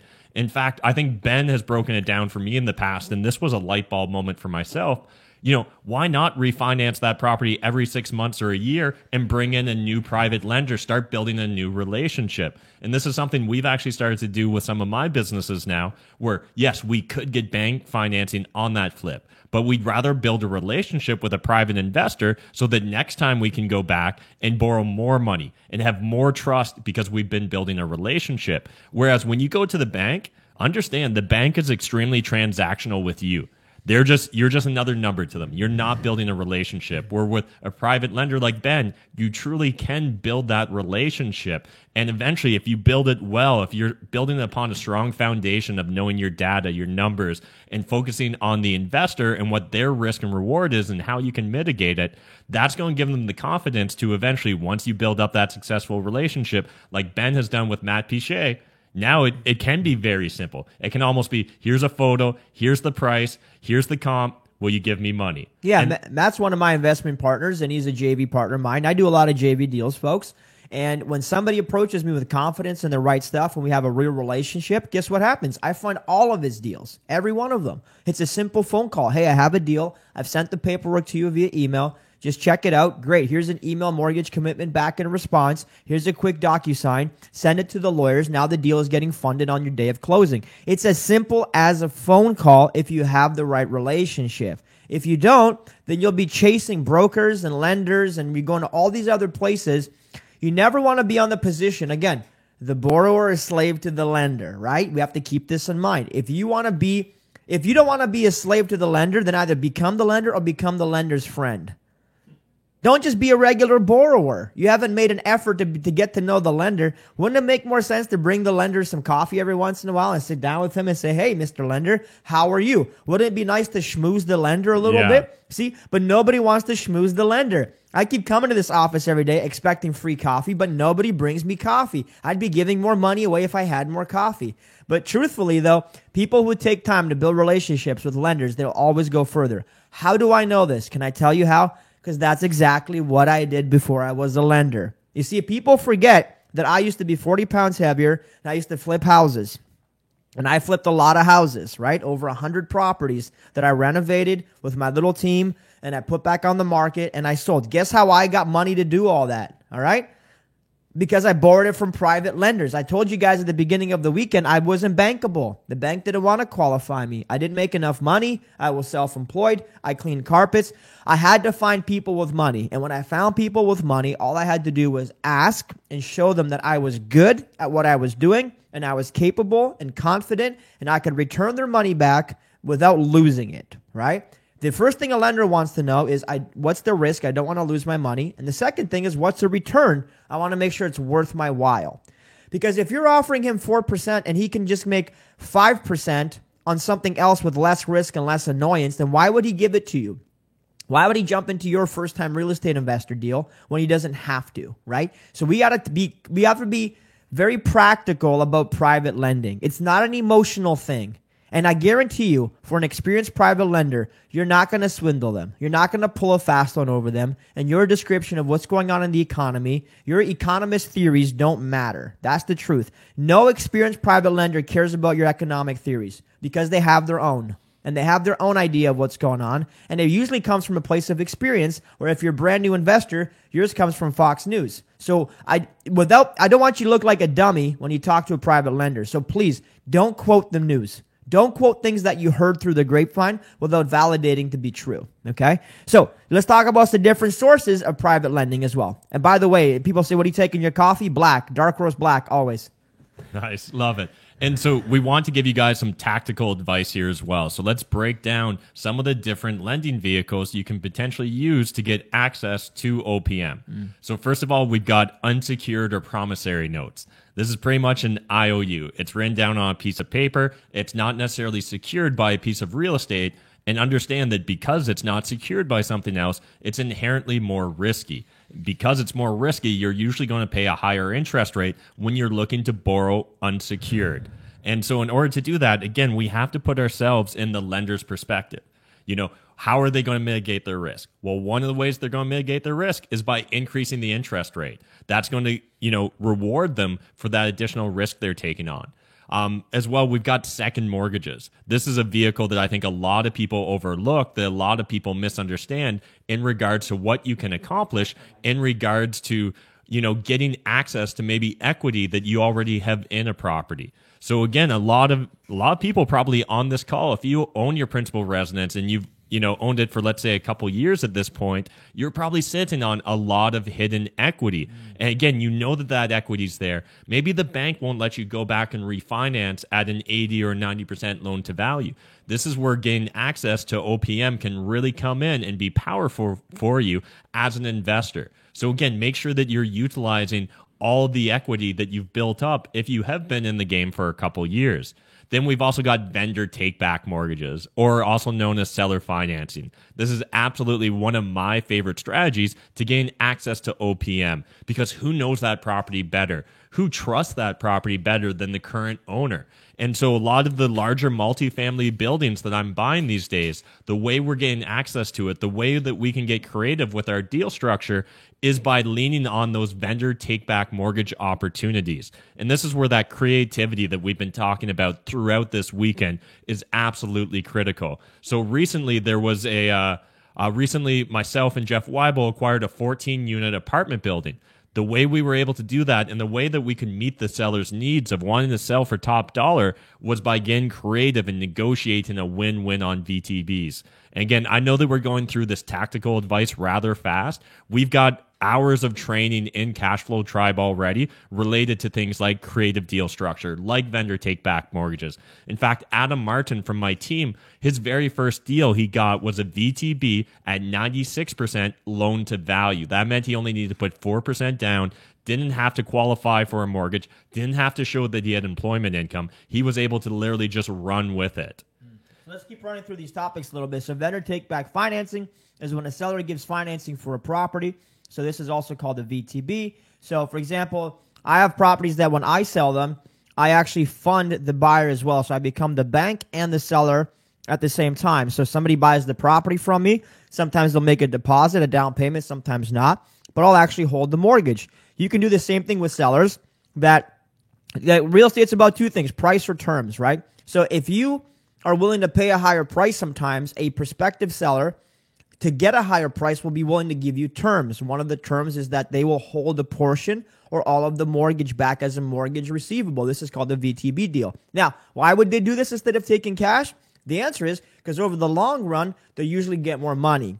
Plus, they usually also get an interest rate on that money. So they might give you 100% vendor take back with a 10% interest rate. So what's going to happen, unless they have an immediate place for them to park that money upon sale, unless they have an immediate need for the cash, they'd rather just take a receivable because they're still going to be registered as the mortgage lender on title, no different than if they were the bank. So that's kind of an example of VTB, what that looks like. RSP was a lot of money sitting in RSP. Most people don't know that you can use that money to buy real estate. Most people also don't know that you can use other people's RSP to buy real estate. So if I'm looking in the comments, if Tiago has $100,000 in his RSP and Elias wants to borrow it, well, what he can do is he can actually use Tiago's RSP to purchase a piece of real estate. It's called an arm's length transaction or an arm's length transaction, depending which way you go. So you can do that through what's called an intermediary, like Olympia Trust, or the ones that we use. And you can borrow the money from any non-family member RSP account, right? Now, I know we're kind of going fast through this stuff, but we go through this in person. It's not just the on-demand recording. We actually go through this explanation when we do our live call. So every week we've got 5 or 6 live trainings that we do.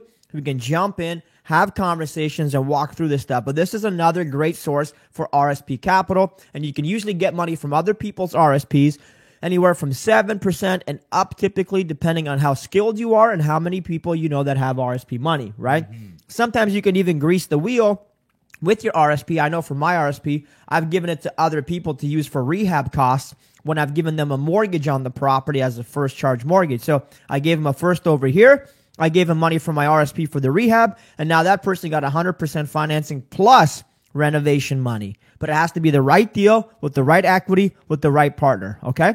Let's talk about other steps to OPM here. Yeah, so again, the steps to OPM is understanding money as a tool, like we talked about at the start of this. You need confidence, competence, and clarity. This is absolutely key if you want to be able to present yourself clearly to a seller.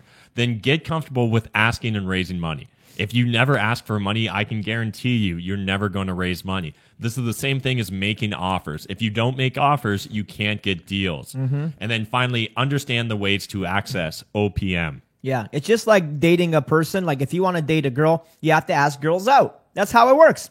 I guarantee if you never ask a girl out, you're probably never going on a date. You waiting for that girl to ask you out, well, you're living in a fairy tale, and we don't live in that movie. You have to ask people out if you want to date them. That's kind of how it goes, right? So you have to start asking for OPM, know who to talk to. Here's the cool thing about the right people. They all hang out in the same location. That's the truth. People who are looking for deal partners are hanging out in areas where other deal partners are hanging out. So we created Cashflow Tribe primarily to extend our own network. So the first thing that we did was I brought all my network into Tribe, and Matt brought his network into Tribe. So Matt's wholesalers, guess where they hang out? Tribe. My money partners and other JV people and other buyers, guess where they hang out? Tribe, right? So we have our own network that we brought into Tribe. So when you join Tribe, you're not getting access to just a network. You're gaining access to our network and all the people that have been in our circle of influence for the last 10 or 12 years. And that's the beauty of it, is that you have a lot of people that are already vetted, right? So if you want to get a wholesale deal from Mike or Adam or Shahir, they're already vetted because they're already doing active deals. So it's not a bunch of brand new people getting together saying, okay, now what? It's different levels of experiences, and you've got people that are doing tons of deals. If you were on the call last night, You saw that Roberto was already on his how many units he was in? He's got 21, 23 units in the first couple of months of being in the cash flow tribe. But you got to get around the right people, and that's the thing. In a transparent environment, because you guys know from yesterday, our core value is transparency, results, community, right, and impact. Transparency is important. It's not about posturing and I'm better than you are. It's about, hey, who's got deals? I have money, and vice versa. Now, let's talk about what people truly struggle with. If you're not a real estate investor or you don't think that you can be successful at this, you're probably struggling with one of three limiting beliefs.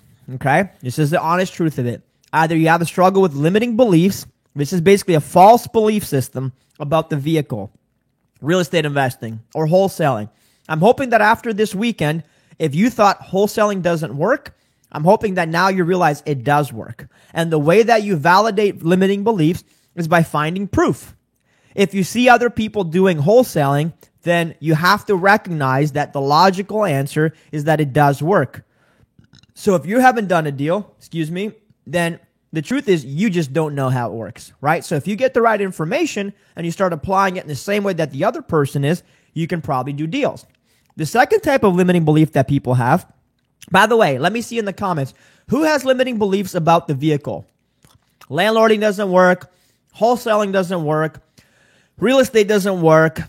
Anybody have those? I don't think a lot of you guys, because you're already here this weekend, you've invested time with us, okay? Some people have external. External are scarcity driven. There's no deals. There's not enough money. There's not enough opportunity. Who has scarcity driven limiting beliefs? I'm hoping that after this weekend, you see that there's no shortage of money. There's no shortage of deals. And if you have them, okay, I get it. We have to now deal with this. We have to understand. Or it's something like, well, it works in Ontario, but doesn't work in BC. Well, it works over here in Windsor, but doesn't work in Toronto. Like, those are all scarcity limiting beliefs, right? Okay. Then the hardest one is the internal. Internal is all the self-negativity that we corrupt our mind with. Matt and Ben can do it because, they're young and strapping, but I can't do it because I'm old and I'm getting close to retirement. Or I can't do it because I'm only 20, or I'm not smart, I'm not intellectual, I'm not whatever. Those limiting internal beliefs, I need you to understand something. You have created those. In your own mind, you have created your own oppression. In your own mind, you're holding yourself back. Those are not realities of life. Those are the realities that you've come to accept about your life.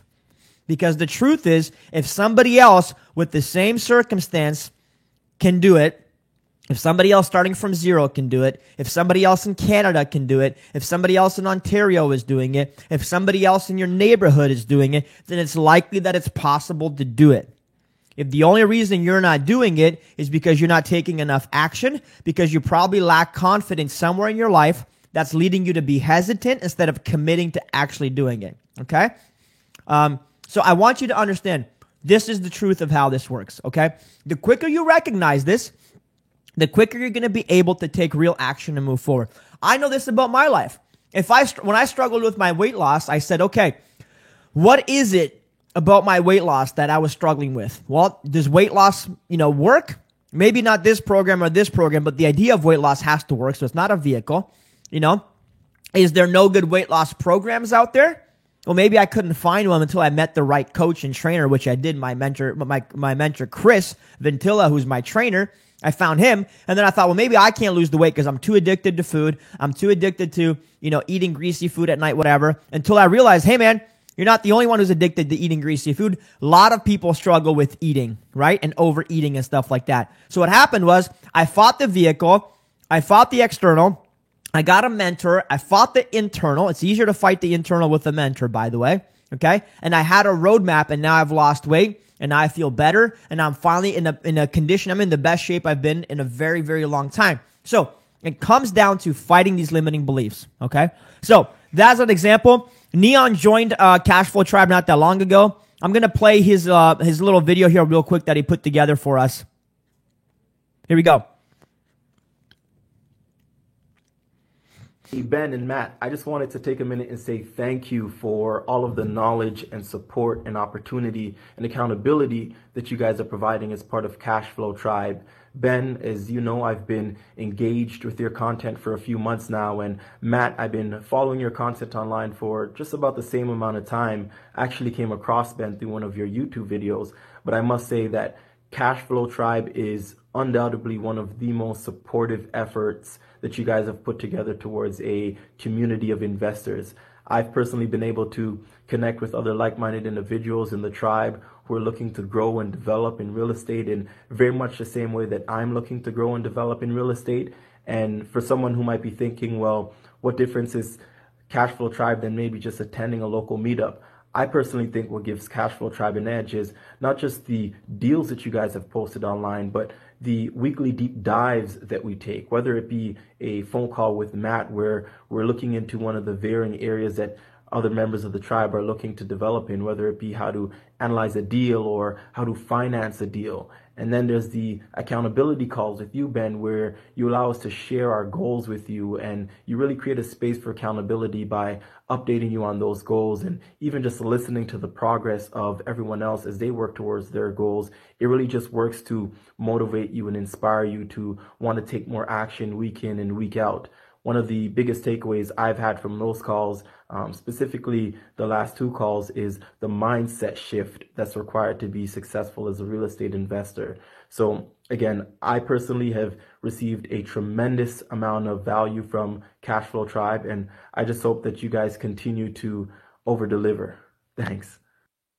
Love Neon because he's such a good personality and such a good soul, and he came into Tribe, and I knew him before Cashflow Tribe, and you know, he was trying to do real estate investing. He came into Tribe and did his first deal within 60 days, made $7,000 on his first wholesale deal, which is awesome. Yes. And he's not the only one, guys. Here's Shahir again. You know, Shahir, just talk about Shahir real quick. If you know guys aren't familiar with Shahir, you probably haven't been following me on social media, but I'm constantly documenting Shahir and his journey. So within 60 days of committing to real estate investing full-time, he literally dropped out of university. He was in 3rd or 4th year of university. You know, he was following his parents' dream rather than his personal commitment and what he really wanted for himself. And so within those first 60 days of going all in on real estate investing, he did a wholesale deal for $20,000. Again, Shahir's very young. He's like 20. I think he was 20 last year when he joined us. And again, it's just been absolutely a pleasure to see him evolve and level up. And one thing to really understand as well about, you know, this whole Cashflow Tribe and real estate investing is it doesn't just stop with real estate investing. Once you get down the rabbit hole of Cashflow Tribe, it's also about personal development, leveling yourself up, and seeing Shahir just mature into really the badass that he's become and becoming is absolutely amazing. Yeah, it's awesome. He's such a good dude. Here's some other folks. You got Thomas and Santiago and Danny. So, folks, if you're thinking about Cashflow Tribe, you know, I think it's a great opportunity. So, action steps. Again, let's go over these things.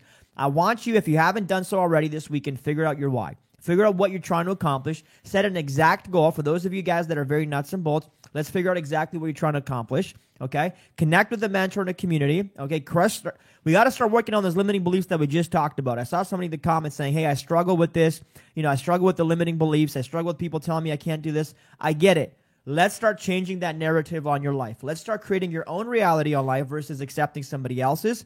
And yes, you saw Dan Crosby. It's going to take real work. You're going to have to work hard. In fact, harder than the next person next to you. But the point is it possible? The answer is yes, it is. So the next 60 days, I want to see everybody get a deal. Who in the audience is convicted that I'm getting a deal in the next 60 days? Let me see your little waka waka thing if you're doing that, or give me your smiley face if you're getting a deal in the next 60 days. Let me know if that's you here. Okay? All right, beautiful. So here's what we want to do. Okay, we got a 2020 Kickstart. It's a 14-day free trial. You guys already know what it is. I'm going to walk you through it real quick. We're going to focus on, we've already got live trainings on limiting beliefs, investor binder, how to attract other people's money, what we just talked about here today, goal setting, reverse engineering your success. These are just some of the videos that are already there that are ready for you to consume now. The BRRRR process, buy, rent, refinance, repeat. That's been such a powerful tool that I've used to do this, calculating after repair value. There's so many more videos. In fact, there's tons of video content there that you can consume right now, usually a $497 value. So you're going to get that when you join us today. Live training that we do 5 days a week. So every day at 7:30 and Sundays at 4, we have live training that we do inside of Cashflow Tribe, where there's usually 30 to 40 people on there, and you get to come ask your questions, to have a conversation, and really participate with us.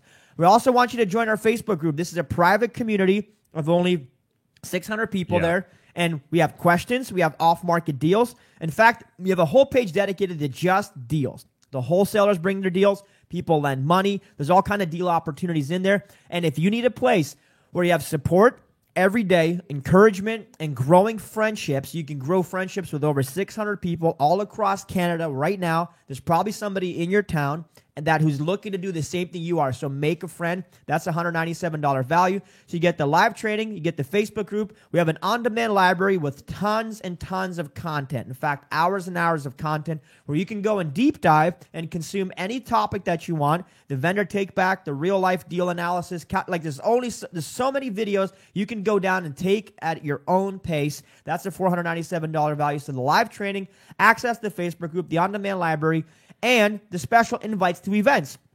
You know, we do online events and we do in-person events. So the interesting thing is, you know, especially right now when we're obviously in COVID, we're not meeting in person. But the cool thing is we'll be able to do this even afterwards. So we have these events that we do as a team. That's a $97 value. So weekly access to training, access to the Facebook group, the on-demand library, and then the private networking events. That's a $1,280 value. So for this weekend, before we're all closed up for the day because we're about to wrap up, and I'm actually being told right now that, oh, wow, we're actually hitting our goal here. That's awesome. It looks like everybody's going to be getting a hat here pretty soon. That's awesome. We just need a little bit further to go, guys. 5 tactical real estate guides. Can you touch on the 5 tactical guides real quick? Yeah, so what these 5 tactical guides are all about is really trying to save you guys time. So this is myself and Adam Martin and all my team members got together back in 2018 and 2019 and tried to distill all our experiences with Airbnb, our favorite clauses when doing private purchase and sale agreements, how to write up a private purchase sale agreement,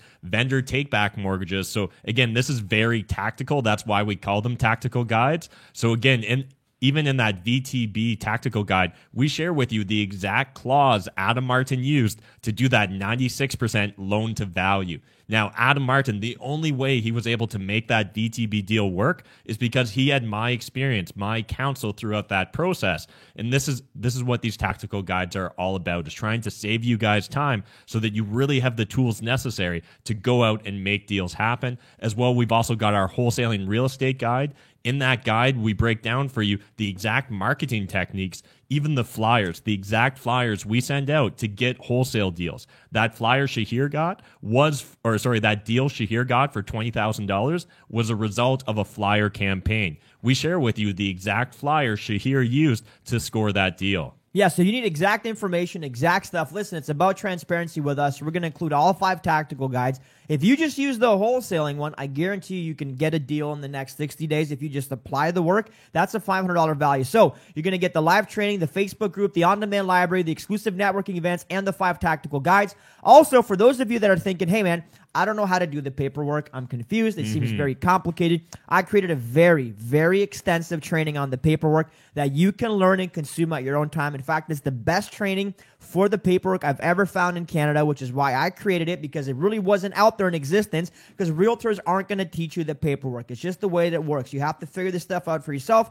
or you got to pay somebody a ton of money to teach you how to do this stuff. For me, I put a training together on all the clauses. I'm talking the purchase agreements, the assignment agreements, the wholesale agreements, the amendments, the waivers, and all the clauses that we use in the contracts are in this training. So you don't have to figure out. You can save tons of time and energy trying to figure out how to do the paperwork. You can do your own paperwork right now, and that way you can save the fees by hiring an agent, and you can do a deal literally this weekend. If you have a deal that you can purchase, this paperwork will help you lock it up this weekend and do a wholesale deal, okay? So you're going to get that. the tactical guides, the training, the Facebook group, the on-demand library, the events. That's just some of the stuff. I've also done a very extensive wholesale course, guys. I put this course together. I usually sell it for $300, okay? Now, this course has everything. I'm talking 24 hours of training on wholesaling specific, how to find off-market deals, which channels I use, how do I lead generate, how do I do the contract assignments, how do I do remote real estate investing, and a whole bunch of other stuff. I'm talking 24 hours of content. I'm going to be including that for everybody who's joining us. That's a $300 value. So you're going to get the live training basically 5 days a week, the Facebook group, the on-demand recordings, the exclusive events, the 5 tactical guides, the purchase and training course, the virtual wholesaling course. Also, some of you guys need help with the killer lead secrets. You need help, like how do you get started right now? Yesterday we talked briefly about using, Marketplace, using Facebook, using Kijiji, using some of these sources. I'm going to be walking you through the 4 killer lead secrets that I use that can save you tons of time and energy so you don't have to figure this stuff out. I spent hundreds of thousands, guys, just in the Windsor-Essex area on marketing. I know what works and what doesn't work, and I put the stuff that actually works back into this training for you guys.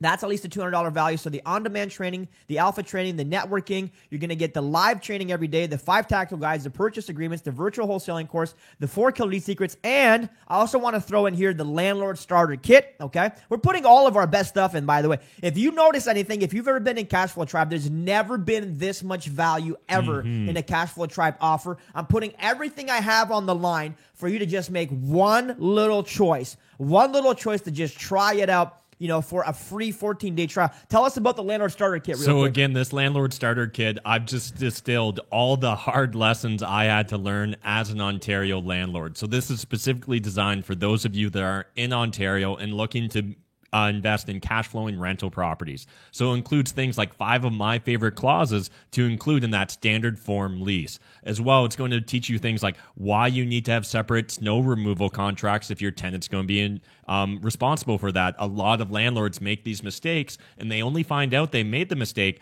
once they're in front of the landlord tenant board. Trust me, you do not want to find out you made that mistake at that time. So get my counsel by getting the free Landlord Starter Kit. Save yourself from having to learn through the School of Hard Knocks. Okay, so that's another, there's so much value here today. It's hard even to put a price on this stuff, but at least $100 if you sell it separately. So the weekly live trainings, guys, the Alpha Facebook group, which is amazing, the on-demand library you can watch anytime you want, the private event access, the 5 tactical guides, the purchase and sale agreements, the virtual course that I spend a lot of time putting together, the 4 killer lead secrets, and the Ontario Landlord Starter Kit. And for everybody who was here this weekend, if you guys grab this offer before it's gone, I'm going to also include the entire weekend replay. So if you want to go back and watch, my wife, you want to go watch Dan Crosby, you want to go watch Chris Rood. If you missed yesterday, you missed a powerful day. So come back and watch this stuff again. That's another $100 value. So the weekly live training, okay? The Alpha Facebook group, the training library, the networking events, the 5 tactical guides, the purchase contracts, the virtual wholesaling,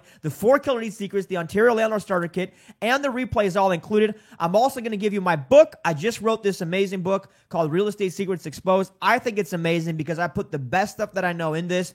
This is my whole journey of how I learned wholesaling in Canada. So I talk about my mistakes. I talk about what I learned. I talk about some of the stuff that happened along the way. So you don't have to make the same mistakes I did. You can just grab the book, which I'm also throwing in. That's a $20 value.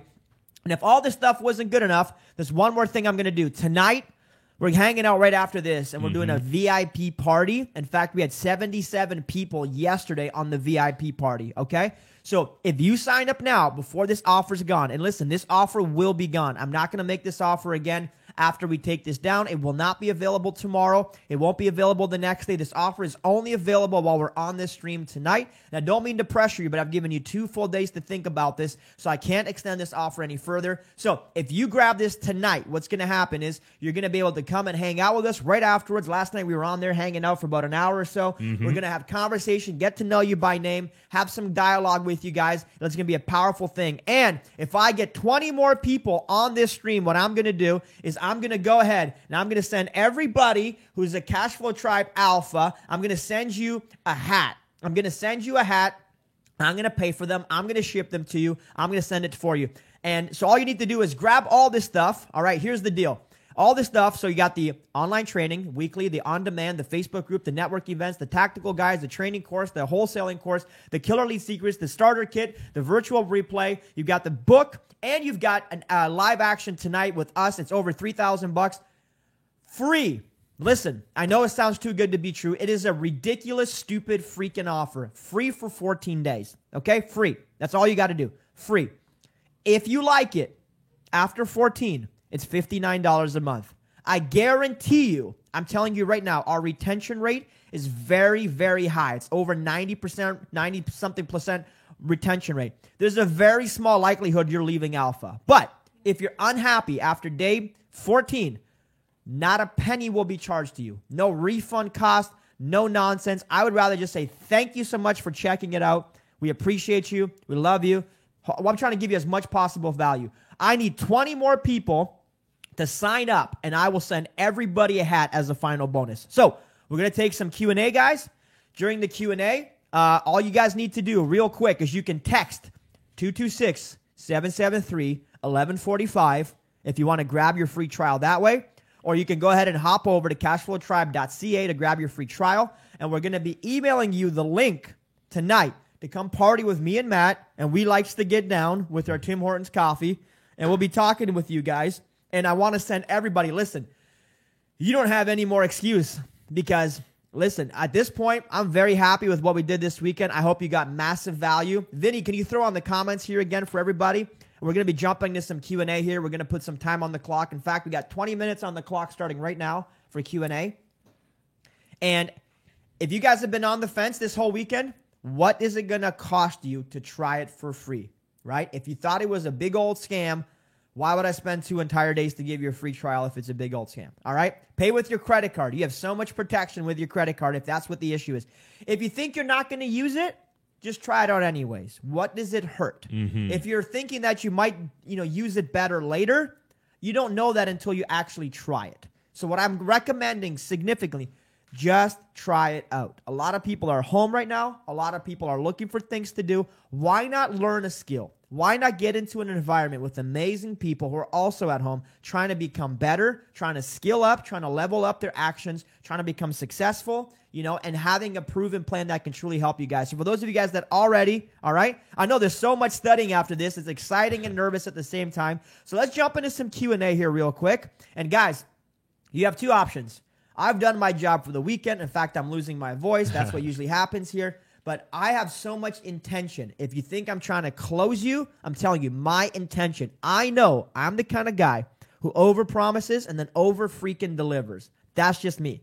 So I know if you jump in here, you're going to love Tribe. You and the other 600-plus people that are in Tribe right now. Okay, guys? And guess what happens? We keep adding more and more and more value. More summits, more trainings.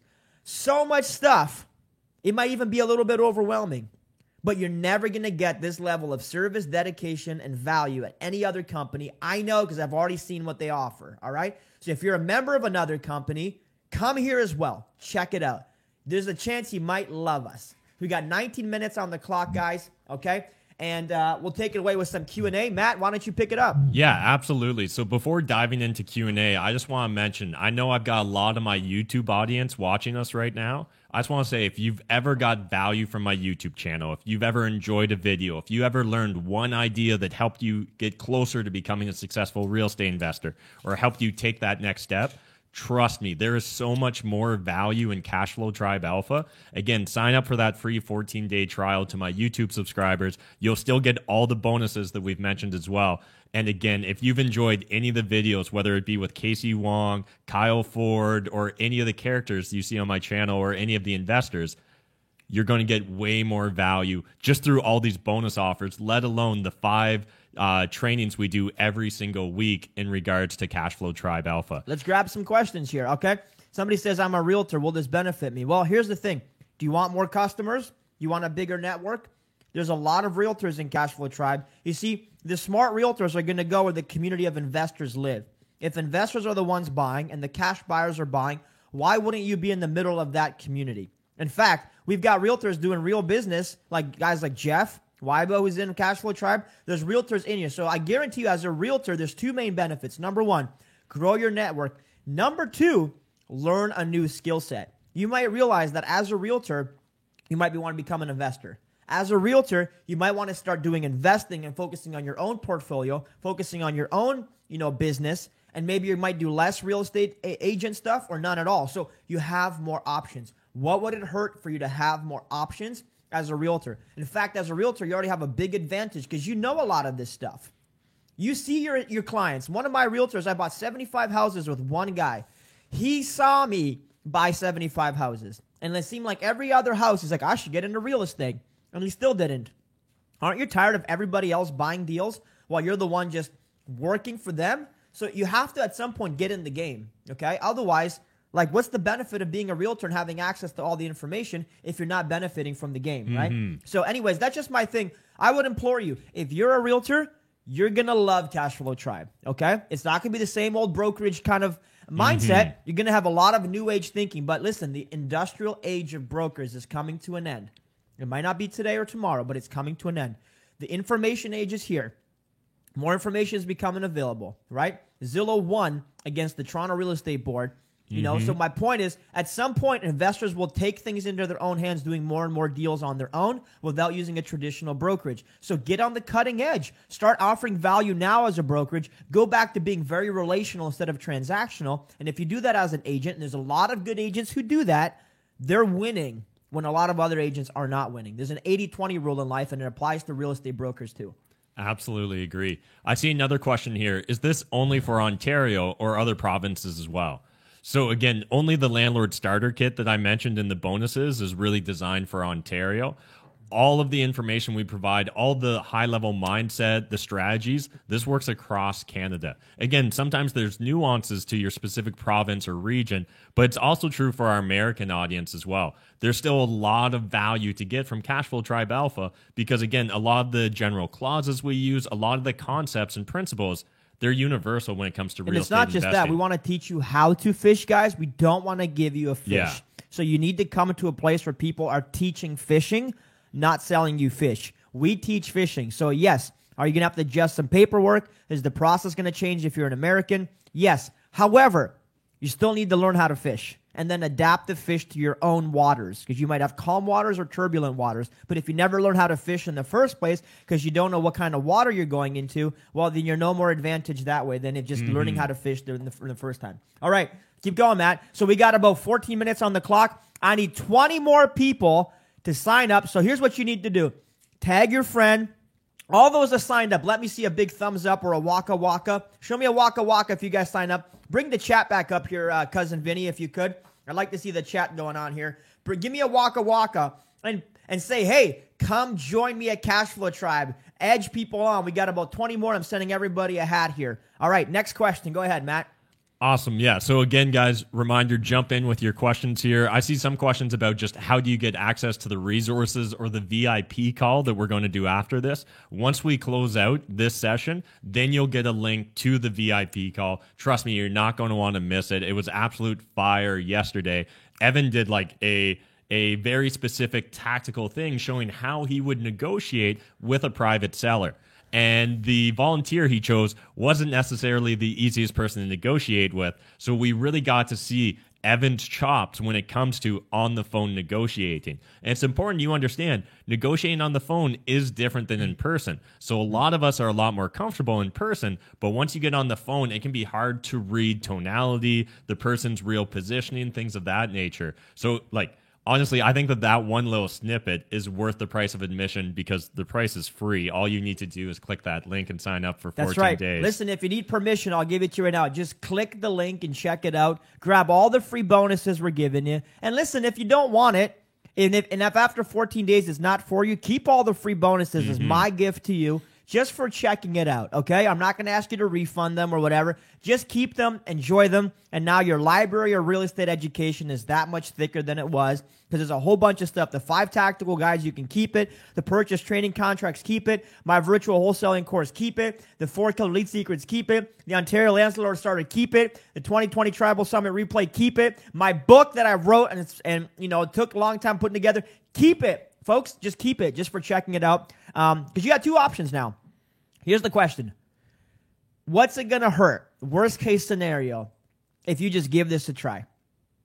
What's it going to cost you to invest a little bit of time just clicking the link and checking out the training? listen, the training starts tomorrow. In fact, we have a class tomorrow at 7:30. So your 14-day trial starts tonight. As soon as we're done here and you've signed up, you can go ahead and log into the online training and you can continue your education all the way until tomorrow afternoon at 7:30 when our next live class is scheduled. So Monday live class, Tuesday live class, Wednesday, Friday, right? So folks, we have live class almost every day. So all you need to do, grab your link, go right now. We're almost there. We've almost hit it, folks. We got a couple more to go, and I'm going to be sending every single one of you a hat today because I'm getting excited over here. We got about 11 minutes left on the clock. Let's go, folks. Let's grab another question. Absolutely. So some of the questions I see here, I'm interested in buying single-family homes and hold them for long-term. How does that work if the bank will stop me after a few and private financing is for a rather short period of time? Great question. So we do get really deep into this in our weekly training, but high level, what you're going to focus on is you're going to use private lending as bridge financing. So that's how you're going to initially get into the deal. One of the things that a lot of people don't realize is it's actually a lot easier to then refinance with, say, an A or a B lender. And we didn't really get into credit unions and B lenders and think like mortgage investment corporations in Canada and things of that nature. We do dive deep into that into our weekly trainings that we share. But high level, you're going to use that as bridge financing for 6 months or a year till you stabilize that asset, maybe bring it up to its highest best use. That's what a lot of us BRRRR investors do. And so that's the way a lot of BRRRR investors buy with cash is they're actually using OPM and private financing, do the renovation and like fix up the property, get it to its highest best use, then refinance it and refinance it with a B lender at a lower interest rate. Love it. We got a lot of questions. I'm going to keep plugging through here, folks. We got about 10 minutes left. Chantel wants to know, for vendor take-back mortgages, is it a good option for first-time homeowners? Chantel, I had a program here called the Forte Financing Program, and I took families that were looking for a home that could not qualify for a conventional bank mortgage. In fact, I gave them 95% financing as a vendor take-back, and they were able to get into a home for just about the same cost as rent.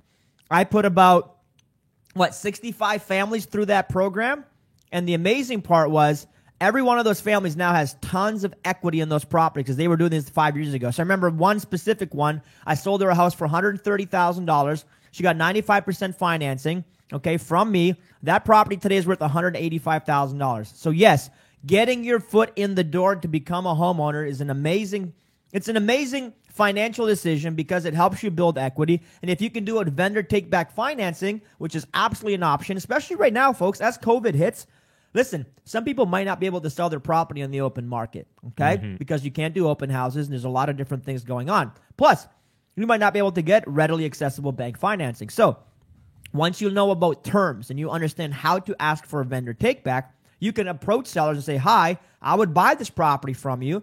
I want to get a home inspection, and would you do vendor take-back financing? It's going to be interesting. We're doing a lot of VTB type offers because there's a lot of sellers that are uncertain about tomorrow, so they'd rather just take an offer today and lock in the profit instead of trying to keep it on the MLS because who knows what happens 6 months from now. So it's definitely a good time to consider vendor take-back as a first-time home buyer or as an investor as well. We got about 8.5 minutes left on the clock. Just need a couple more sales folks in here. I'm sending everybody a hat. Matt, keep rolling with me here. Keep knocking us some questions. I see another question about how can I make an offer if I don't know I'm going to get financing already? Great question. So actually in one of the tactical guides you get for free when you sign up is our top 10 clauses. In there, we include things like the financing clause we use when submitting an offer. So again, you don't have to go firm. You don't have to make a cash offer when you're putting in an offer on a property. We can put it conditional at our sole discretion as an investor. And that phrasing there, that it's at our sole benefit and discretion as an investor,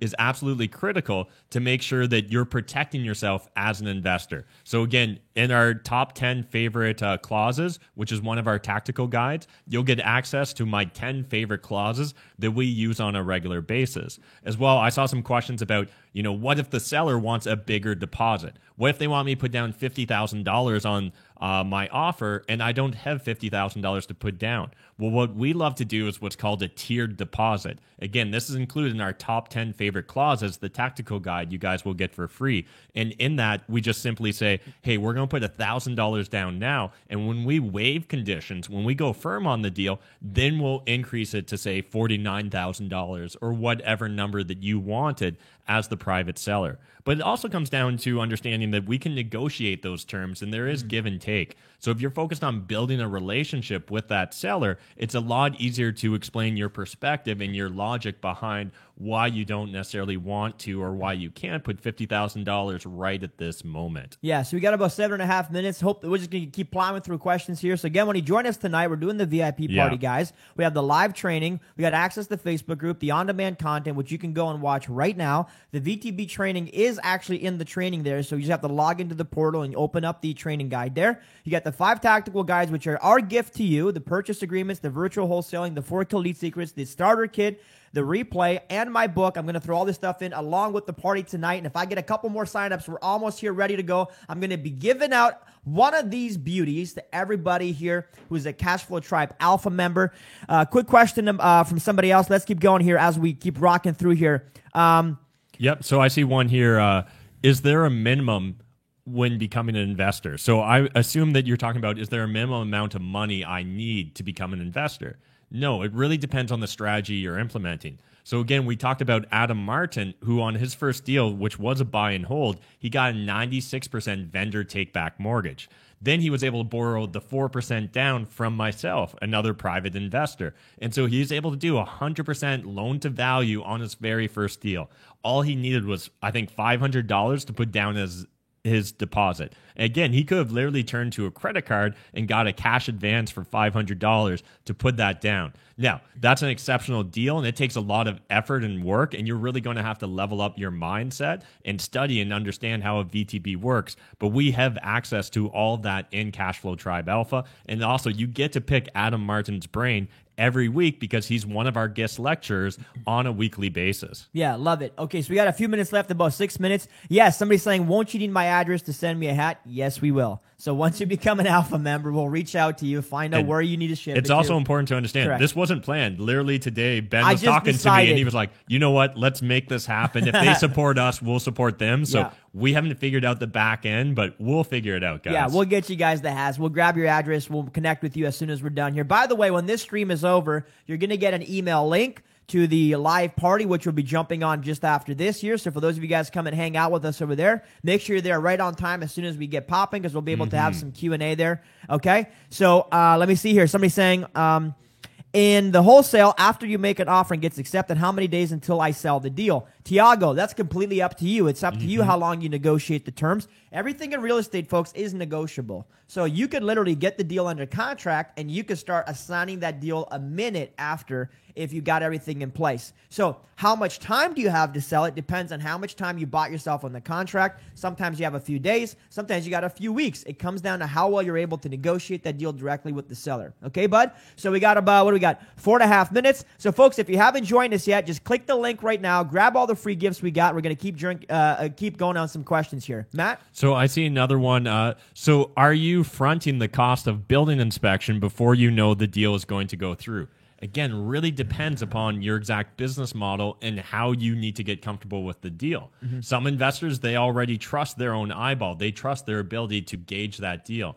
Now, again, if you don't have that experience and you don't have someone else you can lean upon for counsel, then yes, probably turning to a home inspector or a building inspector will help give you the confidence to move forward. Same with if you're looking for private financing. As Ben mentioned, the more information we can provide to give confidence and competence to our business plan, to our business model is really crucial.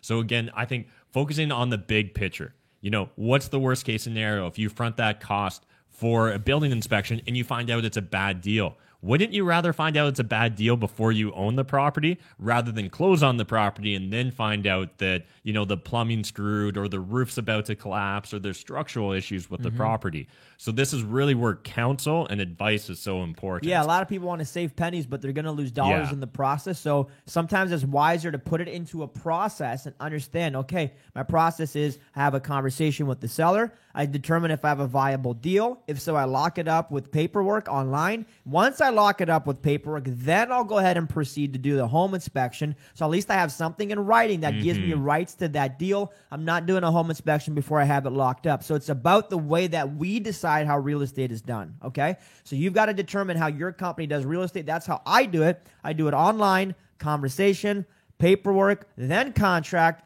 Then I'll send a home inspector out and do all the stuff that needs to happen from there and close the deal. For me, the home inspection is basically an afterthought. It's just making sure that things match the expectation so I can close that deal, right? I'm not basing everything I do on the condition of the property.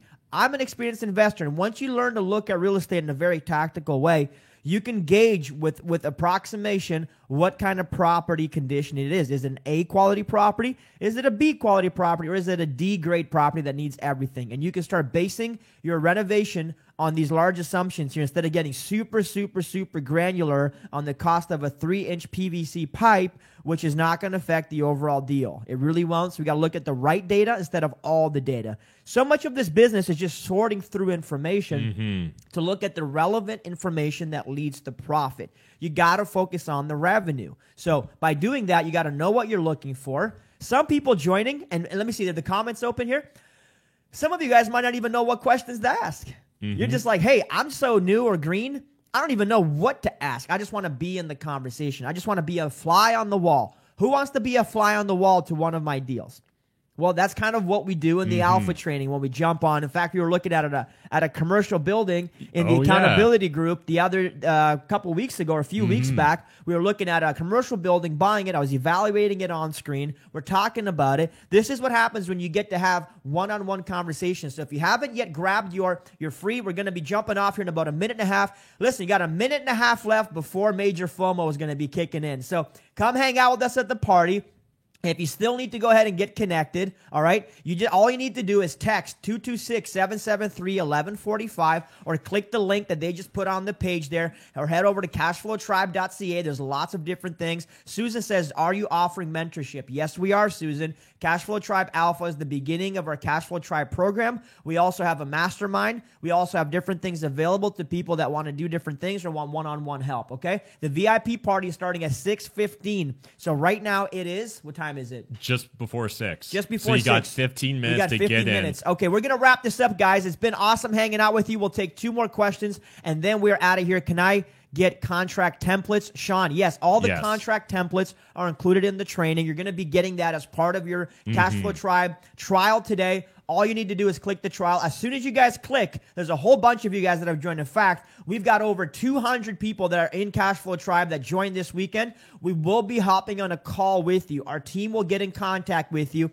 Now, it may take a couple of days to get to everybody here, but our team is going to be reaching out to you. Make sure your email address is good. Make sure the phone number that you use to sign up is good, because if so, we're going to be reaching out to you guys. We're going to be connecting with you, and we're going to have a one-on-one conversation. Somebody from our team will be calling you. It's not always Daniel, but it can, okay? Can be. Guys, a few more, and I'm sending everybody a hat and everybody a wristband. Look, mine's even leaving my hand. I will literally give you this one on my hand. I literally have a minute left. We'll take one more question, and then we're out of here, guys, okay? And if you guys want to be a fly on the wall, we'll definitely make that happen for you guys, because we do deal analysis. We also do live events. We do a lot more stuff than you realize. All you need to do is just join Tribe and see what we have to offer for the next 14 free days. Let's take another question, and then we're going to call it a day. Yeah, and just building upon the point of deal analysis, every Monday night, I jump on a Zoom call where I can see you, you can see me, you can unmute yourself and ask questions. And what we often do in those Zoom calls is analyze real deals.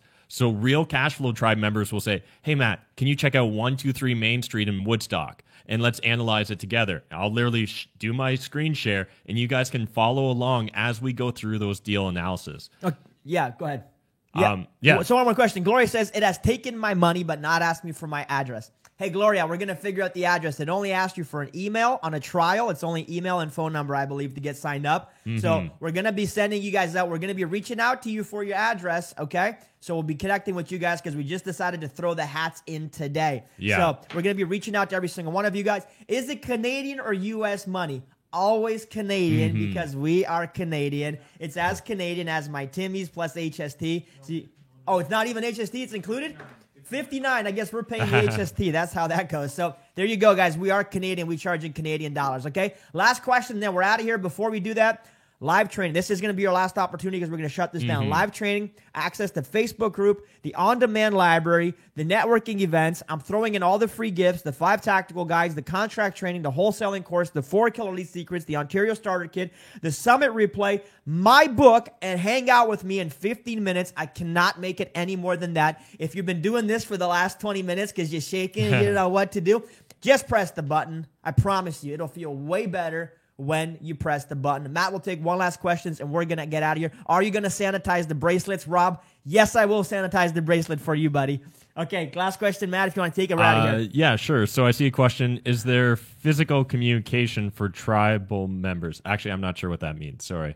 What is the ideal time that one should take to do all analysis in order to make good offers on a property? So high level, yesterday we discussed, the basic fundamentals with real estate investing. What you need to do is develop a handful of rules of thumbs that will allow you to quickly analyze opportunities. Once you can quickly analyze those opportunities, you'll now know whether it's worth investing real time and energy into doing your due diligence on that property. Way too often, people get precious or romantic with one deal because they invest 10 or 15 hours trying to figure out if it makes sense. And then all of a sudden they have a sunk cost fallacy where they're too scared to move on to the next deal. It's really important that you can quickly analyze deals because the more deals you analyze, the better deals you're going to find. I love it. I love it. Okay, so we're going to be wrapping it up here, guys. By the way, you have to check your emails because we're going to be sending a whole bunch of stuff after here. So listen, don't panic if you don't get all your emails. We're going to be sending stuff out tonight and tomorrow, especially the hats and stuff. We need to connect with you guys on the addresses. All right? So don't be panicking if you don't get 16,000 emails tonight. We're going to get in contact with every one of you guys. Here's the final count. This weekend, we added 275 total new Cashflow Tribe Alpha members. So you guys are freaking awesome. I love it. I'm very excited for you guys. And we're going to wrap it up here. We're heading over to the party. We're going to see you guys there. And how much time, Cousin Vinny?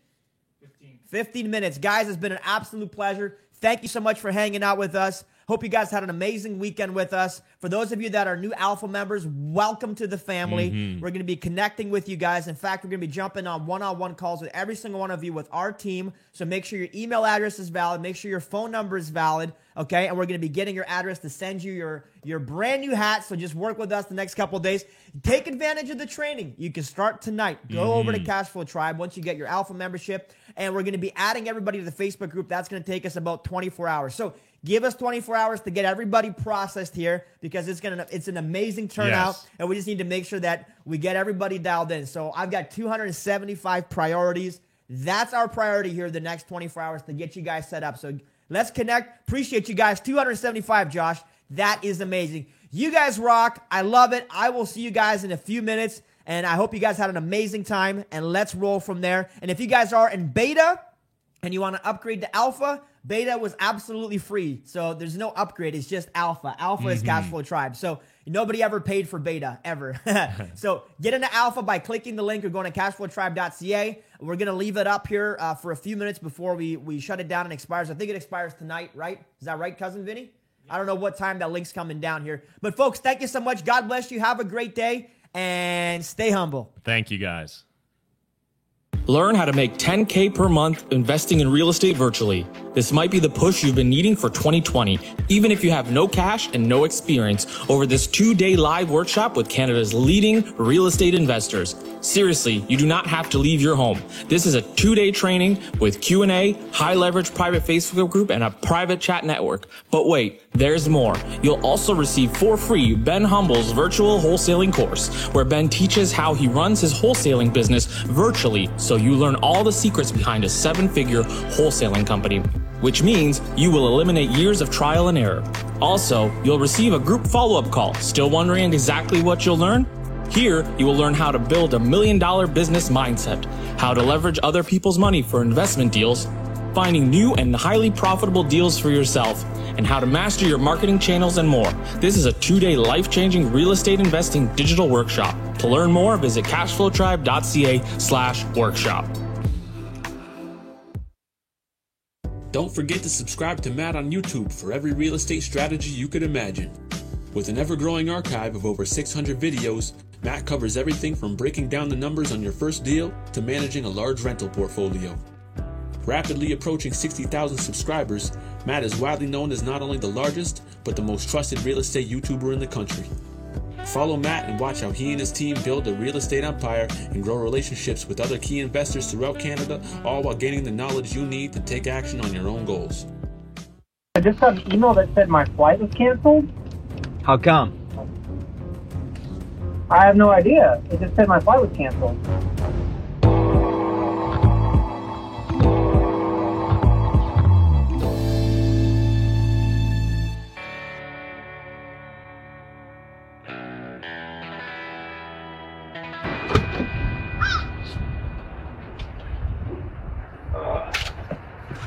Boot camp time, baby. What's going on? Good. Good. Good, good. Got everything ready? Everything's ready. Yeah. Moving. Energy's good. What's up, ladies? Oh, no ladies in here? Ha! You hiding in the back? What's up? Good. Where were you, on a smoke break? Alright, excited, man. About to connect with my partner. About to connect with our headline speaker. Don't forget. Yes. Hey, what's going on today? What's going on today? We've got getting organized for the boot camp. And? Any issues? Are we good? Nope, no issues. We're good. Yeah. Okay. Cool. Where's Sarah still out getting stuff ready or what? Sarah's out getting stuff ready. Yeah, she should be back soon. Okay. Awesome. We got all the merch and stuff ready to go? All the merch ready to go. Everything's ready to go. There's zero humps. Zero issues? Zero issues. Man, that's nice for a change, isn't it? Yeah. All right. Good. All right. Well, we'll see you soon. Okay, see you soon. Bye. Bye. Hardest part of my job is figuring out which tribal hat I'm going to wear every day.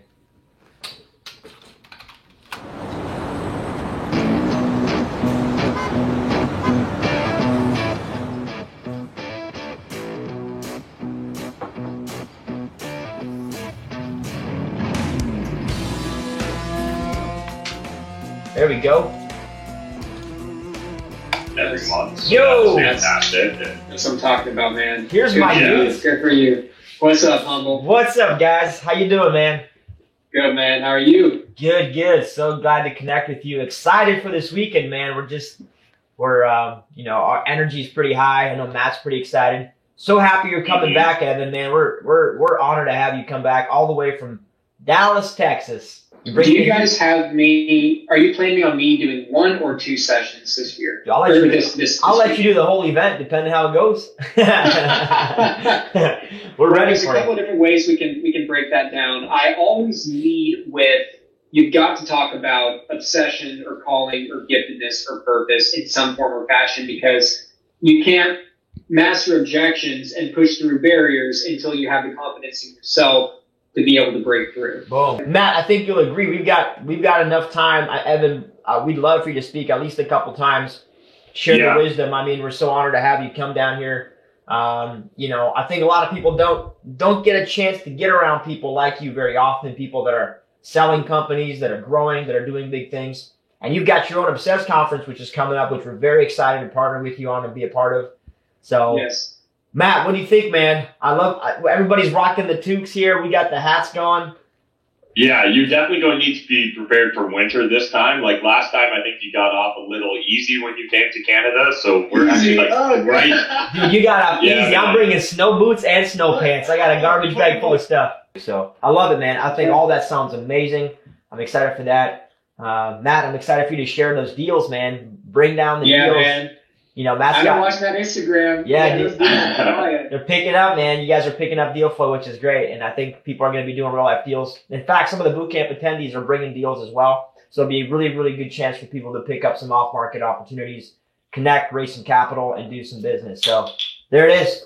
That's it, boys. Well, we'll see you guys tomorrow. We'll talk soon. Stay humble. Let's do it. Awesome. Thanks, guys. See you guys. Cheers. See you soon. Bye. So, what's up? It's all good? Everything's good. Yeah. Working through some of your Facebook stuff, and yeah, there's a lot of custom audiences we got to work through. But yeah, it's going to be great. Cool, man. I'm excited. And so you connected on the DJ piece, like we're good there? Go with the DJ piece. We're going to have a giant projector there. Yes. And the 7x10 foot projector for video, as well as the 2 TVs and some focus. How will the lighting and stuff be? Like, we'll be able to see it, or is it going to be too bright in the room, or? I'm going to dim the lights. Okay. Dim the lights, crank up the volume, make it sound good. Okay. Yeah. Come on now. And you get it connected with so the DJ's already got the tracks too? The DJ's got the tracks. And we know we got to get that right music now. I don't know what Sarah was talking about, Benny and the Jets. We're not doing that track. It's because you're Ben. No, So Benny and the Jets. We're not doing that track. It's okay. You want to bring in some Romanian flair? I will bring whatever flair you want to bring in, dude. That's awesome. My man Evan. What's up, partner? Hey man. I just wanted to touch base. I just got an email that said my flight was canceled. How come? I have no idea. It just said my flight was canceled. Dude, we can't have that. You're the only American we want down here.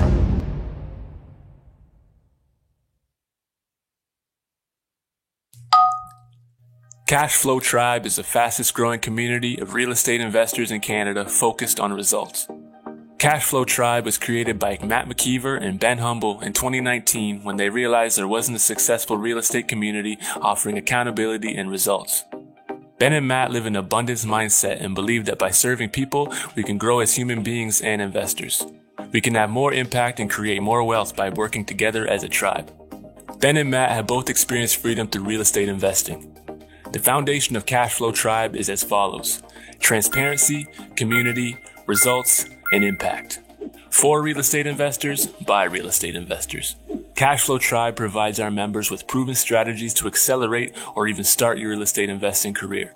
There's daily video training, 2 weekly accountability calls to track your progress, a video library that features a variety of on-demand training, unlimited access to an active community of investors, and invites to masterminds, dinners, networking events, parties, and much more. Are you ready to get that boost you've always needed?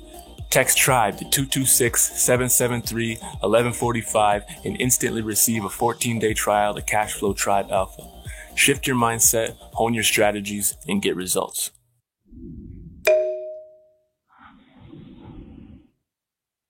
My man Evan. What's up, partner? Hey man. I just wanted to touch base. I just got an email that said my flight was canceled. How come? I have no idea. It just said my flight was canceled. Dude, we can't have that. You're the only American we want down here. Like, what do you mean the flight's canceled? We're getting ready for this thing and this guy's not coming now? I know. It's something going on that I don't know about. I mean, we're still on for this weekend, right? 100%, man. 120% we're still on. Let me check in with Dre and see who made that reservation. It was on our end, brother, or you guys made that? Yeah, it was on your end. Yeah, I just see I'm confirmed on a new flight. Yeah, I'm just getting a whole bunch of emails right now as far as something's going on. Do I need to call American Airlines? I would call American Airlines, brother. I hope they didn't overbook you or something like that. Everything on our end is the same. There's no reason for them to cancel, delay your flight or anything unless they got something going on their end. Flight being canceled. Of course, why not just cancel the guy's flight, the only guy that we're expecting to come from another country? Sweet. My initial reaction to the flight being canceled was just disbelief. I mean, it's the day before. I'm sitting there, I'm thinking, is this actually happening? Let me just check with Dre anyways, make sure I'm not aware of any changes on our end, so let me check with her, bro. I'll give you a call right back, okay? You check with her and I'll check with AA. Okay, brother. I'll call you right back, man. Sounds good. Bye. That's strange.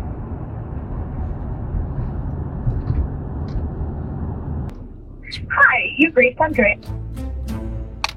So when I try to reach you, you don't answer, but when you call me because you want a tall, flat white vanilla latte, no cream, no foam from Starbucks, I always pick up, right? Just dealing with problems as they happen. Just getting so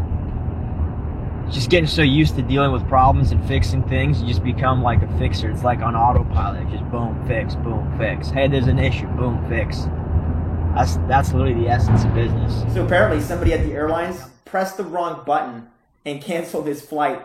So we had to get all of that mess rearranged. The interesting part was Evan thought we had changed our minds and decided we didn't want him anymore. You guys gotta come see my boy Jake. You know what? He hooked you up. Right, dude? And he's wicked on the guitar. It's also true. Right? You know what I'm saying? That's also musicians do it better, dude. That's just the way it is. I started thinking about that. I was like, so if I punch somebody in the face, I can just tell them not to get angry, and that's how that works? No. You still might get punched back in the face. That's right. That's right.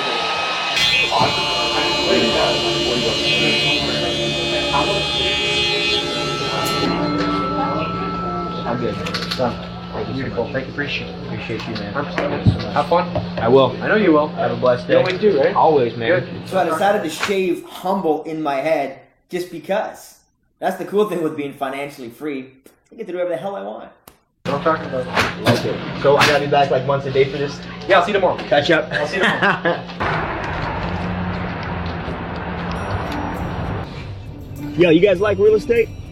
I'm throwing an event together in Toronto. Y'all coming? You get your tickets to the party? You did? Okay. Looks like they're gonna be there. That's good. See you guys in a minute, right?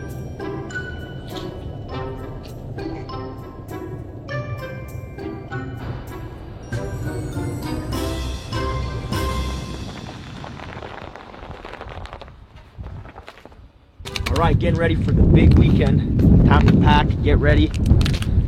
Gotta get on the road, man. Welcome home.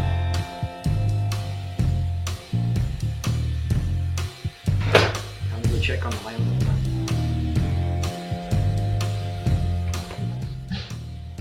All right, well, she's still here.